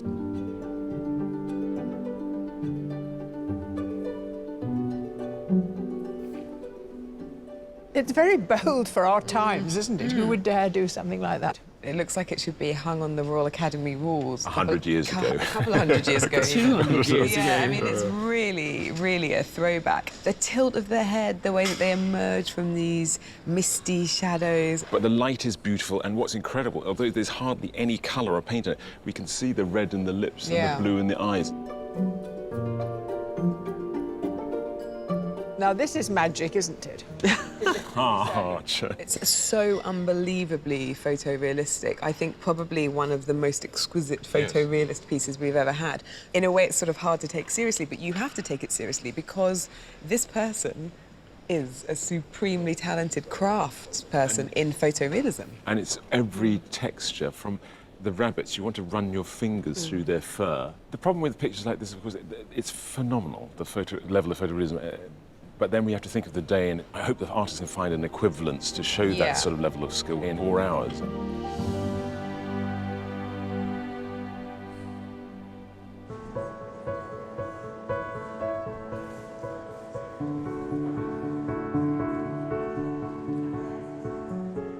As the art is set up, it's becoming clear that a wide range of mediums will be on display. I use charcoal on canvas. If it's all sharpened, ready, then it's a bit easier. I've got some oils and pastels, and I'm not absolutely sure what I'm going to begin with. This is a stay wet palette, which is used for acrylic paint. So over the 4 hours and the hot lights, this is going to hopefully be ideal. Art teacher and amateur artist Kay Hodges was an illustrator for over 20 years. For her self-portrait, she wanted the contrast of light to show the form of her face and how she ages every day. The background's quite dark, so I'm hoping that the sitter is going to be light. So who are today's sitters? Artist, your sitter today is one of the UK's leading actors. She once played the evil stepmother to my Buttons in Cinderella. She is the magnificent Sian Phillips. Having begun acting professionally at the age of 11, Sian Phillips's broad range of roles spans from endearing to downright deadly, including the infamously cruel Empress Livia in I, Claudius. Hello. Sian, it's a great honour. I'm guessing you've been painted before. I have, yes. How do you find it generally? I'm very interested, because I love art and I love to be able to paint, actually. So where will you go today, internally, do you think? Well, I've got some lines I'm trying to remember, so I'll probably be running over something in my head. That's handy. Well, if you'd like me to come and run some with you, I'd be more than happy. I'd be delighted. You're very good in Shakespeare, aren't you? Oh, it's one of my fortes. Obviously, I know a lot of it off by heart from my studies. Yes. Artist, your sitter today is adept at mastering a plethora of gritty roles. Please welcome Phil Davis. One of the nation's best-loved actors, Phil Davis is known for his villainous roles, including a mean moneylender in Bleak House and Poldark's malevolent servant. Very nice to meet you. Phil, you're very welcome. Thank you very much. Now, I've painted you as a villain, but, you know, you're so benign. In real life, I'm a pussycat, yes. So where does it come from, this sense of evil? I don't know. I think, you know, when you're playing a bad guy, you should do it unapologetically and gleefully. What do you make of sitting still all day? Do you think you'll put on an actor's persona? Well, instead of pretending to be someone else, I'll pretend to be myself. So. Artist, your sitter today is one of Britain's most beloved broadcasters. He's fiercely intelligent. Don't let the accent fool you. He's the magnificent Adrian Childs. My dear friend, the TV and radio broadcaster Adrian Childs, has a love of both journalism and football, which has led to him presenting everything from The One Show to Match of the Day.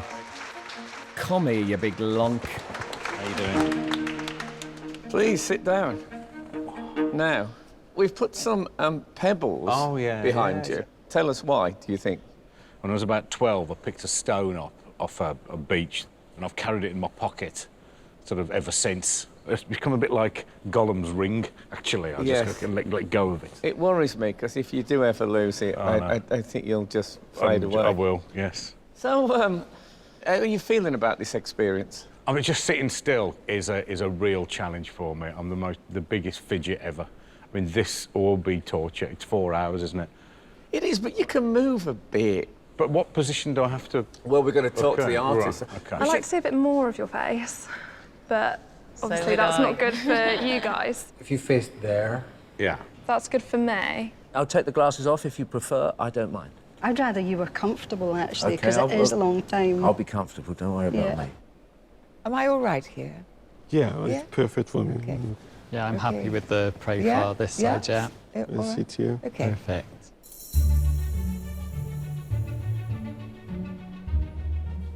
Artists, I hope you're all ready, because the challenge is about to begin. You have 4 hours to complete your portraits. Very good luck, and your time starts now. Work it, baby, work it.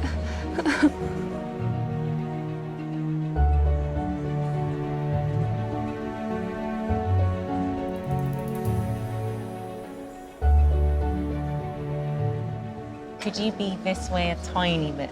Fraction. I just started doing yoga. I think it's gonna come in useful here. The first marks an artist makes on their canvas are often the foundation to a portrait. And today, everyone has started with a sketch. I like it to kind of look in proportion, so I do an outline before I start applying paint.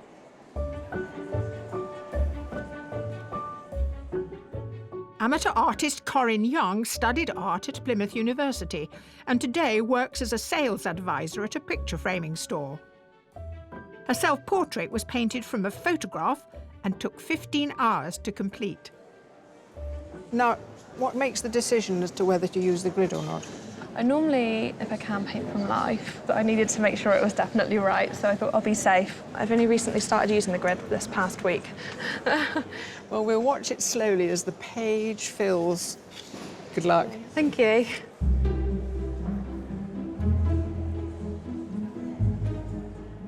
Using a grid at the drawing stage helps ensure perfect proportions, which suits one artist to a T. I just want to make sure that everything is in the right place. Usually I take about 40 hours over like a 7-week period. Today I can't do that, so I need to try and get detail in certain areas. David Mealing is an amateur artist from Bristol whose photorealistic submission is a tribute to his beloved pet rabbits. In the last series, his portrait of Impressionist Ronnie Ancona was only the second he had ever created using oil paint. Are we going to see any other elements, any sort of rabbits or cards? No, but I've masked my board off and I'm gonna cut a panel off and try and do some of it in black and white. So it adds a little bit of a twist to it. Okay, I look forward to seeing that.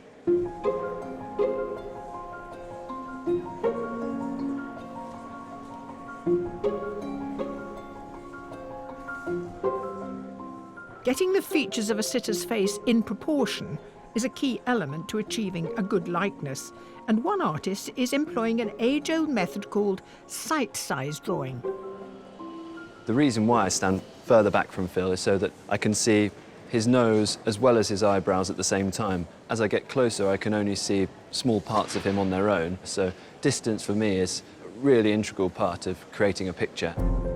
Professional artist George Clark spent 5 years training in the traditions of oil painting in Florence. He painted his self-portrait during one session using a mirror in his studio, which is in a cowshed in the middle of a field. You've struck lucky today because Phil's backdrop has a cowshed feel about it. Extremely lucky. It's lovely, and a lot of the time when I'm painting, I'm really thinking about 17th century masters, and this is a sort of background that they would enjoy. I'm told that during the course of painting, you fall in love with your sitter. Yeah, I try to, yes. The broad philosophy is that you can only really paint something if you understand it, and the ultimate understanding of something is love, really. So I always try to, whatever I'm painting... Does that mean do you love me, George? If I was painting you, I would... I'm on about now. Do you love me now? I do, yes. I love you. OK, thank you. I love you as well, George. Thank you.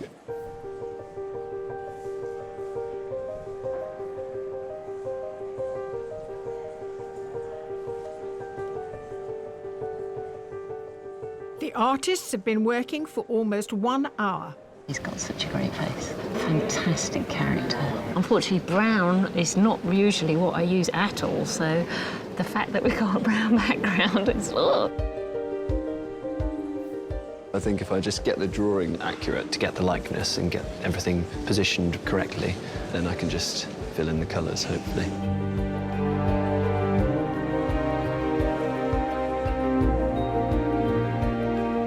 At the moment, I'm just literally doing the background as quick as I can so that I can crack on with the face.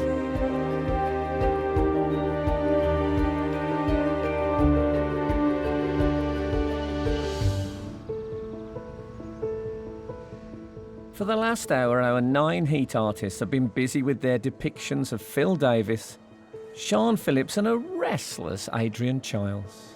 Head down, please. Drawing has been a key part of the process for all of today's artists. You're now investigating the likeness in the face and seeing how it works. Yeah. I wasn't sure what I was going to do, actually, and I thought I just started by doing some quick drawings. I just had to warm up my hand and get used to the sitter and have the face become a wee bit more familiar to me. So as if you were an athlete, you would do your stretches. Yeah, it was so a little bit like that. you've been making some sketches Yeah, to warm up. Yeah. Professional artist Kyla Tomlinson was 11 when she made her first oil painting and now works as an animator in Dublin. She works with a range of mediums, including charcoal and pastels. She created her self-portrait in 1 hour. I'll probably finish this and then do a pastel drawing in the afternoon. How on earth are you going to choose what to submit? Because, of course, we can only judge one thing. What's your criteria? I think it would have to be what the character is like in the picture. Okay. That's the most... Because it's great if you can get a likeness, but I think character's more impressive in a portrait. That was the right answer. That's why we picked you on your submission. Thanks. And today there's one other artist proving that charcoal isn't just that thing that made your fingernails black in the classroom. I'm just blocking in loosely, kind of simple shapes, finding relationships. This is the most important stage. If this doesn't go right, then your foundation is not right. Then you're just fiddling. Professional artist Gareth Reid made it to the Dublin Heat of Portrait Artist of the Year 2014, where he drew Sharon Corr. He's recently started to introduce colour into his charcoal work, and his submission for this year was sketched in the middle of the night just before a family holiday.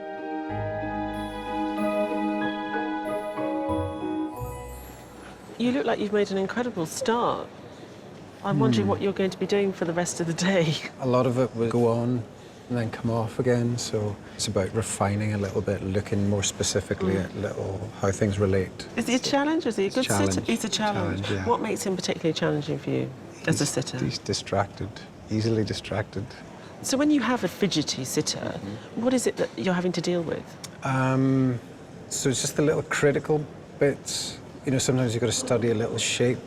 If it changes, even a degree, the shape changes. OK, well, I'll let you crack on. Good luck. OK, thanks. Bye.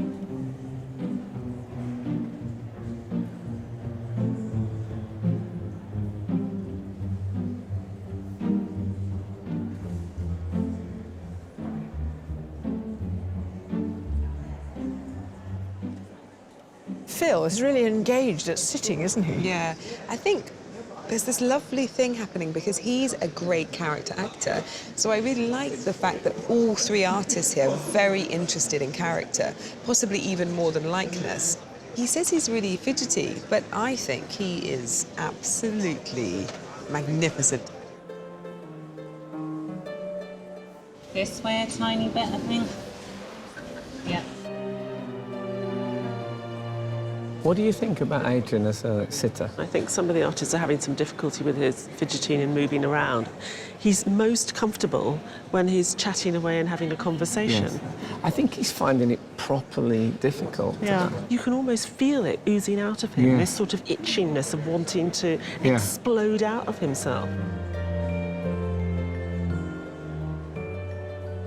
This is a very clean set, isn't it?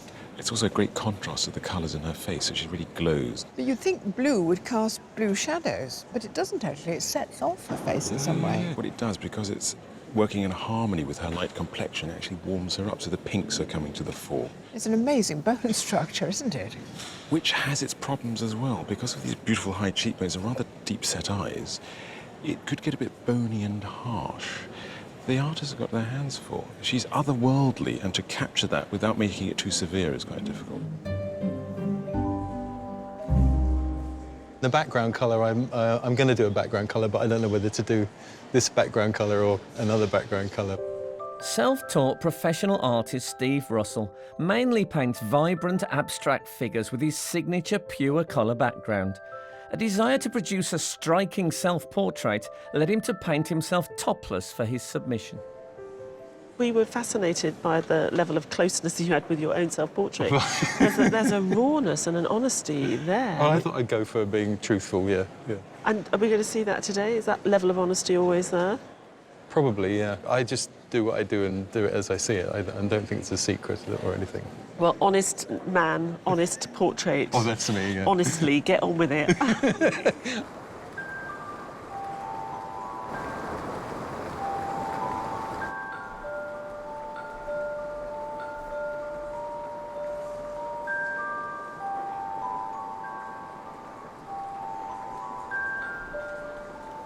Now, did you arrive with the canvas this colour? Oh, it's board. Yeah, it's gesso. It's a gesso ground. It's a love wonderful it. colour. It soaks the oil painting. Professional full-time artist Lily Musker's passion for art was sparked when she lived in India as a teenager.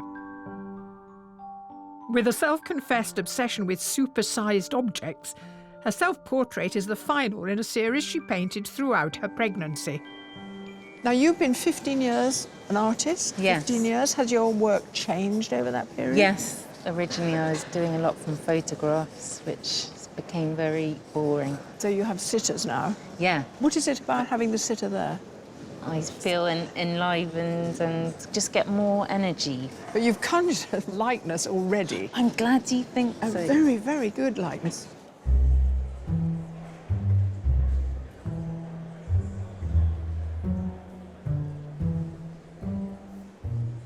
I love to paint in the wooden panel, MDF. Normal I make myself. I love to paint. Can see the eye properly. Former cobbler turned professional artist Amir Najad grew up in Iran, and as a child he painted in secret in the basement of his family home.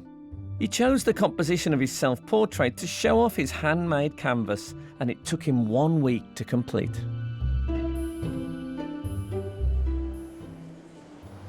Amir. Hi.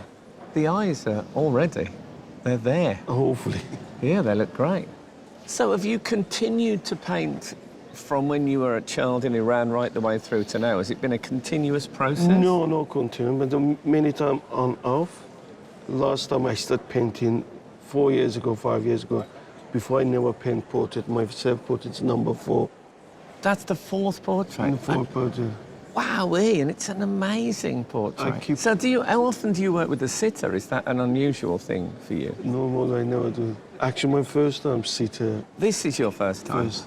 So Sean Phillips is your first ever sitter? Sitter, yeah. That's a tough act to follow, Yeah. I'm telling you. Wowee. Yeah.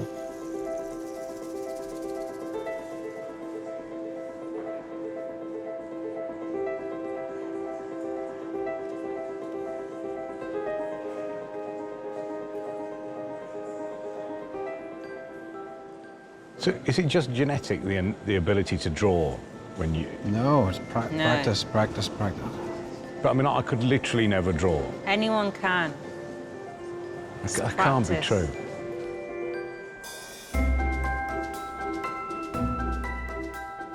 Before the invention of the humble but essential paint tube, oil paints were freshly made, yet another traditional practice George loves to use. The grinding of the paint, show me how that goes on. Right, well, I'll give you a little demonstration if Oh, you'd yes, like. please. So I'm going to grind up some yellow ochre. So this is just flaxseed oil that you'd feed to horses so that you can make on any farm. And this is very satisfying, isn't it? Yeah, and they're the traditional methods because they work, really. They've stood the test of time. Just pop the muller on top, and then that's the paint starting to be made. It's wonderful.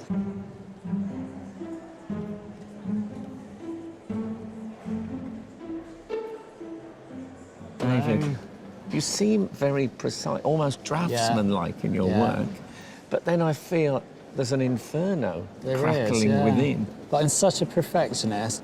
I just spend so long on it to make it how I want it to look. And yeah, sometimes but the fact that you know that. I know. And I have been trying to speed up a bit, but I can't get it less than about 7 weeks at the moment. Okay.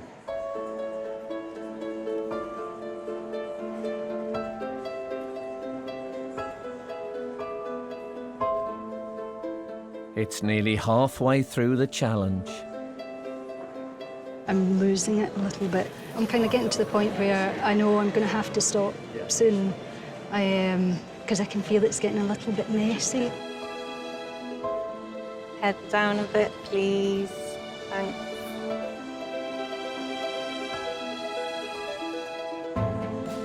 Upper lip, mouth, chin is the bit that's I'm not totally sure about.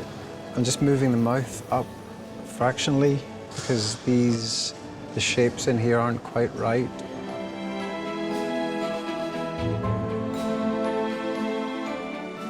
I'm just trying to get enough done that it looks like him and there's enough kind of filled out. Oh, I've got loads to do.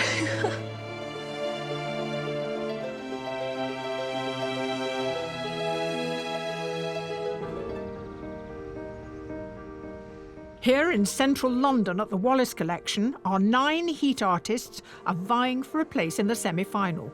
For 2 hours, they've been capturing the faces of Sian Phillips, Phil Davis and Adrian Childs. I've got a slight itch on my stomach, Lily. You won't take a second. That's it, it's done. And at the halfway mark, some favourites are already becoming apparent. Garrett's drawing, I loved. It is monolithic, isn't it? I mean, he really started off, it was like a sort of lump of stone, and then he's been carving Adrian out of it. My concern is that I felt that he'd done what he was going to do within probably an hour. I've not really worked out what more he's been doing to it since. He said that he was going to add a bit of colour, so I'm hoping that will change the complexion of the picture. What about Kyla's drawing of Phil? She says likeness is secondary to character, and that is a masterful character study. And I'm also interested to see whether she does do a second one. Corinne has done this meticulous drawing, painstakingly filling it in. It looks like Adrian, the marks are nice, the colours are nice, but at the moment it's nothing particularly inspiring.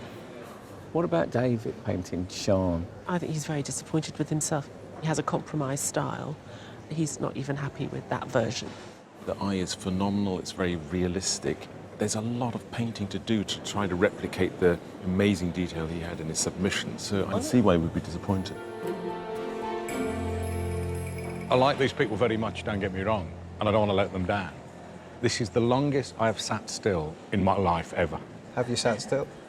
Well, as he rightly points out, I'm not even sitting still. I mean, this is stiller than I've ever sat in my life, put it like that. So how has it been? You've looked fabulously statuesque. I've had a great time, yes. Have you communicated? No. No. We've been silent here, partly because they're so concentrated, and I know their time is so short. I feel for them, you know, and I didn't feel I should interrupt the concentration. I'm completely put myself in the hands of the artist. I'm not after being younger or thinner or better looking or anything like that. And I just hope that they're satisfied with what they've done. I mean, it's, I haven't looked yet.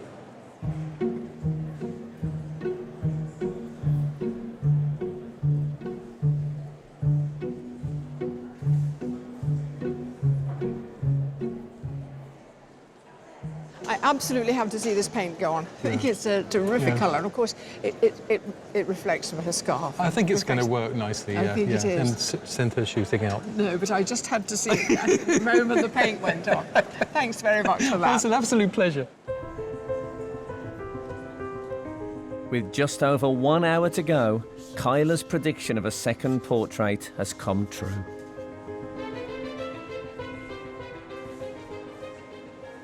I walked past earlier and I saw your black and white drawing of Phil. And my one worry was that you might over-fiddle with it. Yeah, I mean, that's where I was heading. And even now, I'm not really happy with parts of it. And it was getting muddled and losing some of the energy that maybe it had, so I had to stop. Better to be slightly incomplete, isn't it, than to be marred. Yeah. But even if this doesn't work out, it may have saved the other one. So it will not have died in vain. No.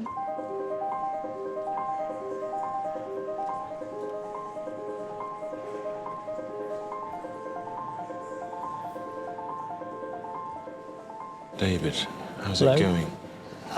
I think I spent too much time on her eye to begin with. Now I've done a lot of the rest of it, it seems to be coming together a little bit better for me. It's looking good. Well done. Thank you.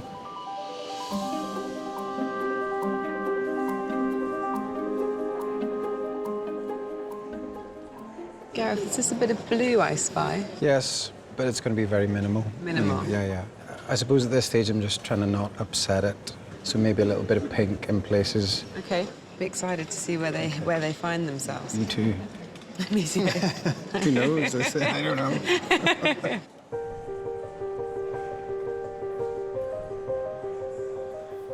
There's only half an hour left in the competition. For me, because everything's always changing and in a constant state of flux, really to put too harsh an edge on something is a lie, really. I suppose that's why my paintings have become quite softened. A sort of shimmering grace is what I aim at. I do find it very difficult to change my style. I do look at a painting this loose and I'm not happy with it.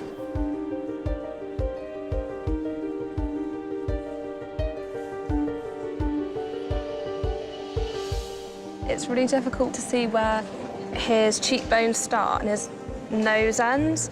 I think I'm just pushing paint around at the minute and hoping it will fall into the right place.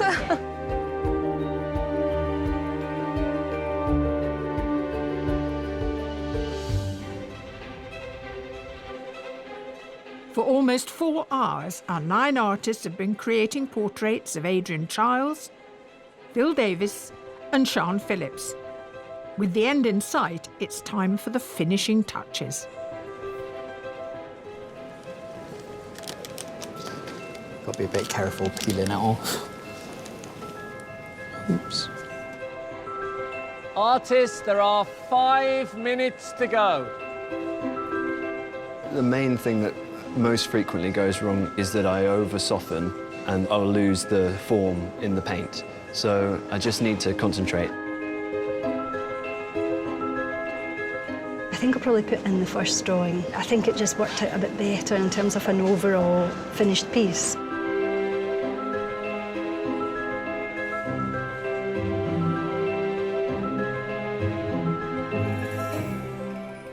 Artists, your time is up. Please put down your materials and stand away from your easels.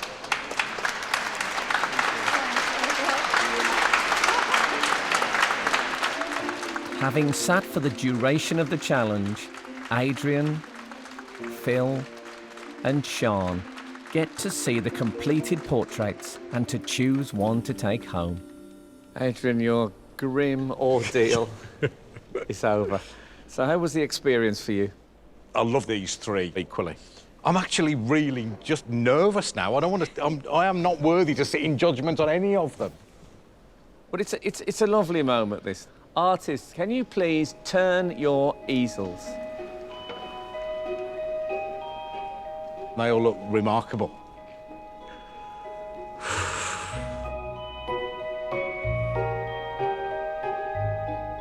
What can I say? I just think I think it flatters me, probably. No, I think it's... Oh, give me a hug. I think it's brilliant. Thank you very much indeed. Thank It's you, brilliant. it's really sweet. I just think it's amazing. It's a bit more kind of severe, and I suppose I like that too. This, to me, is a more accurate likeness in the way. There's the kind of the sagging sort of cheekage. I suppose it's sort of almost more ambitious in that way. I just think that is so beautiful. I'll be taking Corin's home with me.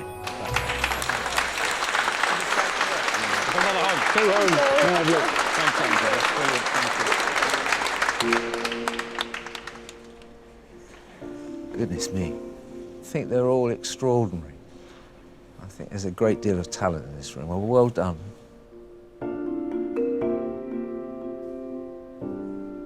Striking, isn't it?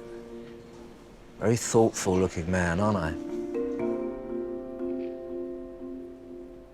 There's something sort of tortured about that face, isn't there? Something very moving about that. Well done, fantastic. This is a bit of myself that I recognise. Very determined, isn't he? But it's wonderful. Well done, fantastic. Thank you.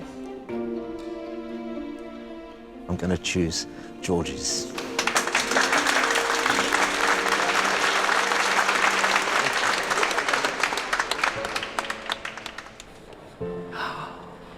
My gosh. Congratulations, all of you. You've done so well.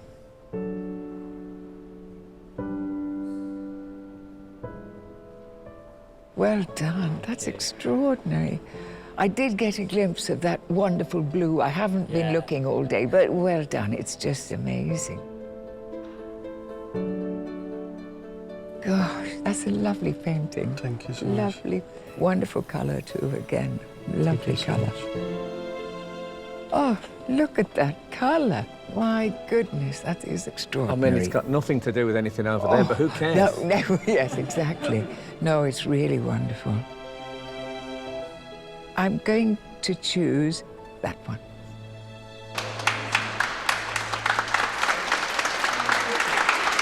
Really lovely. You were a fantastic sister. Oh, well, thank you. Left alone with the finished works, the judges have a chance to examine each piece in close detail. It's a great piece of draftsmanship. He's great with colour as well. You know, there are these touches, tiny little touches. And I do like the mark making as well, the slow sculpting in all that graphite.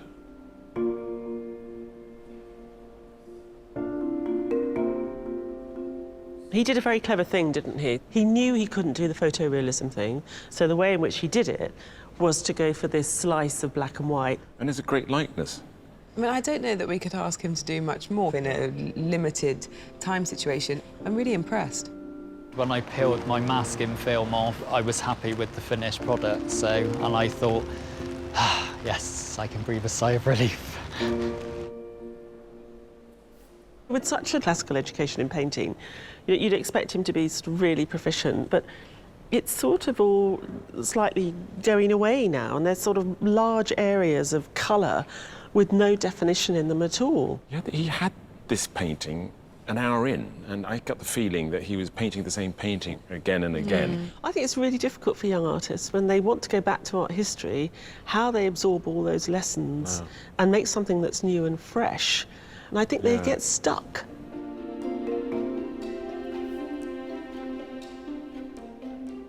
I really like this one.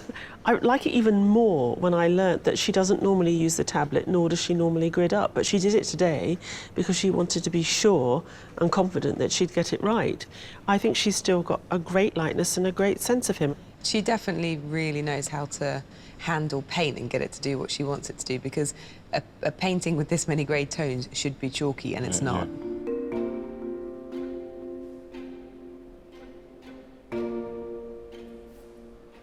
This is a really lively drawing. It was fantastic watching Kyla do it. I am so pleased that she gave us this one. I was expecting to come around the corner and see the pastel on the board, so I am delighted. I think it's a likeness, but I think it's much more than that. It's a character. To me, it's not always the most important thing, getting a really strong likeness. I just would rather get something that had a wee bit of life. Now they must decide on their top three. I'm really struggling. I think this is such an amazing crop. There are subtleties in the sitter's face there, which I absolutely think he's caught very well, which in this piece, although it's very nice, hasn't got quite the depth, has it? But which three have they chosen? Artists, your hard work has produced some really remarkable portraits. Yes, but unfortunately, only 3 of you can go through to the shortlist. And the first of those artists is David Mealing.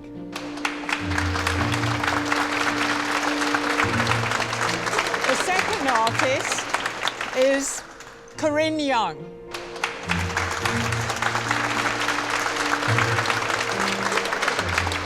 And the third and final artist to be shortlisted is Gareth Reid.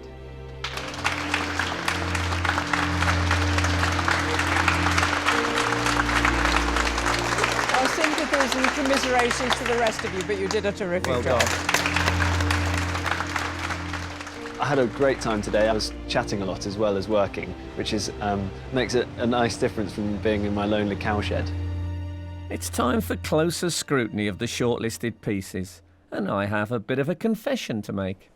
This is the first time ever that I've preferred the paintings that have been done on the day to the submissions. I mean, this fabulously technical thing, I like this a lot. He worked very slowly on this indeed to begin with, as though he was thinking through every way to get there. What was interesting about Sian today, she had a very difficult face to capture, and he's found something that neither of the other two competitors has caught, and he's found something very delicate in there. Yeah. I'm hoping the judges will see that I did everything I could to do a fairly finished painting today that, you know, hopefully they're happy with. What about Corinne? Right at the beginning, you spoke about the skin tones of her self-portrait, and the moment she put brush to paper on Adrian, she'd got that same skill. They feel real, and I think that these colours that she uses aren't chalky, they're rich, and I think she's got a very good understanding of colour and how to get paint to do what she wants it to do. I think there's a lot of practice that must go into that. The artists were complaining about him moving an awful lot, but I think that the problem they were dealing with is he's got this really restless mind. And to a degree, I think that portrait captures that restlessness, even though he's still and held tight. His eyes are very far away. He's sort of thinking about a million different other things. I'm in shock that I've been shortlisted and Adrian's picked my painting. It's been a really, really good day. Better than I ever thought it could be. As someone who knows Adrian well, I think that Gareth's drawing is more Adrian. I really like his confidence in his own medium. You know, you just feel that you're dealing with someone who really believes in the power of charcoal and the pencil, and he's stuck with it. It's a really, really lovely piece of work, and I'd love to see someone go forward using this different medium. What I also like is that in the drawing, as Gareth has been trying to find the face, you realise that the eyes are crooked and the nose is crooked and the mouth. Everything isn't quite right, and it makes As you... I say, it's exactly like him. But it makes you, as you're looking for Adrian, you're reinventing him all the time. It's a very lively piece of drawing because of nothing's so fixed and taken for granted. It's all been searched for. I'm hoping they just think it's a solid, convincing head. Hopefully that's enough. David, Corinne, Gareth, only one of you could go forward, and the judges have made their decision. The artist the judges have chosen showed a mastery of their medium and a unique skill in capturing form. And that artist is...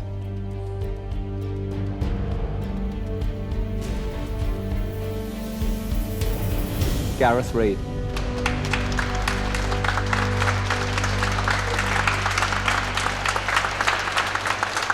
Congratulations. Second time lucky, eh? Unbelievable, can't believe it. It was quite tense there, but yeah, it's amazing. I think Gareth's portrait was really, really lovely. He did such a good job. Totally deserved to go through. I love black and white together, and I think the way he's done it, especially with charcoal and that, is just amazing. So I didn't expect to win, but I was definitely trying to win.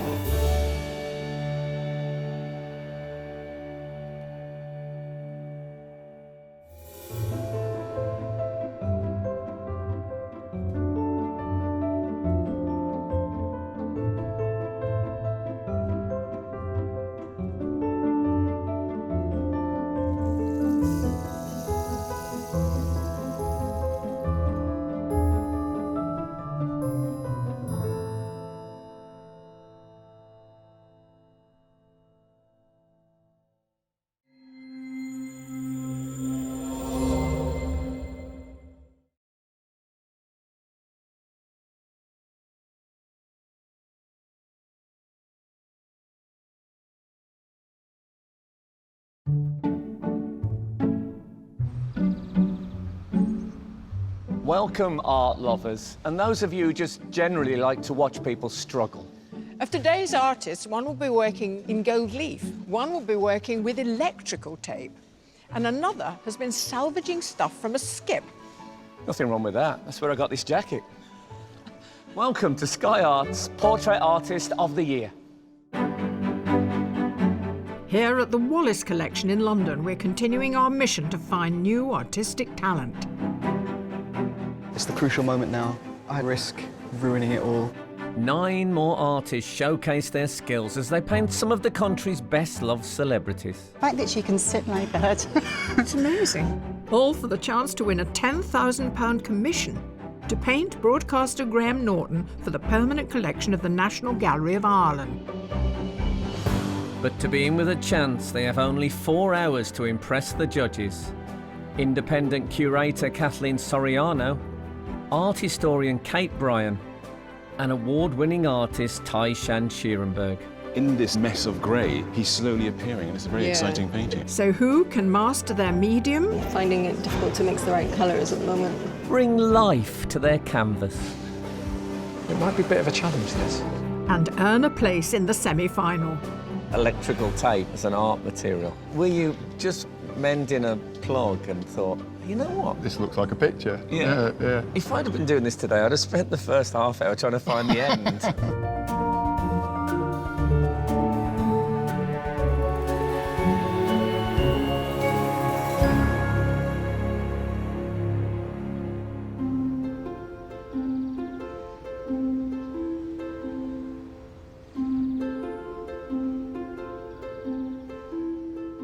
Hoping to impress the judges in today's heat of 4 amateur artists: Shula Sinclair, Jennifer Newland, Dan Genders, and Amy Rogers.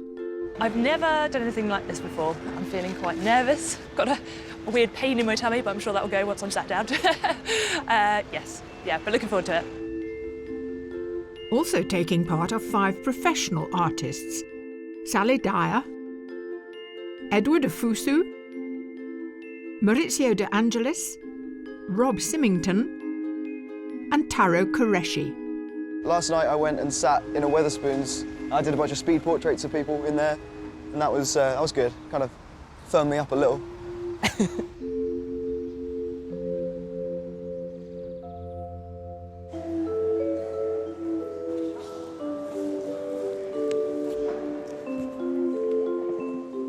The judges have only seen the artist's self-portraits as digital submissions, so it's time to get up close and personal.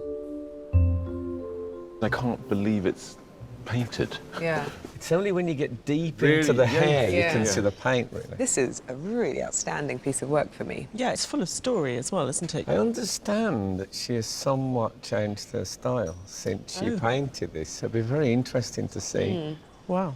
I hope we keep the Gothic, though. I like a good Gothic It's very wife in the painting. attic, isn't it?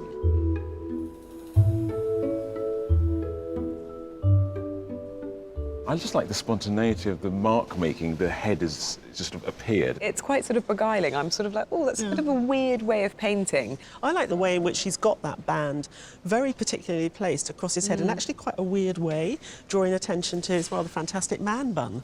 Yeah, it's a good bun, isn't it? Yeah, maybe that's why I like it. It's just quite cool, isn't it?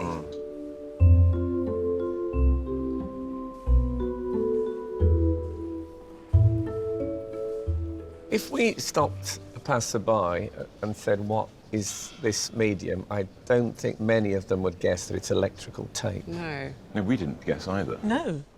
What I was originally struck by, because I didn't know the medium, was this fantastic light. The way that he's used the paper to inform the image, but also you get a genuine sense of this person existing in a time and a place. I think it's lovely.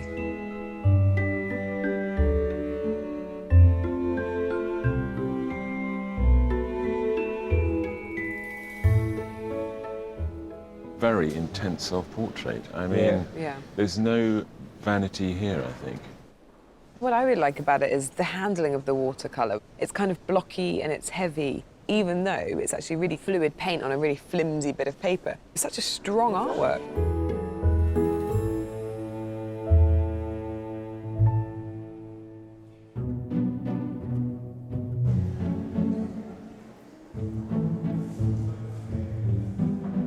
The artists have been divided into 3 groups. Each group faces a different sitter with their own backdrop. However, one of today's sets is causing a stir. The colour's a little bit garish.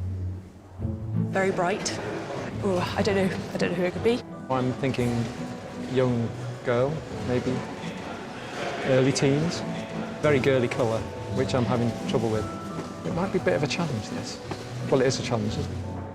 After working in conservation for local authorities, Rob Symington studied fine art, qualifying with an MA from the University of Chester. He painted his submission following a New Year's resolution to create a self-portrait every day. I'm getting nervous now. I've realised I'm up against really tough competition, some superb painters, and I feel out of my depth somewhat. Palettes prepped, brushes in place, and electrical tape at the ready, it's time to reveal the sitters.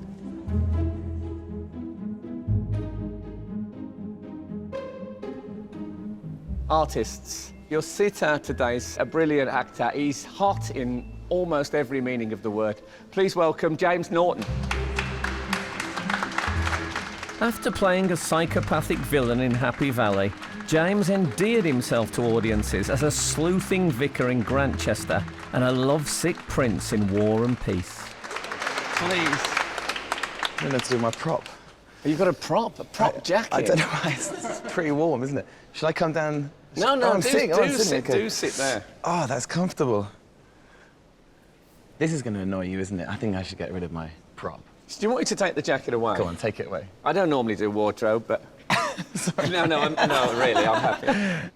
Have you an idea of what you're hoping for? Do you want to look noble, interesting, quirky? I mean, yeah, you all taking notes on those that would be fantastic. I'm intrigued. I'm never had my portrait taken. I'm sat for a portrait, so yeah, it's a new experience for me. Very excited. Artist, the sitter you're challenged to paint today is an actress with a very distinguished career in television, stage, and screen. Please welcome Leslie Manville. From playing the central character in bittersweet comedy Mum to Margaret Thatcher in The Queen, Leslie's become one of our most diverse and best-loved actors. Come and sit down here. Thank you. Well, now, this is not something you're used to doing. Never done it before. You've done everything in television, stage and screen, but you've not sat still for 4 hours. No, I haven't. How do you think you'll occupy your mind? Just to sort of be calm will be quite nice. I've got scripts to think about, what I'm going to eat for dinner tonight. Artist, your sitter today is a very versatile actor. He's also one of the UK's rising musical stars. He's the fabulous Raleigh Ritchie. Acclaimed for his roles in gangster film Adulthood, TV series Broadchurch and Game of Thrones, Raleigh has also recently released his debut music album. Sorry. Please. Thank you. I hope you like pink. I do, yeah. I wasn't sure that they'd take it this literally. Oh, you said so. It's your fault. Did, yeah, it's my fault. Sorry, guys. We've been passing paracetamol around for the artists. I should tell you that some of the sitters like to just keep an eye on how they're growing. I think I quite like to wait. Kind of feel like it would be unfair on these guys to sort of keep an eye and be like, are you making me look good? But there's a little subliminal hint, make me look good. No. OK. Well, what I'm going to ask the artists is what sort of thing you're looking for from Raleigh? A little glimmer in the eyes. That's what we're after. No, that was a wink. You need my eyes open, yeah, I assume, yeah? Yeah. OK. And you need to have your arms the same place so your shoulders don't change. Yes. Comfortable. Yeah. I'm tempted to sit deep, cross-legged. isn't it? Are you able to hold that? I feel quite relaxed like that, yeah. Good. Artists and sitters, your challenge is about to begin. You have 4 hours to complete your portraits, and the time starts now.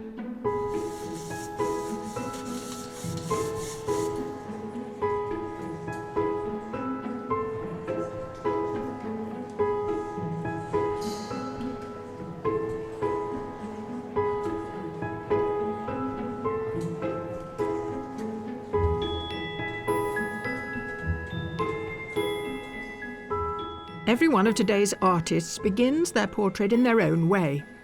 Several are making meticulous plans before they transfer to their main piece.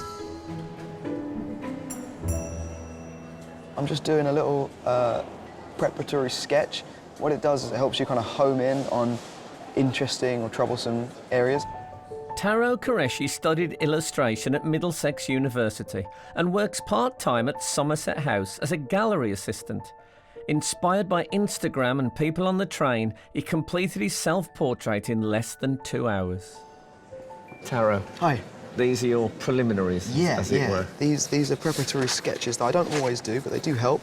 Whenever I see preparatory sketches, I always like them better than the painting. I don't know. My thinking is it's all about spontaneity and energy, whereas that is kind of gone after a drawn-out sitting for a portrait. Well, in that case, if it's all about spontaneity, why are you doing the sketches? Why isn't that happening up here somewhere? It's the same way that if you were to like improvise a scene, you'd have your motivations beforehand and your character. So when you leap in, you can be fresh and you can be energetic, and you can be off the cuff, but you know how you're approaching it. Well, I love it already.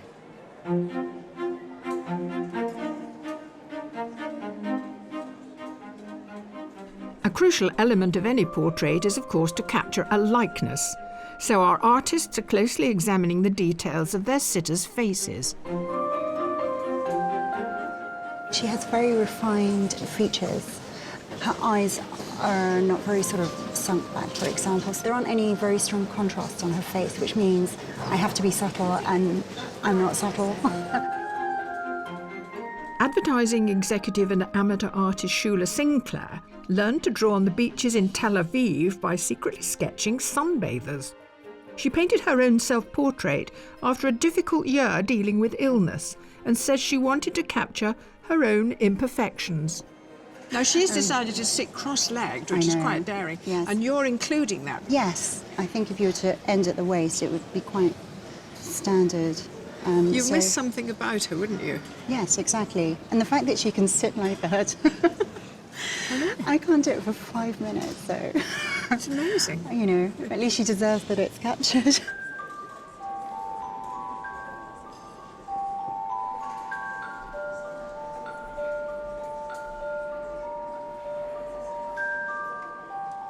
Tackling the outline of the face or body is the starting point for most artists. But that's not always the case. I don't have a plan, I'm just going to go wild and see what happens. Professional artist Edward Afosu was selected for the heats of the last series, impressing the judges with his energetic style. When he's not painting, he teaches digital art. Really exciting. There was just so much paint in this canvas. I got a sense of a lot of colours when I was talking to her, so I felt like let's pour some colours and then play with it and dance and create that dancing feeling. And the shoulders, are you going to leave her floating in that black swimming pool? Or? No, I think I'm going to put her top, everything in there. Well, I love the sense of energy that you've got in the background that you've taken from her, but we're also going to want to see a good head as well. That's your challenge. I know, hopefully. We'll be watching. Fingers crossed. Yeah, thanks.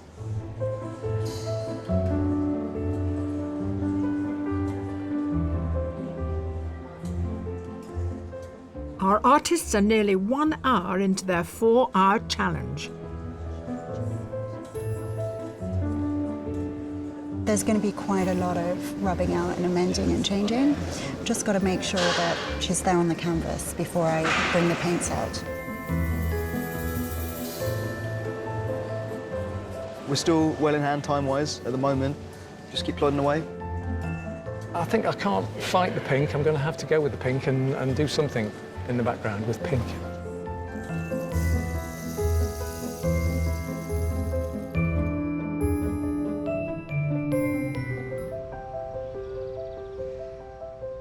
With a place in the semi-final at stake, our 9 artists have been capturing portraits of James Norton, Leslie Manville and Raleigh Ritchie. With 3 hours of the challenge to go, a mix of colours are finding their way onto the canvases, but one artist has chosen a very limited palette. Amy. Hello. You've started in, well, monochrome. Yes, I just normally paint with black and white. I have been introducing a bit of colour into my work, only blue and red. Okay, so that's... are you going to acknowledge the pink, do you think, today? I don't think I will. I'm too scared. I find it really difficult to work with colour for some reason. Amateur artist Amy Rogers used to work in a shoe shop and as a carer before becoming a learning support assistant. She painted her hyper-realistic self-portrait 3 years ago, but has made a huge change in her painting style since becoming a teacher. I have to say, I'm really impressed that you changed your style so radically, because I think that portrait is fantastic. And if I could do that, I'd probably think this is my style forever. Thank you. I think the stuff that I'd been doing up until a couple of years ago was just so systematic and so kind of regimented in a way. I knew what the photo was, I knew what the beginning, middle and end was going to look like, and I wanted to break free. I think it's probably good for the soul, that freer, wilder. Yeah, it certainly does feel kind of... How is your soul better? I think it is, yeah.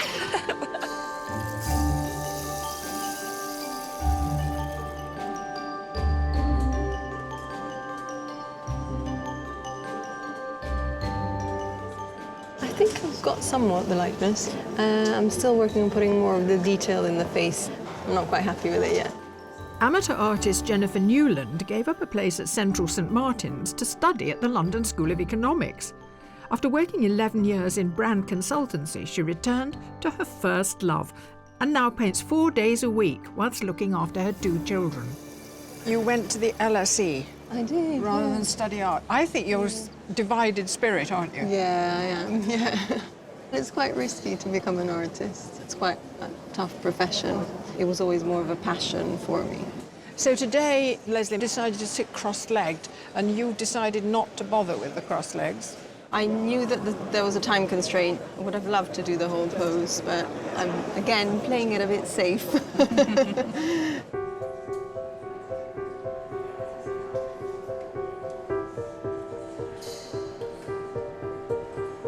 The whole reason that we kind of went for hot pink for my logo and everything is because it has that natural, like... Yeah. We used to say pink to make the boys blink. Yeah, it's making me blink, and you can't mix the colour. Can you not mix a colour that pink? It's a neon pink. I think you've got to buy it ready-made. But as the days progressed, it doesn't seem to be the problem I thought it was. The way he's sitting, somehow his colouring against that pink gives him a beautiful silhouette. Yeah, that's wonderful. Leslie is in a pastel paradise. Yeah, she said that her house was sort of shabby chic, so it's kind of this lovely oasis around her. Is that a problem for the painters? Because it's a sort of a washed-out look, shabby chic, isn't it? Yeah, but she's wearing colour purposely so that it can introduce some textures. I mean, I think she's a great sitter, and she almost looks like a little Buddha sitting there with her legs crossed. She does. I really would love to walk behind her and slowly remove the chair. I can hear you, Frank. Oh, sorry. She's fantastic, though, isn't she?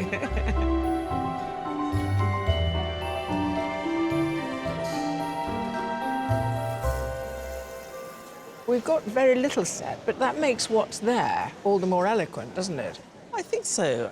The sets are subliminal in setting their context. So, for example, here, there's a reference to the fact that he likes to go swimming.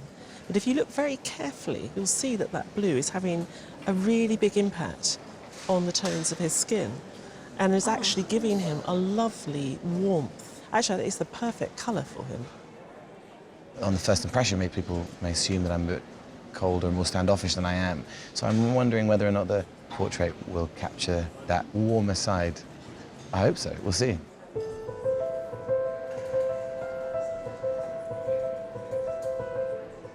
The blue background definitely affects the tone, and there's also this beautiful light coming in, so it makes the setting even more dramatic. I want the portrait to reflect this. Originally from Rome, professional artist Maurizio De Angelis paints portraits as well as specialising in scientific illustration.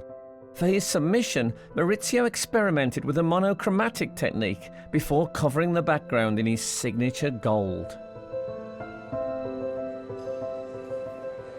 Your submission was like looking at this extraordinary relic of a past time, like maybe you'd find it in a church in Byzantium or something. Yeah. It's like an icon painting. Yeah. Am I going to see any of that gold leaf? Yeah, I really like Italian art and French art, and the use of the gold leaf gives something more to the painting. Yeah, it's wonderful to see that fused with your very contemporary style. Thank you so much.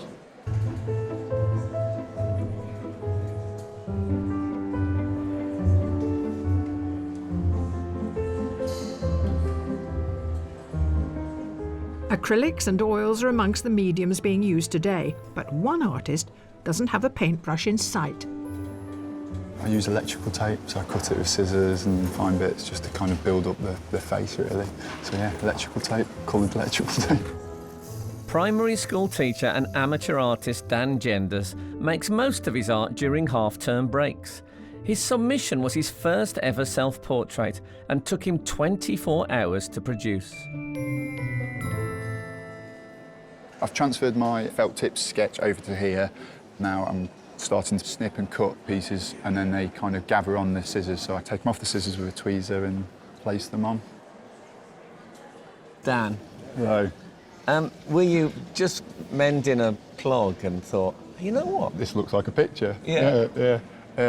No, well, I'm a teacher, so it was getting the kids to slow down. Rather than doing quick marks with pencil, it was getting them to cut the tape to make marks. So to slow them down, you thought, I'll give them a difficult, meticulous Basically, medium yeah. to work. Didn't have much planned that day, so... Okay.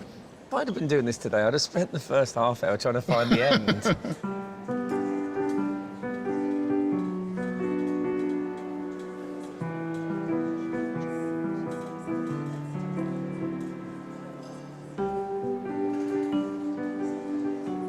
With my skin tones, I mix all the different colours and I just apply them and dab in them until it kind of reflects the shape of the face. I'm just trying to make sure that it represents James and his character and bring a bit of life to it. Professional artist Sally Dyer made it through to the semi-final of the last series of Portrait Artists of the Year with her painting of actor Daniel Roche. Since then, she has quit her job at a cafe and opened an art workshop with her mum in Preston. Sally. Hello. It seems like only yesterday we were speaking over your palette. So you've changed, I think. I think your art has changed. And I think you've changed a bit, do you? Yeah, I do. I think I'm more confident with my mark making and perhaps observe a bit more detail that I can include in the painting. Well, yeah, I think, yeah, you've grown up. Thanks.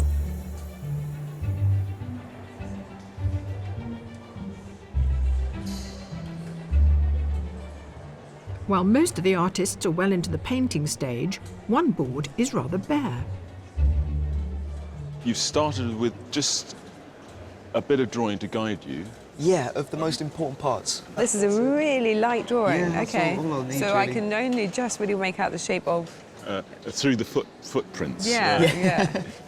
I think I've got enough to go on now. I'm gonna get going and then finish in like a record pace. It makes it exciting for us to watch because you're relying so much on your intuition. So It was also slightly nerve-wracking, I must yeah, say. you might age us a bit today, this afternoon, but no yeah.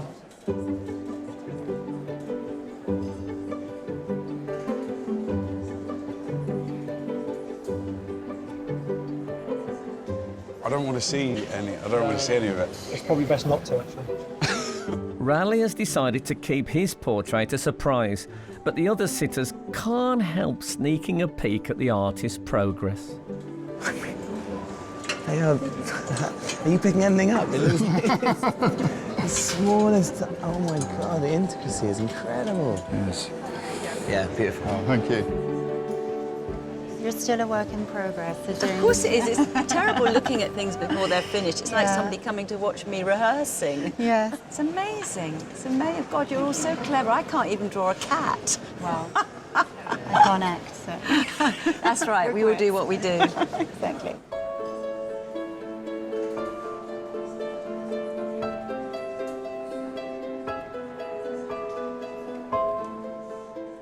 It's nearly halfway through the competition. I'm finding this stage unusually hard. Her skin is quite pale and the background's quite pale, so I'm finding it difficult to mix the right colours at the moment.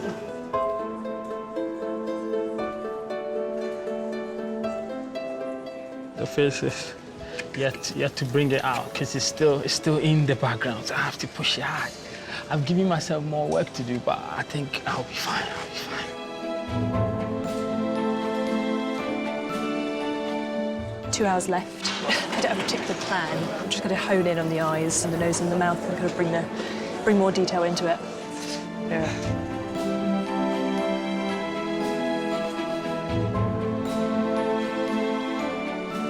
It's the crucial moment now. I'm not going to try anything too new at this point. If it doesn't happen in the right way, I risk ruining it all.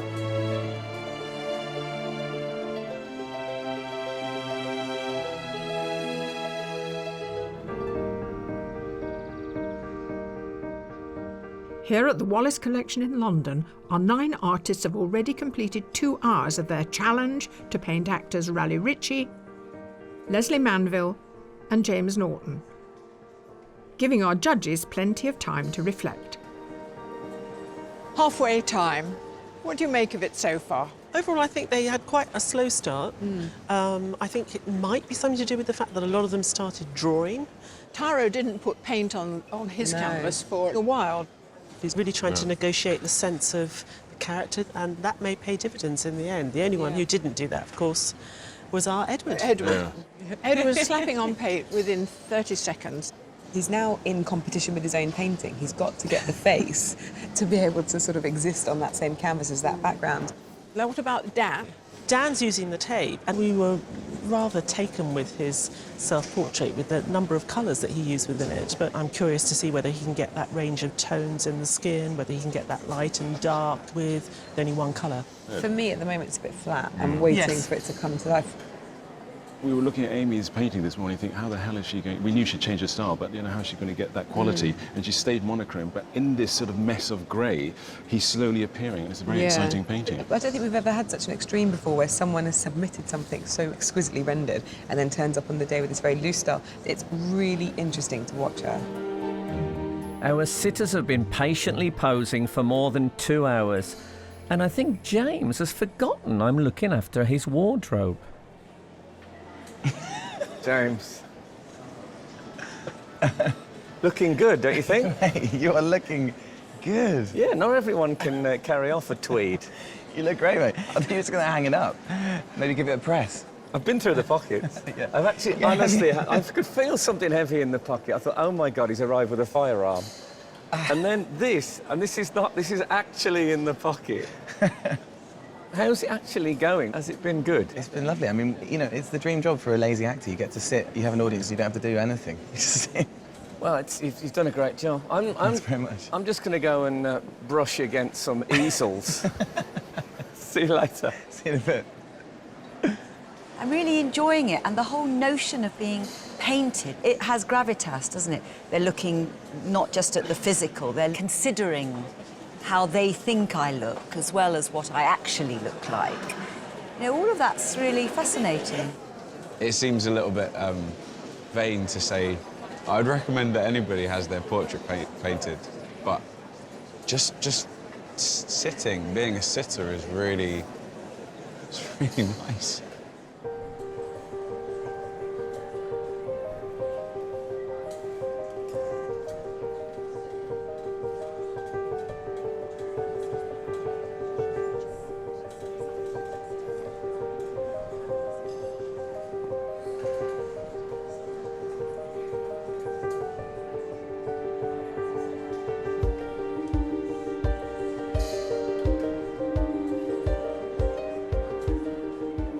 Are you going to add any other colours? I'm pondering it at the moment. I'm going to see how I am in the next 20 minutes or so. Would you like to then? Yeah, I think so. So if you did use another colour, is it going to be this pink? Pink or maybe a yellow. Okay. Thinking, yeah.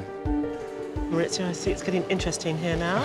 What do you have to do? How do you apply it? I would do something like this. And when I place the gold, I move a little bit. I want to create this dissipation. OK, but the Holy Spirit will have arrived with James by the time you've finished. Great. Rob, I have just to pause for a moment because that background is bright pink. Well, I went pink. You started pink? Then it just suddenly dawned on me it would look a bit more interesting if I left the highlights pink there, but the background was a complementary colour to show that up a bit more. A wise choice. Oh, I don't a bit know. late in the day? It might be a bit late in the day, maybe, but yeah. I had to know. OK.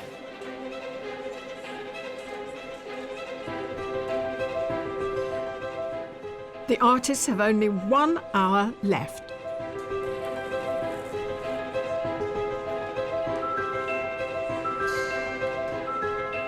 I'd like to work more on the detail and on the colours and tones, and obviously I have to put something in the background, so that could go wrong.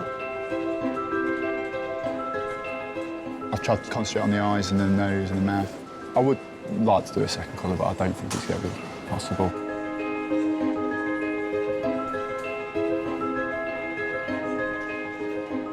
There can be one mark that's missing that's going to unify the whole thing, but there can be one mark too much. That's when the moment of adding too much and ruining it happens. I'm a little bit worried about the hairline. I don't know if that's in the right place.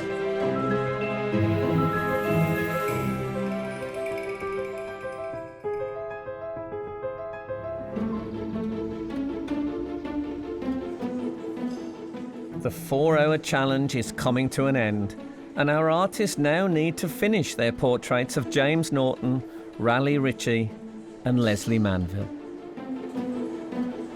We just have to fight the time now, so everybody's fighting hard at the moment. Artists, you have just 5 minutes left.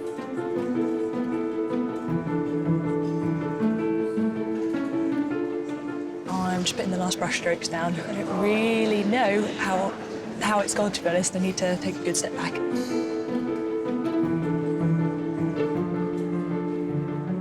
Bloody hell. Just doing what I can, really. Just enough to demonstrate what his hair looks like.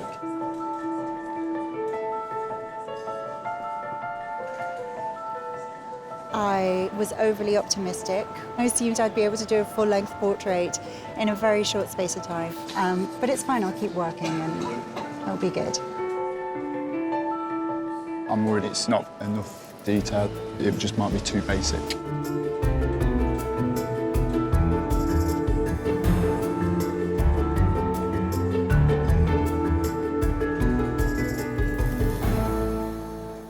Artists, your time is up.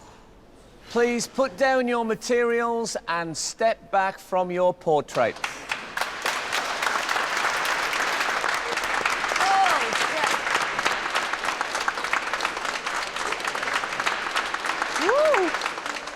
Having been sitting still for 4 hours, it's finally the moment that James, Raleigh and Leslie get to see the final portraits and choose one to keep.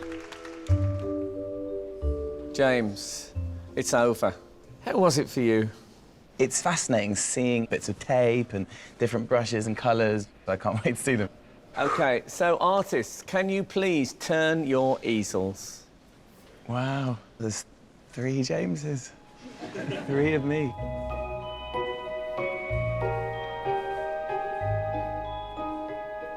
The colour's extraordinary, and the gold leaf. There's a sense of you exuding light, as if he's tried to capture charisma in concrete form. He just couldn't find anything. Let's move on. Mate, that's amazing, well done. You've made me look really clever. My mum will be overjoyed. That's good. I love it. I mean, I just can't believe it's done with electrical tape. It's amazing, isn't it? I love the simplicity of it. Solely on what suits me and my style and my flat, my little flat, I think I'm going to go with hands.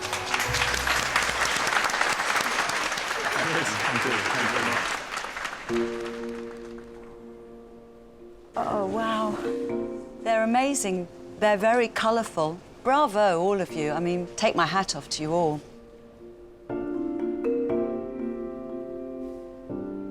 I think you've really caught me. I mean, the eyes are brilliant. I can see me, and it feels like me in a kind of relaxed mode.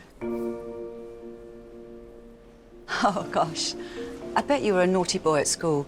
I mean, you just have disobeyed all the rules, haven't you, really? I mean, it's just extraordinary. This feels like the tough side of me. Something very regal about it. It's lovely. It's very tricky. I'm going to choose Edwards. Thank you. Thank you. Thank you.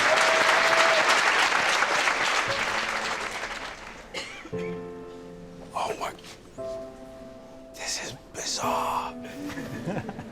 You guys are amazing. Seriously.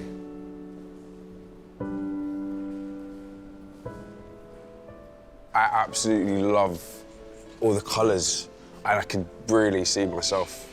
This feels like a very emotional painting. I love the detail. The highlights, I think, actually work better than if you were to just paint the background pink. This, to me, gets better every time I look at it. It looks almost photographic. I don't quite understand how you did that. I think they all have a sense of me, but I would love your painting, Amy.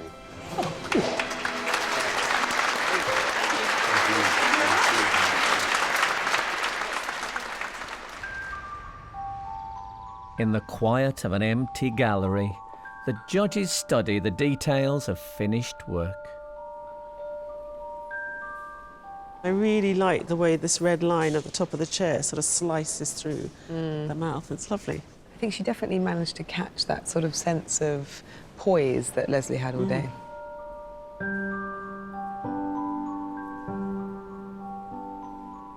He's found a charming, may I call it that, likeness of James here.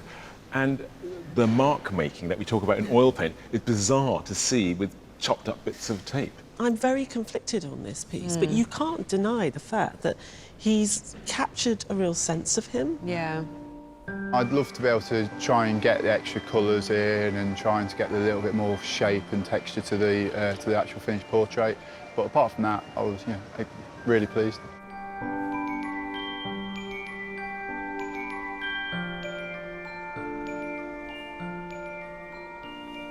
I think those small drawings there he was fiddling around with this morning obviously have informed him. It's got that vitality. I think it's a fantastic painting. I think he's caught more than the likeness. I think he's caught attitude. And for me, this is one of the best likenesses and attitude capturing in the room.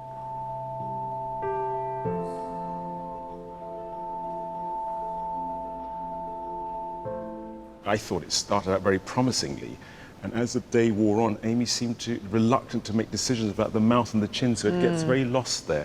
And in terms of mark making, it's a very beautiful bit of painting, isn't it, with the drips and the wristy marks. So it's beautiful. I would love to see that white-grey band there disappear and for him to have some definition. I don't think it would have hurt the painting at all. I thought the painting was going quite well in the middle, but at the end, and the form wasn't quite right, which the judges might pick up on. To help them decide who will go through to the semi-final, the judges first reduce the 9 artists to 3. I can't quite decide between the two. It's one or the other, isn't it? Yeah, yeah.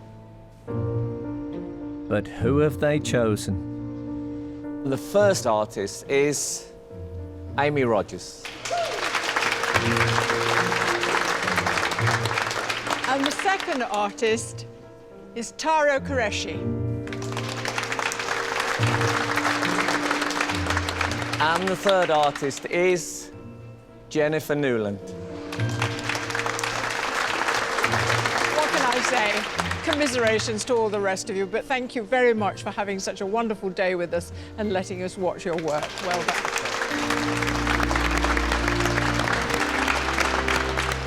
It was very intense, and yes, it was great fun. So I've had a lovely time. As the judges scrutinise the shortlisted pieces, there's something I want to clarify. Judges, how important is the self-portrait when you come to judge the final? It's their history. We get to see them working on the day, but when you see what they've worked on in their own time, it gives you just a sense of them as a person and what they could produce in the future. Amy's portrait is quite messy. It's drippy, there's lots of marks, and it could be a lucky accident. But we know it's not a lucky accident, it's because of her tonal range and understanding of how light falls on skin. It's intentional, and that intentionality shows a certain sort of artistic integrity and that she knows what she's doing. It might look easy to do that, but it's not. She's playing with paint, really trying to find the form in the paint. I feel like we're looking at Raleigh's next album cover here, really.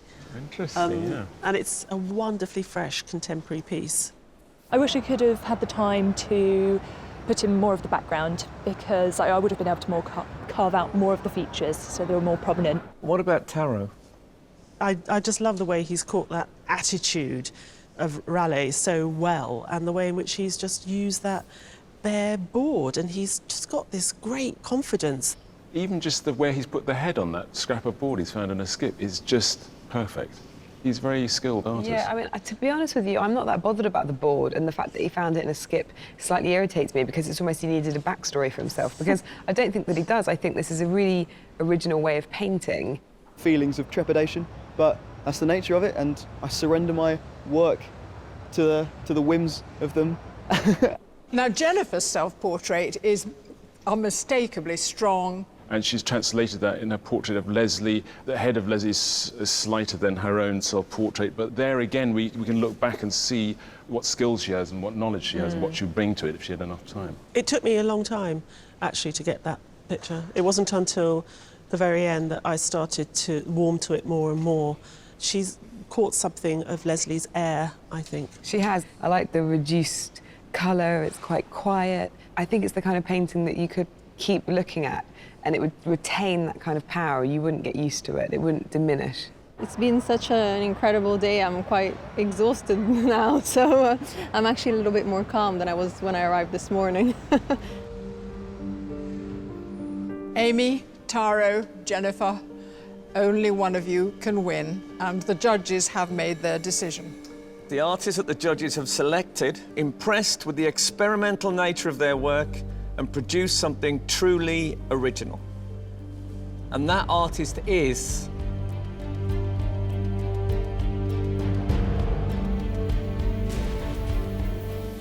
Taro Qureshi.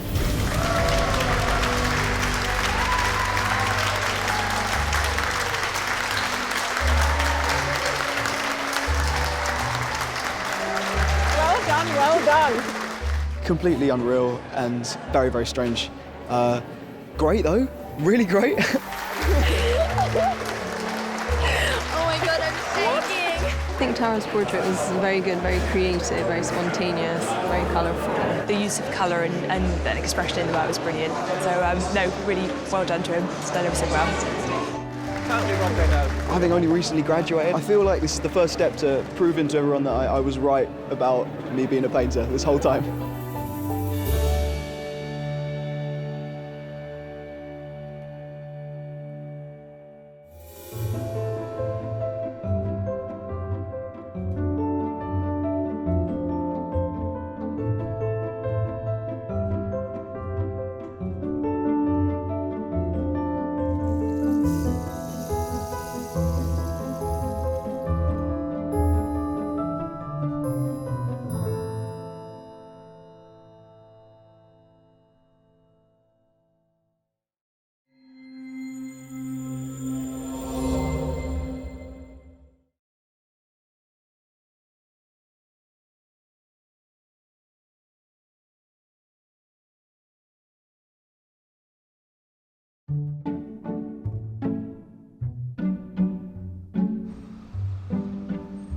Hello, we're at the Wallace Collection in London, where, once again, Joan and I march forward in the name of art. And in today's heats, we have among our artists a watercolorist, a printmaker, and someone whose self-portrait is just this size. Wow, she could paint her own passport picture. Yes, guess what? It's Sky Art's Portrait Artist of the Year. The Wallace Collection is home to this year's heats, and today hosts 9 new artists doing what they enjoy most. There's nothing else like it. It's paint. They'll have just 4 hours to capture 3 celebrity sitters. I want them to look like a still out of a film. And produce a piece of work strong enough to impress our judges, independent curator Kathleen Soriano, award-winning artist Tai Shan Shirenberg, and art historian Kate Bryan. You're going to get every second out of this, I can see. Within their grasp is a life-changing prize, the chance of a £10,000 commission to paint the portrait of Graham Norton for the permanent collection of the National Gallery of Ireland. Nobody seems 100% confident, but that's just artists, isn't it? So who'll be able to pace themselves? You could continue painting until you die. And produce a masterpiece worthy of a place in the semi-final. It looks a bit like a little Leonardo drawing. Oh, thank you so much. It really, really does.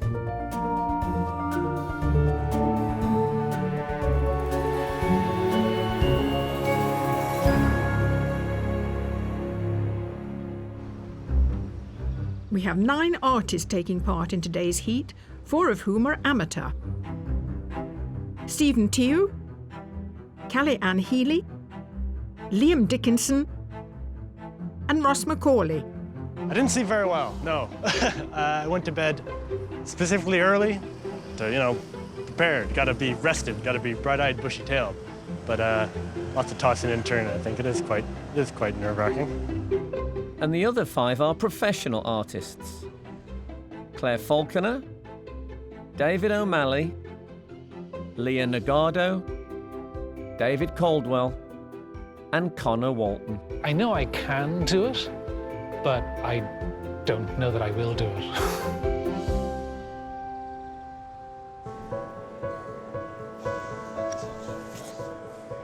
So much stuff. While the artists set up, the judges view the self-portraits they submitted to enter. Although they've seen a digital version, seeing the real thing offers new insights to today's artists. I don't think people realise how significant these paintings are. Am I right? Yeah, it's crucial because this is what they really believe themselves to be as an artist. This is them sort of well-dressed with best foot forward, here I am. Yes. This is like a sort of 18th century etching, both in the feel of the marks made, but also in the pose. He could be suffering from tuberculosis and he's in an opera, if you know what I mean. Yeah. Perfect. And it's great. It's got a lot of texture in it too. You know, it gives it a lot of character, doesn't it? Absolutely. I love this painting because it really transports you to this time and place. You know, the portrait of the artist as a young man wrestling with himself, maybe in a cafe, you know, just enough money to buy a cup of coffee. It's really evocative. Fantastic palette, lovely use of colour that gets the eye bouncing around the picture and then honing straight in to this head that sort of shouts character at you. Now, never have we had such a submission as this. So we can see it's less than hand size. It's a miniature. I also like the idea that the artist has put it on this block. It becomes a little object and sort of intrudes into our space. And also the idea that it is a miniature, but she still put herself to the side in a, sort of as a compositional device. I really hope we get something minuscule like this today. It would be great.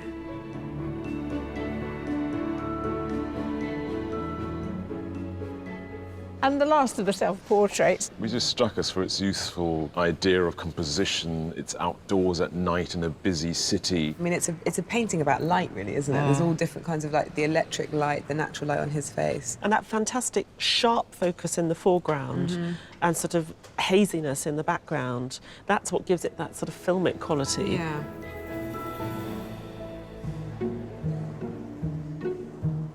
I brought my own personal shop today. Inks, oils, acrylics, charcoal, graffiti, some of my daughter's finger paints as well. I brought all my brushes, well, not all of them, but most of them. Some of them go back to my days of art college. David O'Malley is a professional artist from Lancashire. His self-portrait is one of a series of paintings exploring his interest in space science. Since graduating in fine art from Teesside University, he's worked on a range of creative projects such as acting and design, but spends most of his time painting.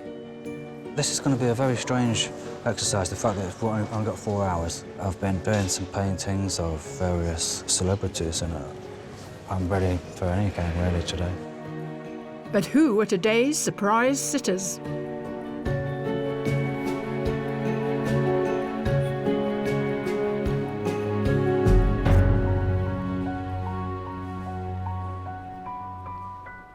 Artist, your sitter today has lived a varied life. He worked in a steelworks, he was a makeup artist, and now he's a hairy biker. Forget the oils and the acrylics. Today it's all about gasoline and gravy. Please welcome the fabulous Dave Myers. The envy of anyone who loves food and travel, Dave's role as one half of the Hairy Bikers duo means he gets to entertain audiences while in pursuit of his passions. Hello, Frank. Dave. No, you were an artist yourself, Dave. Yeah, I got a degree in fine art from Goldsmiths in the late 1970s. And do you still paint now? No, I'm rubbish. I'm much better with a plate. Artists, your sitter is a musician who's a master of the keyboard, and he's collaborated with people like David Bowie, T-Rex, and Cat Stevens. Please welcome Rick Wakeman. Finding fame with the 1970s band Yes, Rick went on to sell more than 50 million albums and continues to juggle a busy schedule of composing, touring, and recording in the studio. You've had portraits done before, presumably? I've had a couple done before, yes. My piano teacher, who I was with for nearly 15 years before I went to college, the first thing she ever said to me was, remember, as a musician, you're a painter. You paint colours. And I've always felt that art and music go so closely together. Artist, your sitter today has had a very, very successful music career. More importantly, she has the most exquisitely beautiful voice. Please welcome Katie Kassoon. Katie has sung alongside such musical giants as Eric Clapton, Elton John, George Michael and Robbie Williams, bringing the magic ingredient to over 30 years of live performances. Katie, what a joy. Please, can you make it in that? I can make it. I thought I might have to carry you in with that. So it's very frustrating having you here and you being quiet all day. Oh, yeah, I know. If you feel the urge at any point... To burst into song. Just do it. Please do, please. It'd be very inspirational, wouldn't it? Can I ask, is there anything you'd like from Katie? Anything you'd... Well, we'll have to decide whereabouts we want you to look, I guess, Yes. more or less. Can we give her something interesting on the wall for 4 hours, maybe? I'll stand over there. I do quite a lot of mime. Could we do something with the hands? This is sort of very defensive, you know? So if you could sort of... married as many times as I have, you are very defensive, let me assure you. The legs, is anybody... Do you reckon you could look at something a bit further in the distance? I just want to get that distant look. Yeah. Yeah, I've got you.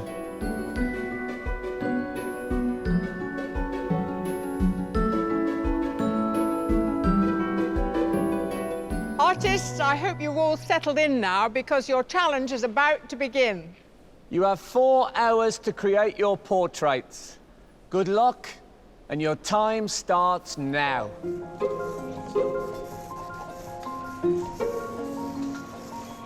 Just going to take a photo of you. This must feel really strange.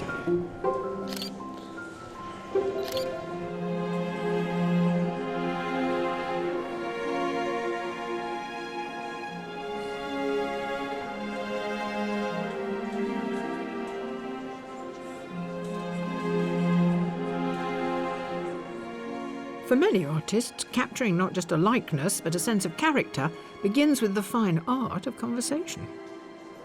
So, Lee, do you use a grid to get the likeness? Yes, just faster, I guess. Yeah. It's not the most fun, I don't think. It's the same in the old days, I suppose. An artist would have used calipers and a ruler, and Canaletto did all right, didn't he, with his camera obscura? Yeah, you see everything upside down. Leah Nagado is a professional artist living in London. From magazine art direction to fashion design, her career has always been creative. She even has a master's in fine art and a PhD in typography. At 63 by 85 millimetres, her self-portrait is the smallest submission we've ever had. This is 20 times bigger than your submission? This is ginormous. It's enormous comparing to that one, yes. What are the different challenges doing something absolutely tiny to working on a bigger scale? How do you think about it in a totally different way? Well, I don't know if I'm doing the cleverest choice of all, but, you know, I think Dave has a big personality. Yeah. So I think to reduce him to a smaller size would have to constrain it a little bit. So I wanted to give space for some of the flow. And I'm loving the flames on his back. Very Harley Davidson. Yes, very good. I hadn't spotted that, absolutely.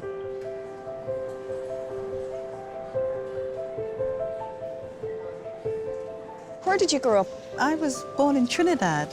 There's a particular part, though, in Trinidad called Diego Martin, or Diego Martin, but it's very lush. A lot of beaches. Okay, so sea. Yes, Yeah. a lot of sea. Sounds magical. Professional artist Claire Faulkner lives in a remote part of Donegal. Not a huge fan of technology, instead of referencing photographs for her paintings, she prefers to rely on memory, observation and imagination. I noticed you jumped around the other side to catch her. I was asking where she was from because I might try and incorporate a little bit of something into the background if at all I have time. So that symbolism is quite important to you because your self-portrait's clearly loaded with it. So... Yeah, but I haven't a clue what it's going to turn out like. Well, you know, it looks a bit like a little Leonardo drawing. Oh, thank you so much. It really, really does. Whether acrylic, oil or watercolor, there's a certain freedom for an artist who uses paint. But for a dry point etching that will be printed, the portrait must first be scratched onto a metal plate, a process that requires precision and patience.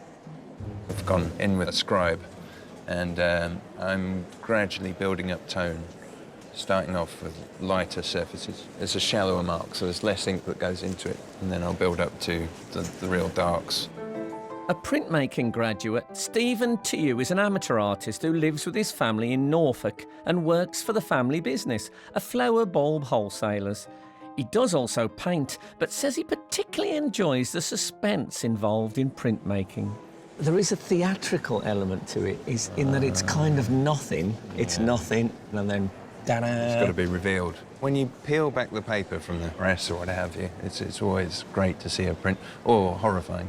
Well, I say it must be quite a reveal for you, Yeah. because you can't be absolutely certain. No, you can't. When I first came over, it looked a bit more like Rick Wakeman, but now I've settled down, I realise I'm looking at shadow and stuff rather than, it's very hard to tell. than white beard.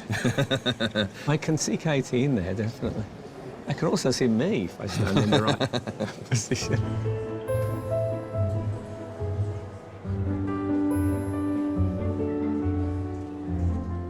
The artists have been working for almost 1 hour.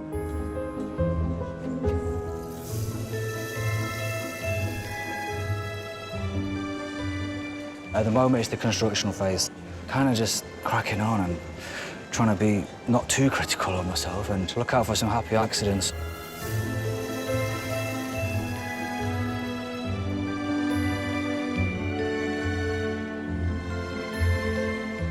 You're obviously trying to get a likeness, and oh my gosh, I'm so far away. This is so frustrating. Come on. The whole situation is quite unifying, like we're all going through it together. Nobody seems 100% confident, but that's just artists, isn't it?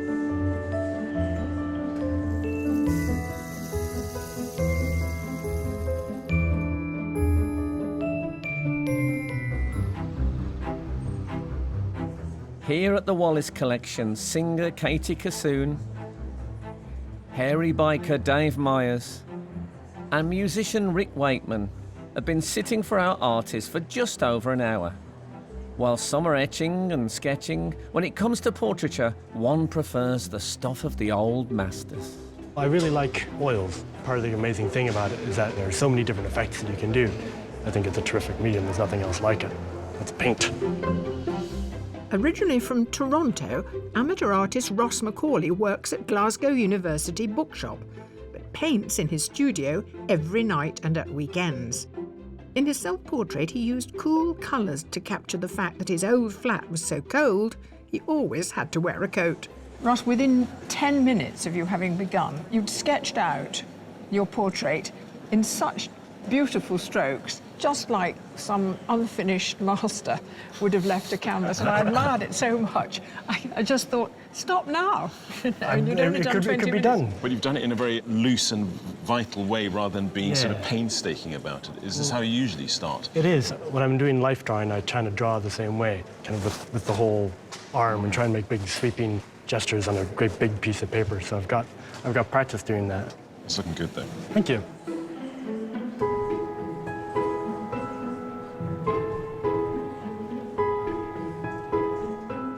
While some artists draw their inspiration from the old masters, Others are influenced by contemporary culture.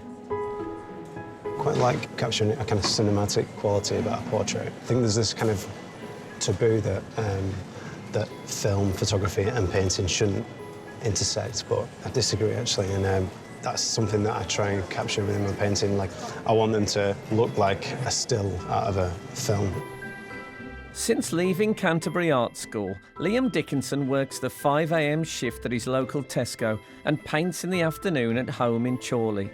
His self-portrait combines the light and focus of photos taken of Liam in his front room with that of Manchester streets at night. I heard that you learned to draw by sort of frame freezing Disney films. That's true. I used to have all the videos, and I started with Aladdin in particular, and I put it on, and then I would just pause each frame, draw it. On video? Yeah, I used to even write the dialogue underneath, so it was almost like a storyboard. I've got books that are about this big. Have you? Well, I suppose if you flick them through, if you've drawn them... Yeah, it's something, it's there or thereabouts. I really want to put in the other side of that moustache. Oh, I'm saving that. Oh, that's so tantalising. Like yeah.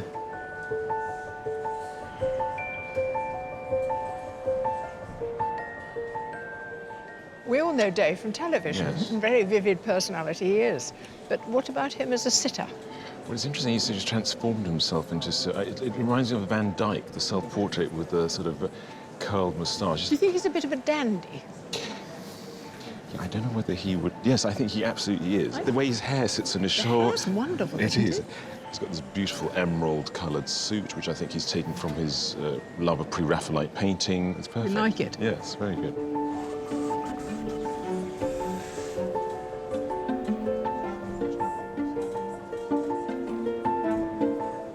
He looks to me like he'd be the ideal face to paint. He has got a fantastic head, but there is still lots of complexities. Rick's got particularly fine, fair hair and a fair beard. And how do you deal with all that paleness in a way and still give it a solidity? Yeah, stop him sort of drifting away into the... Into paleness. Yeah. You know.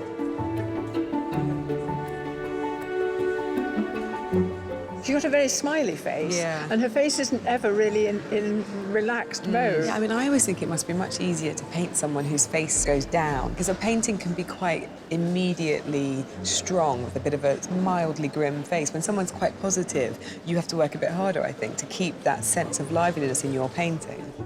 I'm gonna do your hands, so if you, just the way they are. Oh, okay. Yeah. You still haven't looked at any of them? Nope. Wow. Don't get me wrong, I really want to. David Caldwell is a professional artist who paints portraits, landscapes and still life. After graduating from Glasgow School of Art, he spent 2 years studying at the Royal Drawing School. His submission includes a small portrait of Vincent van Gogh, whom David's often told he resembles. Well, I hope he's a bit happier. Did you know when you arrived today you wanted to give us a sense of her in the chair with the background, you know, getting her dress exactly as it is? Yeah, it's not just about the features of the face, it's about creating a space and a believable person. I like trying to work the whole image, you know, using the dress as an excuse for rhythm and pattern, and the hair as well, you know, the way it all sort of flows. Yeah. Very frustrating doing very light hair. Because I'm using watercolour as well, it's harder to get lighter colours in because there's no strength to a watercolour white. Amateur artist Callie-Anne Healy lives in South Wales. Having studied creative writing with the Open University, she now works as a retail auditor. But she's also writing a book of poems for children which she plans to illustrate. She's the only one of today's artists using watercolour. I like that often when you speak to the artists, they say, yeah, I'm very influenced by Degas or Renoir. I know what you're going to say. Yeah. Yours was Marilyn Manson. Yeah, because I really liked his music and he did watercolour paintings. I'm not astonished to discover that Marilyn Manson painted, but the fact that he used watercolour. But you can get watercolour looking really miserable, see? If you tip this up, everything looks like it's crying. Yes, So... well, that's a good thing.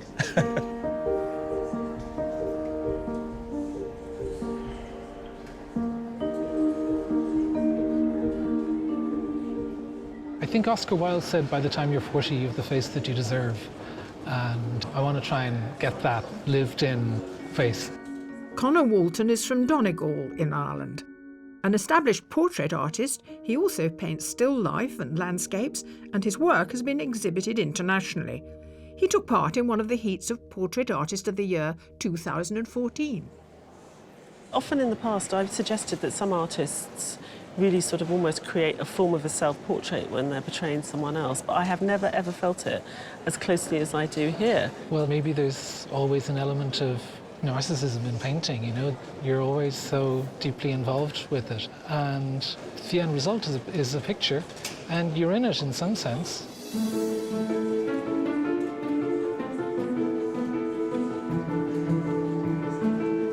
The artists have just over 2 hours of their challenge left. There's a lot happened quite quickly this morning. There should be time for some of them to develop.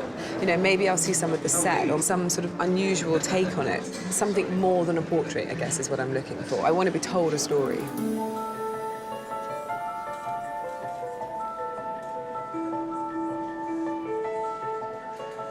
I'm starting to put a few elements in which I think perhaps will remind Kate of home. I'm just putting the background in now. It'd be such a shame to not include it, because it is quite remarkable.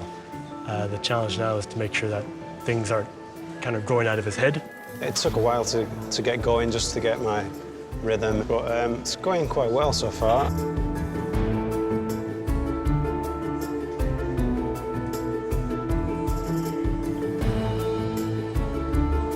I mean, I'm just trying to get the face in more than anything. It's looking a little bit salmon. So it might be better in half hour. We'll see.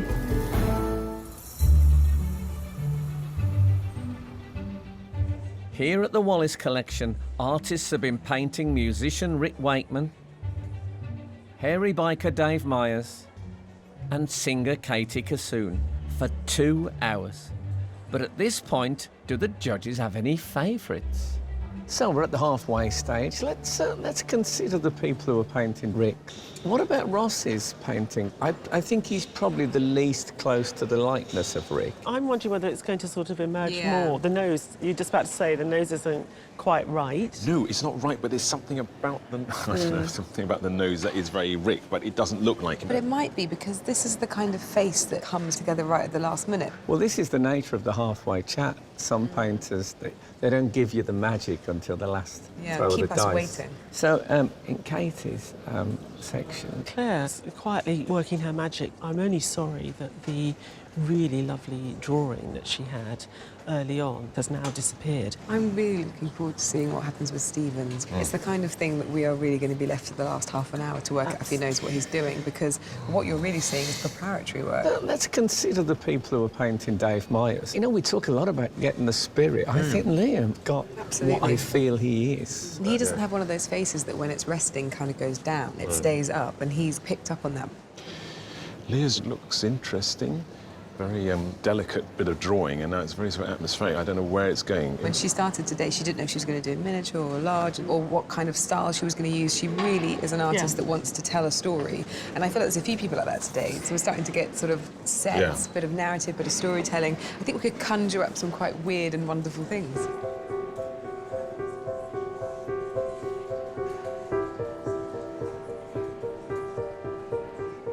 One of the things I'm not going to do is to have a little sneaky look. I hate people coming to the studio when I'm working, when we're doing music, especially if it's an orchestral session, because you're bound to get somebody go, well, I can't hear the French horns. You go, we haven't done the French horns yet. And you think, well, why don't you just listen to it when it's finished? I think one of the great joys of any art is seeing something for the first time. So I'm deliberately not having a sneaky look.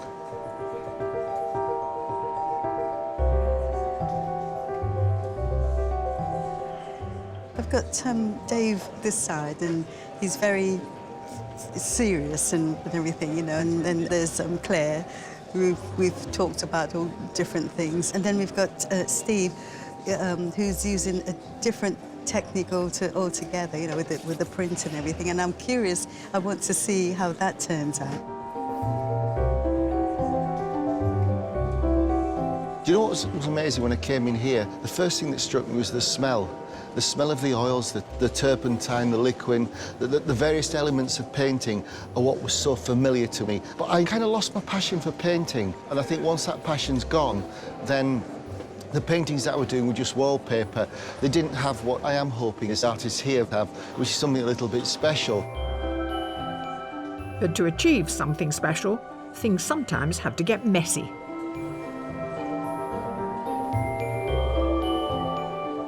My vision of it is to work with something that's really dynamic and colorful and free. Of course, Dave is the inspiration. He's my color palette. I'm not inventing anything. I'm just emphasizing some bits.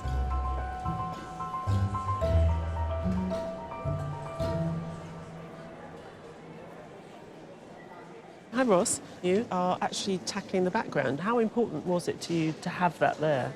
Well, I was sort of going forwards with it, not having it there, and it was just a sort of background brown for ages. But it was looking kind of bare. Like his head was there, and I was happy with his head. But I think it needed some life and some energy to it. I agree with you. I think it's shifted the likeness as well in a way. I think it it's has. sort of given that depth. I think that was the right choice. I was wrestling with that.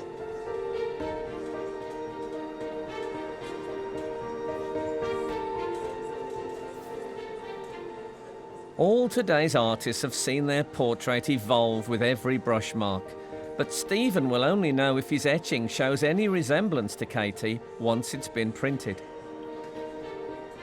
Without a proper press, Stephen has to ink up the plate and transfer the ink to the paper by compressing weights with a clamp along the length of the portrait. So down there is Katie Kissoon waiting to come out? Yes. Oh, please don't drop it. Okay. I'm a little bit anxious now. Okay. Ah. There we go. It's good. You happy? Yeah. There's a quality to it which it's hard to describe, but I can imagine leafing through an old book in a second-hand bookshop and coming across this looking exactly like that. I like it. Yeah, I think that's all right, actually.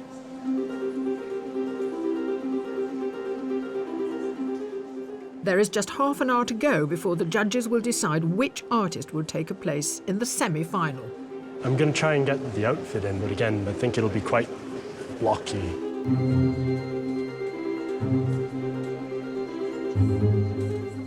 It's just about coming together. Looking forward to just getting finished. I'm flagging a bit now, if I'm honest.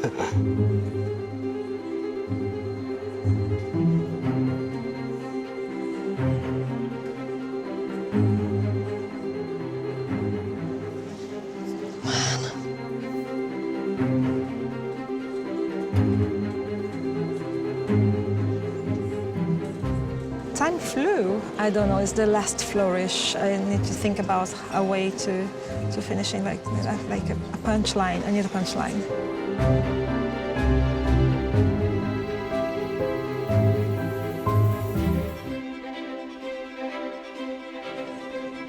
Here at the Wallace Collection, artists are in the final throes of their challenge to paint singer Katie Kissoon, musician Rick Wakeman, and hairy biker Dave Myers, and they must decide whether to risk more meddling or leave well alone. I suppose you could continue painting, working on a piece until you die, till the end of time. There has to be a point where you're kind of just content with what you've got and it's resolved. Artists, there are 5 minutes remaining. You're going to get every second out of this, I can see. 5 minutes. And I choose to paint earrings. What's that about? It's just about coming together. I'm just adding a few final flourishes.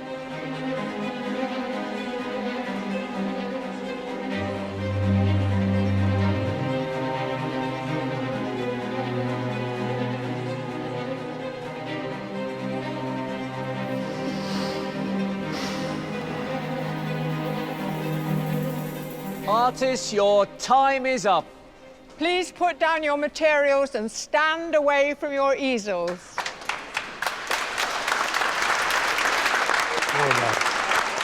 After observing the artists hard at work over the last 4 hours, our sitters can at last see the fruits of their labour and choose their favourite portrait to keep.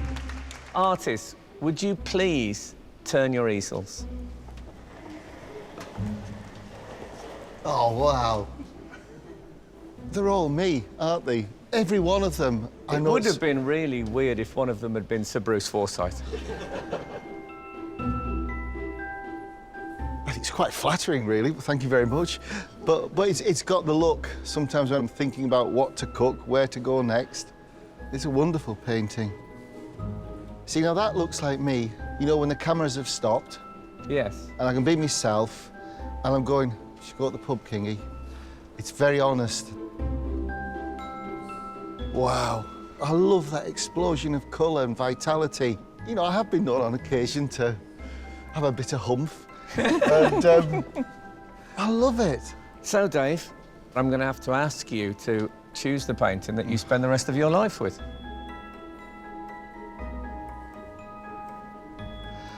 I think I'd like to take Liam's.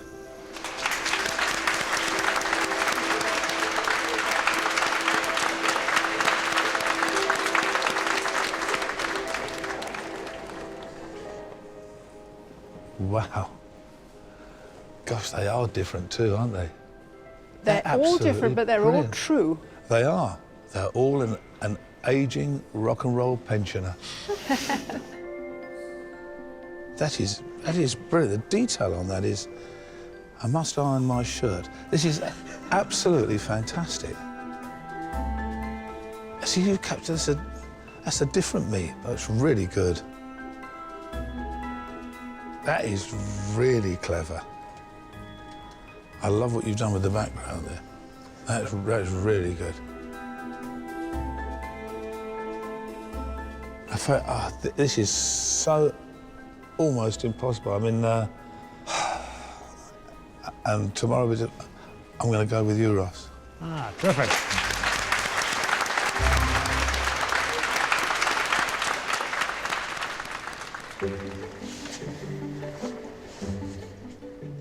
Right. Okay. They're all so different. So different, aren't they? Wow. I kept trying not to smile. No, but I think it's good because it's one of those Mona Lisa smiles that just whispers across your face. I like that it set you up in a tropical In eye. a tropical eye. That's the conversation that we had. Oh, OK. I can smell the papaya.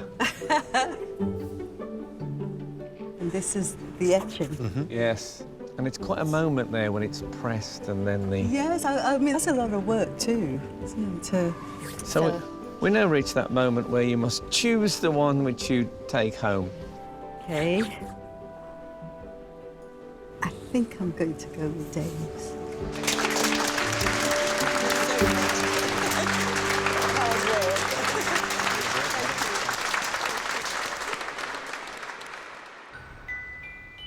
With such a rich variety of styles to choose from, the judges narrow down their selection before they decide on their final choice. This is a little gem. I don't think it's Katie, but it's very beautiful. Yeah, I completely agree with you. I think the eyes work, it's the lips that didn't work for me. But I mean, it's a fascinating process. I didn't quite get the likeness, and obviously I'm going to be a perfectionist about things, but I think anyone would be the same, really. I think she talked to Katie a lot about her childhood and where she grew up, and I think she felt she wanted to incorporate it into the picture, and it has that sort of illustrative feeling to it. She loves her work clearly to be full of symbolism, and I imagine that what happened today was it was such a controlled environment that she couldn't find that freedom that she likes within herself.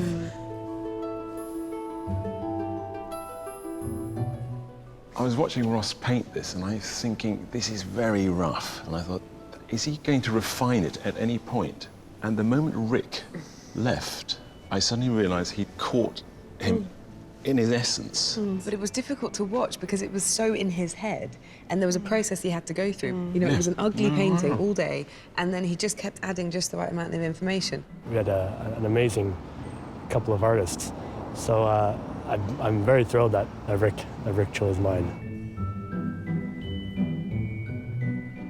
It feels like we've got the whole package here, nearly. You know, he's caught the mischievousness. It's a great likeness. The quirky moments, the glasses are treated beautifully, the sparkly eyes. I mean, I really like this painting, and I think a lot of people will like this because it does have that lovely, warm energy of Dave. But what really irritates me is the beard. Why everything has got to be painted with the same brush mark. And it's one of those aberrations I know for myself as a painter. Otherwise, it's a really good painting, so I'm kind of torn.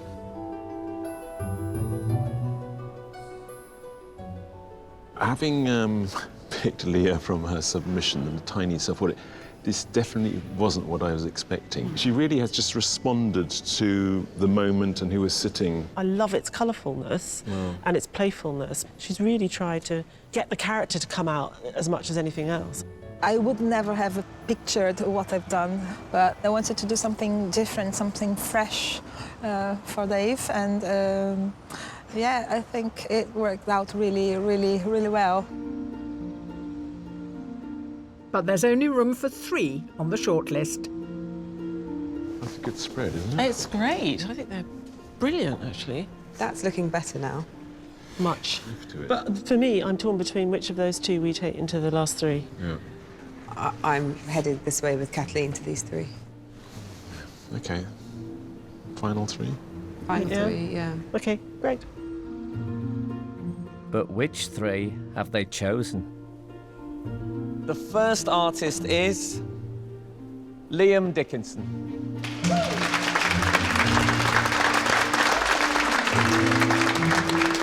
The second artist is Leah Nagado.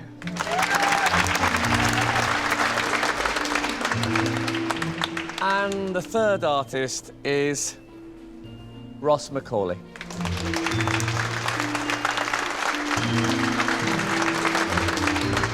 Commiserations to those who didn't quite make it, but you all did superb work as well, and we've enjoyed it very much. Absolutely. Well done. I feel all right about that. I kind of guessed as much, but I'm pleased I came today. It's a good experience. Story to tell the boys. I'm happy.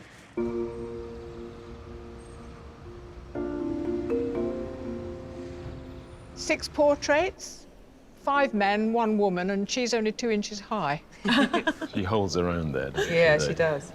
So I really fell for this, and I thought maybe you hadn't. Interestingly, we've found that we have a feeling about a painting, we're not certain about it, and we pull them out and put them next to other paintings. It seems to clarify their strengths or their weaknesses, and this certainly happened with this one, where suddenly Dave, as a kind of psychedelic wizard, has actually worked very well. She's the kind of artist you think, what is she going to do? I mean, she's clearly very talented and she's so creative. I think our problem here is that it's a competition. We're going to go to the semi-final and then to the final. It's a big prize at stake.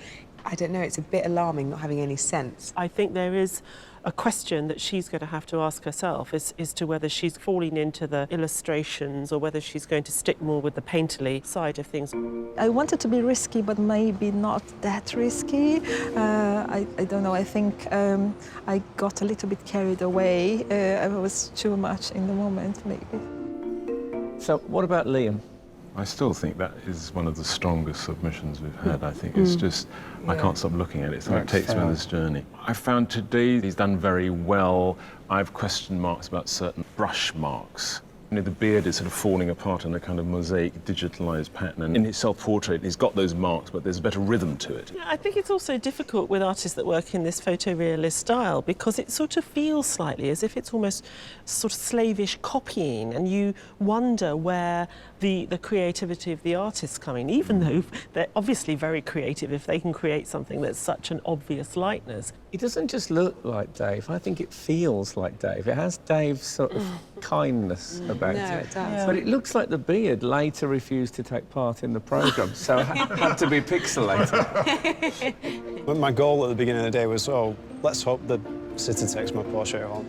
And he did. And then now I'm in the top 3, so yeah, dizzy heights, but we'll see. Right, what about Ross? I loved Ross's submission. It immediately tells you a story. And I thought it was excellent that he was able to take his time today. It looked really sketchy earlier on. It looked a bit ugly, but it was a process he had to go through. And he just started to refine it in the afternoon and pull the whole thing together. Rick's monumentality comes across, and it became really apparent once Rick had left the stage. I felt it had the scent of Rick in it. What I like very much too is the relationship to the background. I think it actually helps the reality of Rick's face, because there was a problem slightly with the profile, and the minute the background went in, it helped push him forward, so you did get that depth. I think it's a marvellous crop of pictures. Yeah, it's been a good Terrific. day. The other pictures are really good. They're really good pictures. It could be anybody's game. I'm just happy to be at this point. Leah, Liam, Ross, you've all done incredibly well, but only one can go through to the semi-finals, and the judges have made the decision. The artist that they have chosen captured absolutely the energy and essence of their sitter.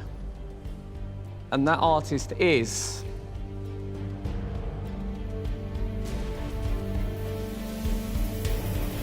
Ross Macaulay.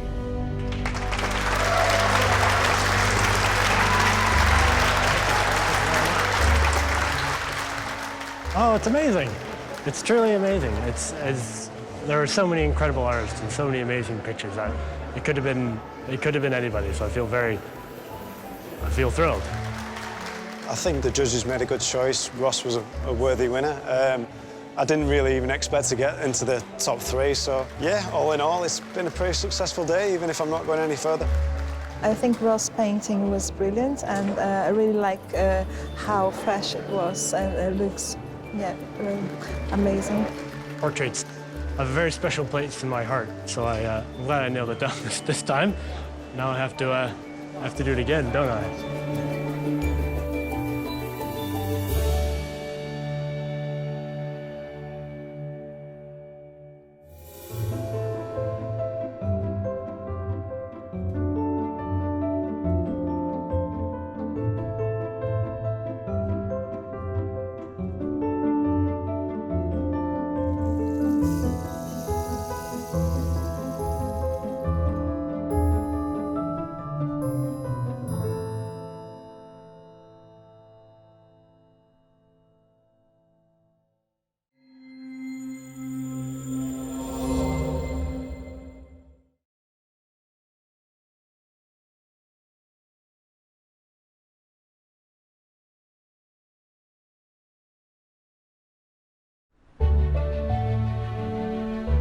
Hello, we're at the National Gallery of Ireland. And I have to tell you, it feels like the calm before the storm, because within an hour, there's going to be the unveiling here of a very special work of art. Yes, Gareth Reid, the Sky Arts Portrait Artist of the Year 2017, has finished his piece, which is Graham Norton in there. That isn't it, he's behind that. And it's not that abstract. And are you excited? I'm very excited. Over the past 8 weeks, artists have travelled from all over Britain and Ireland to compete for the chance to win this £10,000 commission. Professional artist Gareth Reid first impressed at the Wallace Collection in London with his charcoal drawing of broadcaster Adrian Childs. Gareth's drawing I love. It is monolithic, isn't it? He then competed alongside 6 other artists in the semi-final with a portrait of Imelda Staunton. It was a masterclass watching him create this. And after a tense final at the National Portrait Gallery, Gareth's drawing of Tom Courtney and striking commission of the High Court judge Mrs. Justice Chima Grubb secured his place as winner of this year's competition. Wow. It's just fantastic. This is an absolutely exquisite finished piece of art. Now we follow Gareth to the picturesque coast of Ireland, where he will sketch... I really do have resting bitch face. photograph... That left hand is sausagey. And paint Graham Norton, discovering a remarkable family connection in the process. That's ridiculous. I'm embarrassed for Ireland.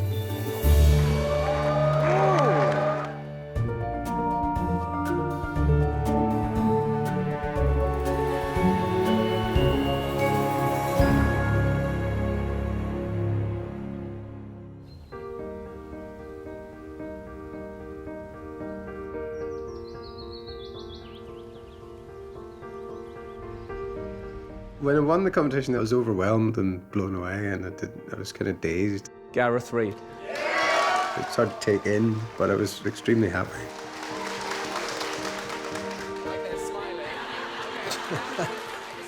The challenge of painting Graeme is conveying some of his personality in a subtle way without being too over the top about it. He's got a good beard on him, so that's a good thing. I enjoy a beard. 41-year-old professional artist Gareth Reid is originally from Belfast. He moved to Glasgow to study illustration at Glasgow School of Art and has stayed there ever since.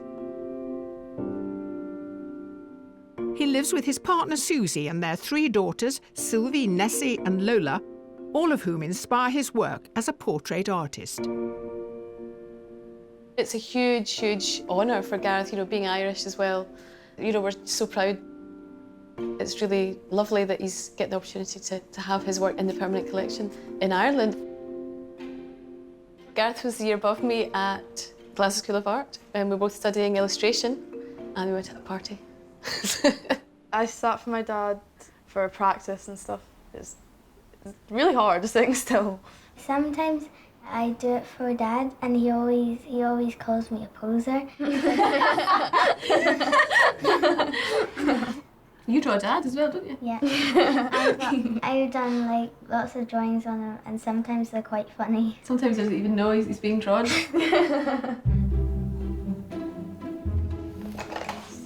What part's that? Face. Face, okay.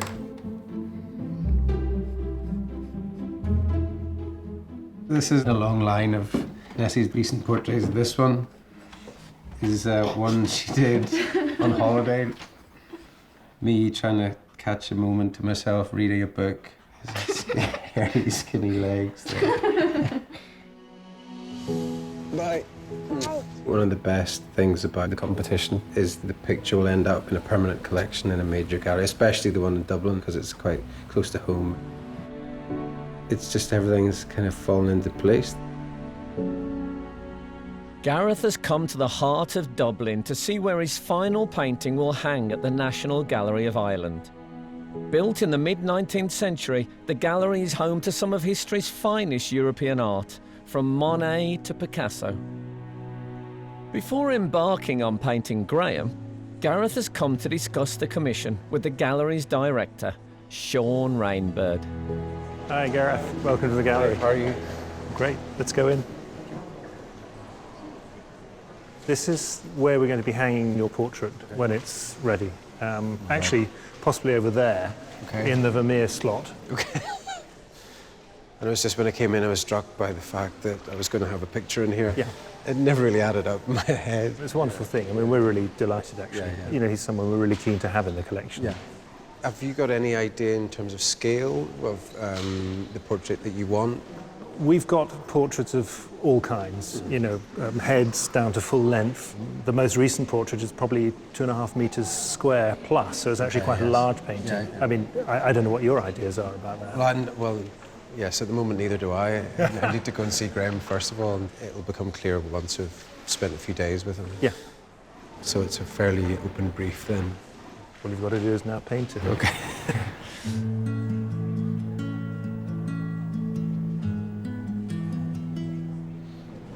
This is going to go in place of the Vermeer, which is ridiculous, but there you have it. Just coming in here, realising that a picture of mine is going to hang in here, it just became quite real there, so I'm slightly amazed by the whole thing. It's great.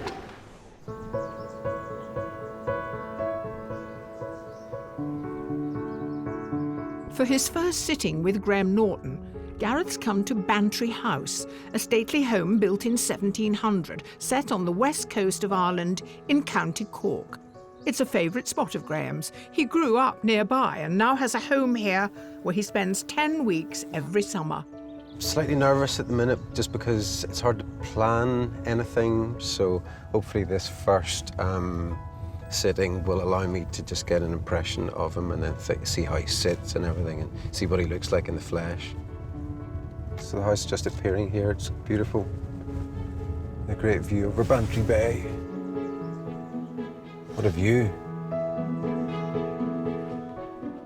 Gareth has chosen to do the first sitting in the drawing room of the house. So today I'm just going to do a charcoal drawing, just a head, so just keep it simple. It's good to start actually doing it. Hello. Hello. How are you doing? Very well. Nice to meet you. I'm Graham. Hi, how are you? I'm all right. How are you? I'm fine. You ready? Welcome to Bantry. Thank you, thank you. Yeah. Have you been here before? No, I've never been to Bantry House, but I know I'm quite familiar with the area. Oh, okay. Oh, are you really? Yeah, well... What's going to be fascinating is that process of having your portrait painted. I hope we're able to chat. I don't know how he works. Maybe he requires silence. I mean, but you kind of think if you've decided to go down the portraiture route, you must quite like people. Otherwise, you've chosen a horrible job for yourself. This initial bit is really just to talk to the sitter and stare at them. I want permission to stare for an extended length of time. Do I have to choose an expression? You don't have to choose, just your resting expression. my retching bitch face. Yeah. Choose from this list of expressions. Yeah. Okay, no, usually just your kind of, your resting face. Okay. Try to look benign. Yeah, look benign, yeah. Big grins are for photos. Yeah, yeah, absolutely.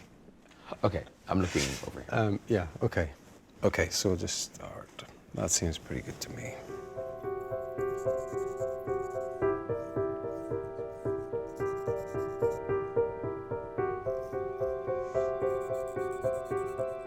You grew up around... I grew up in Bandon. Bandon, yeah. Which is about an hour from here. Yeah. Did you spend a lot of time in Dublin? I was born in Dublin. Right. But left when I was about 2. And how come you know Kerry? We've got a holiday house, our family holiday home. Oh, We've been going for Schneem. Oh, yeah.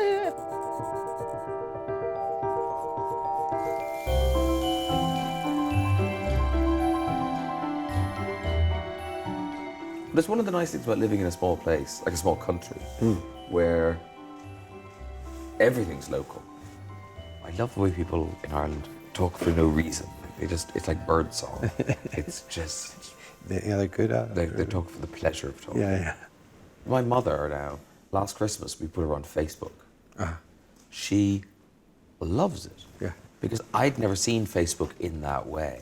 But for her, Facebook is like the most local news imaginable.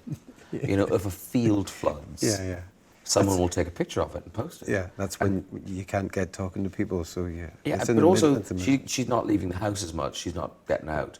Yeah. So she's, oh, did you see that car crash? Well, yes, I did, because there was a picture on the thing. Or I'm up to date. Yeah. I'm up to date. Yeah, a tractor, drove into a wall. Yeah. Got it. Yeah. Seen it. My mother loves this program, so she's beyond happy I'm doing it. I don't think I've had my portrait painted before. People have sent me pictures they've done of my head. I got one done entirely out of buttons, which is nice. I did, when I was a student, a penniless student, I was a model for life drawing classes. So there must be drawings of me somewhere in Cork. Having a picture in the National Gallery of Ireland is, it's brilliant. But it is kind of amazing. But what do you think? Well, no, it's kind of amazing for both of us. I've seen the spot where it's going to hang. Oh, have you? Yeah. There's currently a Vermeer there.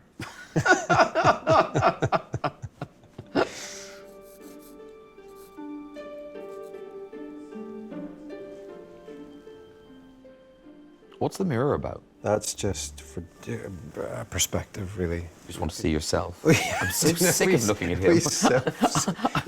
I'm just going to look at my own face for a few minutes. A wee selfie. Yeah, it's just for perspective, just because you lose track of what it actually looks like. You get so caught up in little parts, it helps you see it as a whole. I mean, the National Gallery of Ireland, look, that is wildly posh to be in there until people are going, who the hell is that? And it's just discreetly removed. But the nice thing is that no matter what was at the end, there is that reveal. You get to see what he's been doing. Whatever he produces, it'll be a delightful surprise. Since winning the competition and then knowing it was Graeme, I see him everywhere on TV, so I suppose the impact of it being him is gradually dawning on me, and I think If I do a good picture of him, so many people are going to see it just because it's him. Gareth has 3 sittings to get to know Graham and work out how best to capture him before painting his final portrait for the National Gallery of Ireland's permanent collection. Gareth Reid is an hour into his first sitting with Graham Norton at Bantry House in County Cork.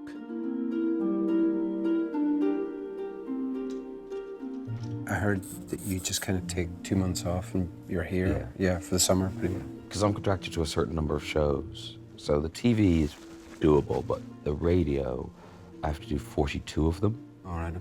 I don't take any holidays. Yeah.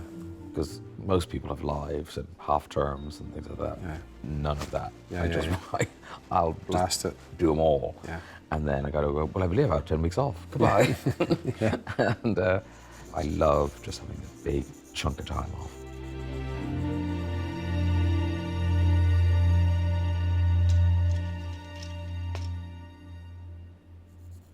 Was I paying attention properly? Did you turn that thing upside down? When I say that thing, the canvas. Yeah. It's like standing back from something. So it could be either way up. yeah. It doesn't matter. Let's do. I'm going to make this the top. Us bearded men that are like yeah, that. exactly, yeah. But it helps you see the little shapes a little bit. It just changes them, see them a bit clearer.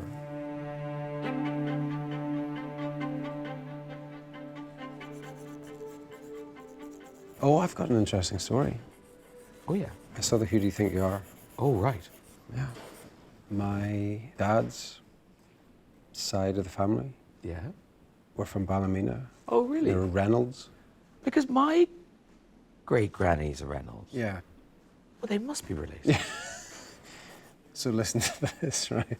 So I was trying to clarify it. They had to speak to cousin Audrey in Ballymena and work it all out. So I said, right, send it to me in writing so I've got this straight. So he says, I think that James Reynolds, who was featured in the Who Do You Think You Are? Yeah. Was my grandmother's brother. Oh, God. But yeah. That's hilarious. Yeah. So what does that mean? I'll check with my mom tonight. Yeah. But, yeah, we probably are related. Yeah, fun. that's hilarious.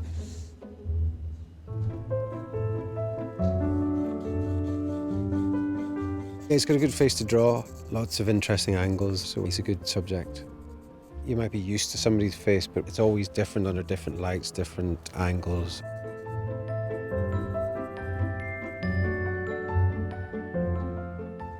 So this is the first sitting, concentrating on the head, you know, look at the geography of the face, get to know that. Okay. See how you sit and everything, so, ready? Okay. Oh, wow. That is great. That isn't what I was expecting. The eyes are really good. It's more of a sculptural kind of... Yeah, no, it is. Well, it's more like a carving of me Yeah. than a drawing. Yeah. I really do have resting bitch face, though. It was getting sterner and sterner as time went on. As the flesh fell.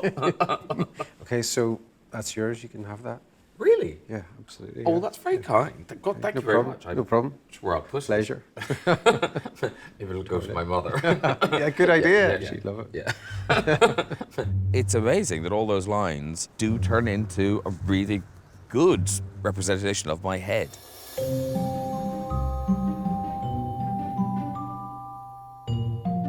Because of that Irish connection, I think we might be related, but quite closely related. His father's a Reynolds, and my mother was also a Reynolds. But my mother will know, one way or the other, and that will be the definitive proof.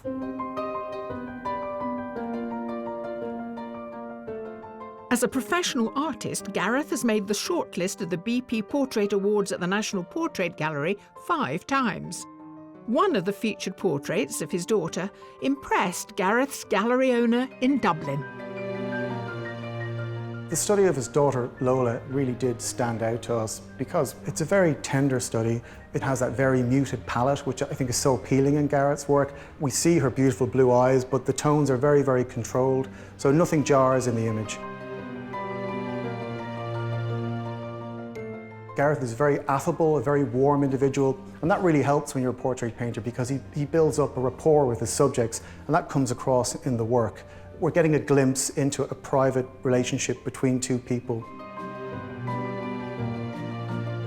In terms of his skill as a draftsman and the compositions of his work and his use of colour, he really has mastered the craft of painting and drawing.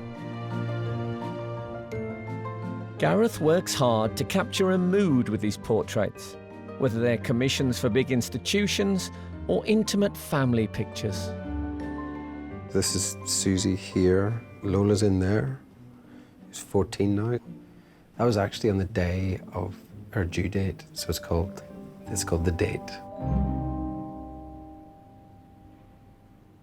You can convey some atmosphere quite quickly with charcoal. So you just do the basic drawing, first of all. And then it's just tons and tons of scribbling and taking it off with the rubber and then putting it back on. And so eventually over time you get things disappearing, things going over and around. I think it builds up that way.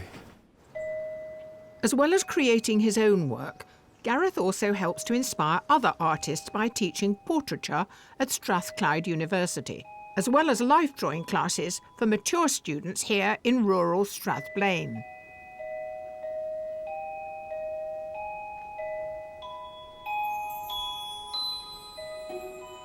Let's have a wee look. The space between the knee and the back of the knee. What do you think? You could do it. No. I've got a few regulars that come.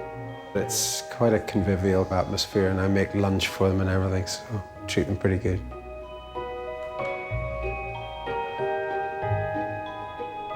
Looks like she's smoking a wee pipe there.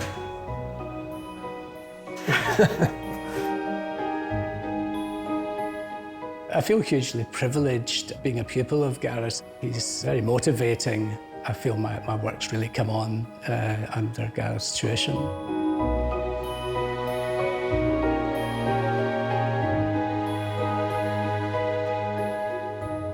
I was very happy that he had become Portrait Artist of the Year. He's one of the most outstanding portrait artists certainly we have in Scotland. It's a huge accolade for a living artist to be in the National Gallery's permanent collection. It'd be so good for Gareth's profile as an artist to have painted such a notable figure. It's really going to take Gareth's career to a whole other level. Over the next few sittings, Gareth will need to scratch beneath the surface of Graham Norton's public persona to create a portrait worthy of the National Gallery of Ireland.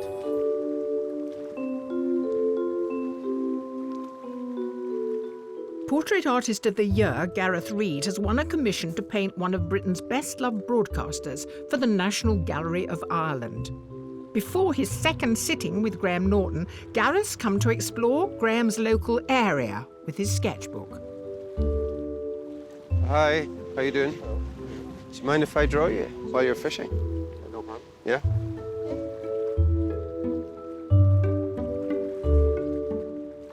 You're supposed to keep a sketchbook and draw all the time. Just keep it on you and draw. So it kind of keeps your practice going, keeps you looking.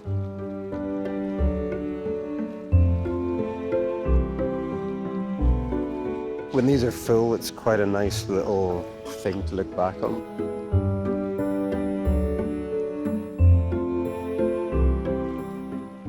It's gorgeous, isn't it? It's so nice when the sun shines in Ireland. It's hard to beat.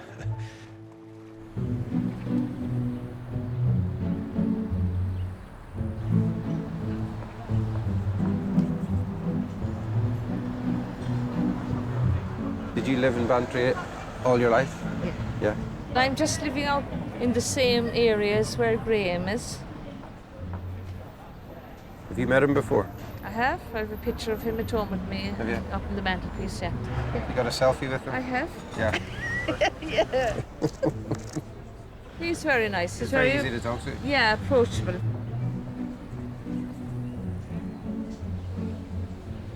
That's now one bit like me. No. I swear to God, I don't think he can sketch at all. Get the hell out of it. My son can draw better than you. Listen, thanks very much. Thank you. Good to see you.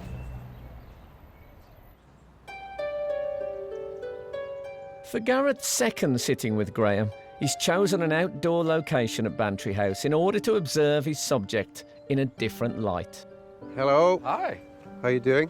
Very well. You're very optimistic of the Irish summer. Yeah, it's going used to to it. last for another few hours. Yeah. I know. I've got to change the tracky bees in the boot there. Where am I?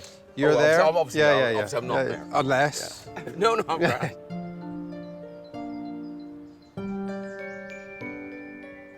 We're going to try and do the other angle this time, maybe. So, Oh, so I'm looking. Well, just look kind of over my shoulder. I don't want to, make you sit in like a Thoughtful, Graham. Thoughtful, Graham.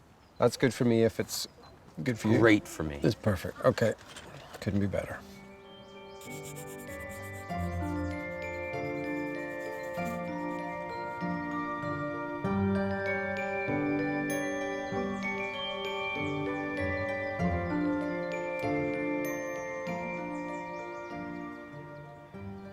Well, I have information for you. Yeah. I spoke to my mother. Oh yes. And she can confirm, and this is crazy, that my great-grandfather was the brother of your great-grandmother. You're joking? Yeah. That's No ridiculous. way. I know, that is. I know Ireland's small, but still. That's pretty amazing. Yeah. Well, actually, my mother was saying, does your dad have an email? Yeah. Yeah, she'd email him with it. Yeah.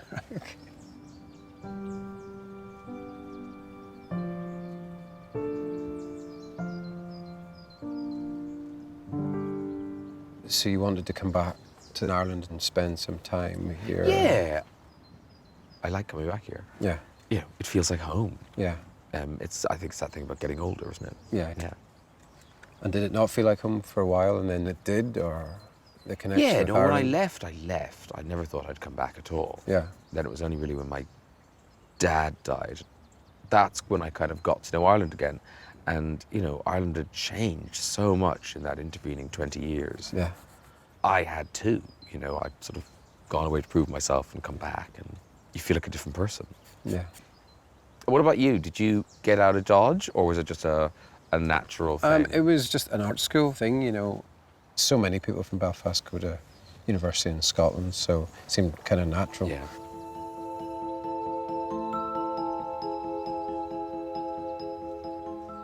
Why did you choose Bantry House? I mean, it's one of the most beautiful sites for a house. You know, all this stuff behind me, Bantry Bay. Yeah. Wherever you go that Irish people have been, there's a Bantry Bay.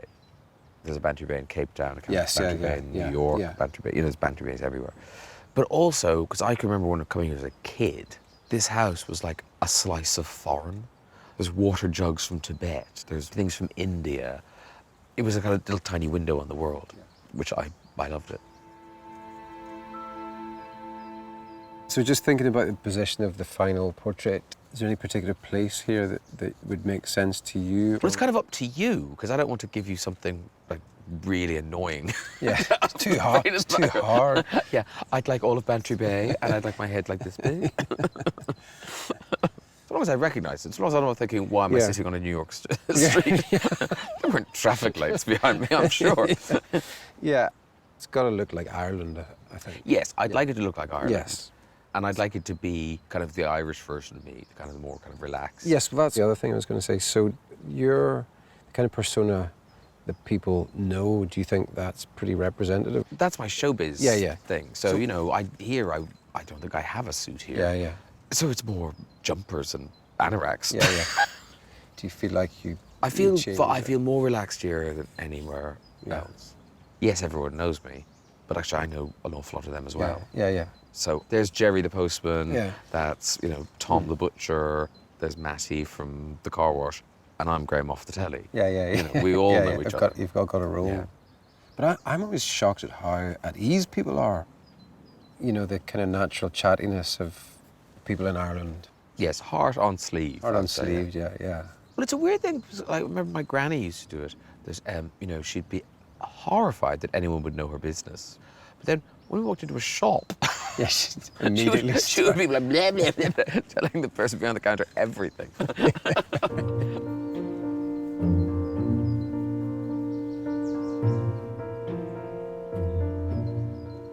We all look in a mirror, we kind of arrange ourselves, and you do your hair just right, you tuck your shirt in and put it out a bit, and in your head you can believe that's how you look all day. Whereas in fact, that isn't how you look all day. Television teaches you that very, very quickly, where you get to see great rolls of fat in your suit and all that sort of stuff. So I think what'll be interesting about this, far more than a photographer, you are seeing what someone else sees. It's not a captured image, it's a sort of created image, and it's through the prism of someone's eyes.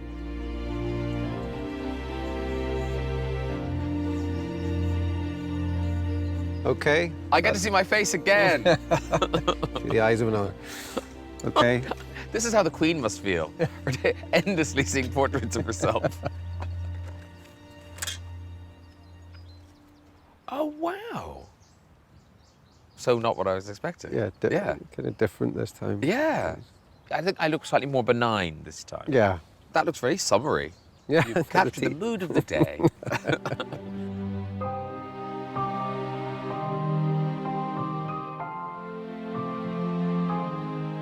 I worked on benign today. That was my note for myself, benign. And I like this. It's quite jarring, the contrast between the ink and the pencil. It gives it a sort of three-dimensional quality.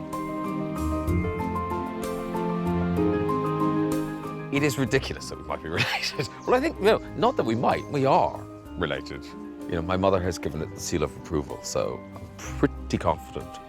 Family reunion at the unveiling. So my dad will come down and meet up with his mum.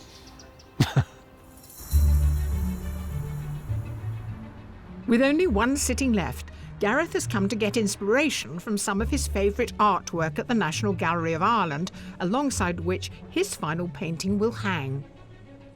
So this is Le Déjeuner by Pierre Bonnard, who's one of my all-time favourite painters. He's almost like a magician or something, the way he puts together colour. It's a wee bit like that kind of advent of photography influencing cropping, and so you've got half a person there, the edge of a table with a bit of a cake. It's almost like he's too good to be influential, you see some people's work, you can see how it's doable, but for him, I can't really understand how you could make the paintings work. So that's why I just think it's just pure magic, and that's why I love it so much. This is quite a famous Rodin head called Man with a Broken Nose. For a start, he's got a great face. Not only does he make a good sculpture model, he'd probably make a great painting as well. One of the great things about this one is that he's kind of focusing on a blemish, which is a broken nose. It's not that anatomically correct. It's all quite lumpy, but it just is completely convincing. The way the nose has been broken looks like he just could have just squashed it at the end there. A lot of artists like looking for those imperfections. So Graham Norton, better watch out. Gareth has just one more meeting with Graeme to work out how best to capture the man behind the entertainer for his final portrait.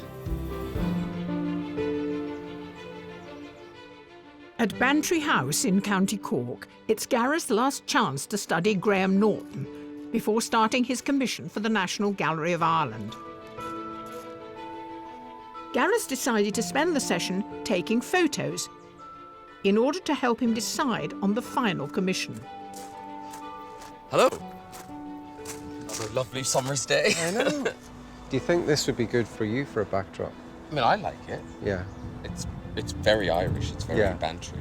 Those clouds are amazing over there. Yeah. Looking directly into the camera, or had you any thoughts about that? No. No. I had no thoughts. I hadn't even crossed my mind. Zero thoughts. It can be more contemplative if you're looking away or looking down, or it's because this is holiday, Graeme. Yeah, this is holiday, Graeme. Yeah. I'm asleep or drunk.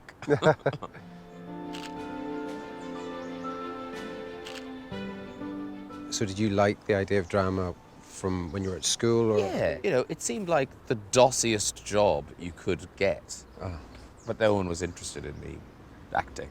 Right, okay. What were they interested in? Well, they weren't interested in me at all. Okay, right, okay. Okay. Was that comedy or... It was anything, I didn't care what it was. Anything. The few jobs I had, I played a dead body in a British Telecom training film, which I had to audition for. See if you could hold your breath for long enough. And that was in Panto and Harrogate. Right, okay. But that was not, because at drama school they train you to be a star. Yeah. They train, no one trains you to kind of go, the coffee's ready, or the people from the village have come to get you. So actually, the reality of being an actor is miserable. So how did it all happen then? Was Father Ted one of the first things that you did? Well, it was sort of, yes. After I gave up on acting, I started writing my own stuff. Yeah. And I did Edinburgh for about 8 years. I got a posh new agent out of Edinburgh. And the posh agent also represented Graham Linehan and Arthur Matthews, who wrote Father Ted. So she was on the phone to them, kind of going, look, I've just signed somebody Irish. There must be something for him in Father Ted. And I got it, and it went well, and then very nicely they wrote me into a few more episodes. Being in Father Ted, that's like an iconic, It is like now. this. Yeah. Now people write books and make documentaries about it, and it is the kind of the only cool job I've ever had. To give Gareth a variety of images, they come inside to the conservatory to finish off the photo session. So that face is more animated now. There's a hit, so you can just increase it incrementally, can you? Yeah. It's great control. If we could do something with that left hand. This one? Yeah, it's just because at the minute it's sausagey because they're coming. Yeah, that's that's it. It's really captured my sausagey fingers. It's beautiful. That's it. I looked on the website trying to work out what you call somebody whose great-grandfather is the brother of your third cousins. Oh, we're third cousins? Third cousins. That's ridiculous. It's ridiculous. It's ridiculous. I'm embarrassed for Ireland. Yeah. I'm embarrassed for Ireland that two people are in a program together and they're third cousins. Yeah. There's me and my sister. My mom has one brother. My dad has one sister. So, we're not a big, one of those huge Irish families. So to end up meeting a relative is mad. Okay, that's us, I think. Well, thank you so much. That was great. I think it went well. So I really enjoyed it. Thank you very much. Brilliant. All right, okay, take care. thanks. I'll see you in Dublin. I'll see you in Dublin. We're both on the same page that, we're both Irish. We're in Ireland. It's hanging in the National Gallery here. So we'd like it to kind of reflect that. So I'd like it to be the Irish version of me, which is more relaxed. I like the way he's sitting. It's kind of natural. The hands are good. It's could be a nice composition. But I would put Bantry Bay in the background. So that's the kind of thing that I'm looking for. After 3 days of working with Graham in person, Gareth returns home to Glasgow. Before he starts to paint, he does a series of sketches to help him decide on the composition for the final portrait. I looked through all the photographs that we took on the day. I chose one that was kind of side on like that. Next thing I did was photocopy that like 10 times or something. And then I could play with the composition lots and lots of times. So some of them are more expansive than others. Some include more sky, some of them are wider. If it doesn't work, that's just put in the bin. Do I want him to engage the viewer, or do I want to make a different version where he's more relaxed and he's specifically not engaging the viewer? That's quite a big decision. While Gareth's studies have been in charcoal and pencil, for the finished commission, he's chosen to use oils. So I'm going to mix it with like a reddy brown colour to start with, to draw with. This is the good bit. It's the end that's the hard bit, where you're trying to make it all work, but this is the exciting part. The first part of the process is just really getting big blocky shapes and seeing if it's okay, but things inevitably move all the time. It's a bit like you're trying to solve an equation that you don't really know the answer to, but it's exciting because everything's open.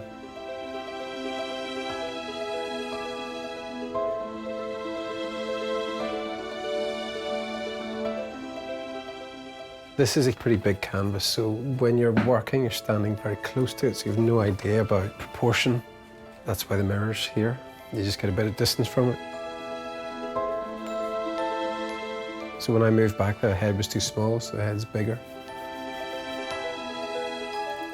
My work has got a lot of sculptural emphasis, but it's not hard-edged. I love stuff disappearing and being more soft-edged.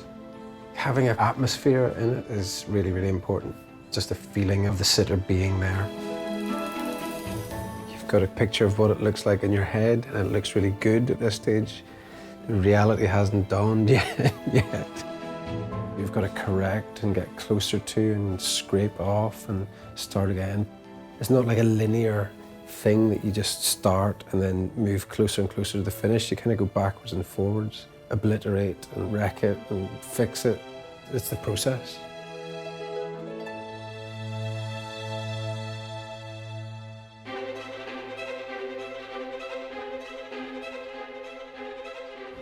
It's the day of the big unveiling, and a crowd has gathered to see the finished portrait.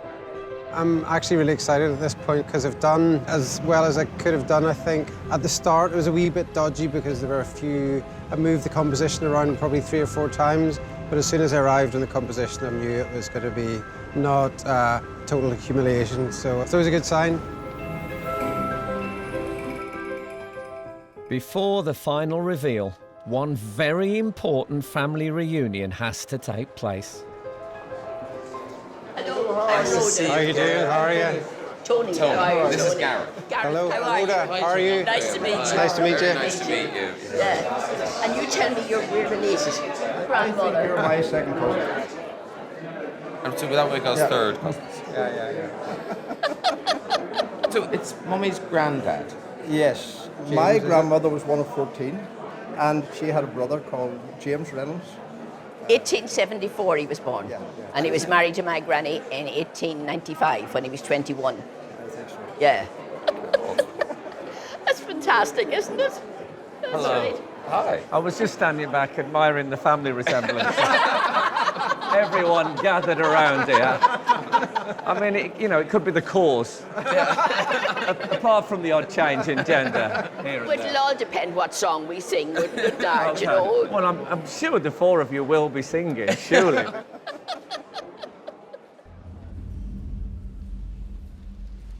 Just before this gets unveiled, I really just wanted to say thank you to Gareth, because you made this such a, well, until now, such a pleasant experience. I can't speak for a moment's time. I genuinely look forward to seeing it, even though it is my face. I'm excited, yeah. You're not excited, are you, Gareth? I'm excited. You feel sick. I am desperate to see this. Okay. This is the culmination of Sky Arts Portrait Artist of the Year 2017.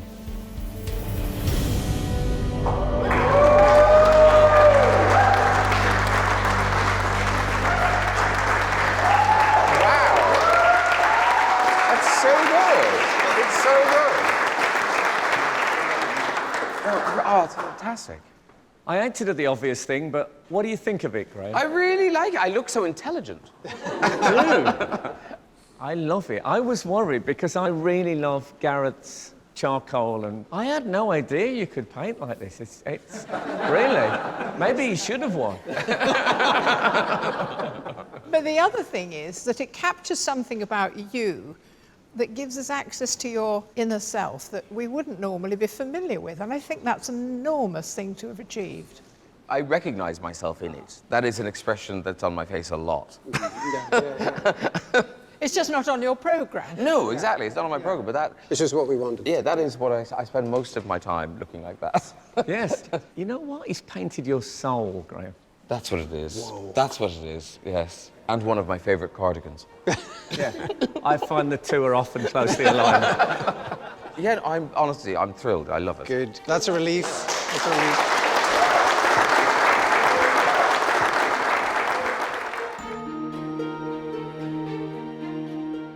Even without without me in it. That would be quite a nice landscape of the sea and the sky. It would be lovely. You should have done it so he could be peeled off. Congratulations. It's very good. It's very good. It's Are you pleased with it? Yeah, I'm pleased, yeah. Well, I think you should be very proud of it. Thank you. I really do. You've done him proud and yourself.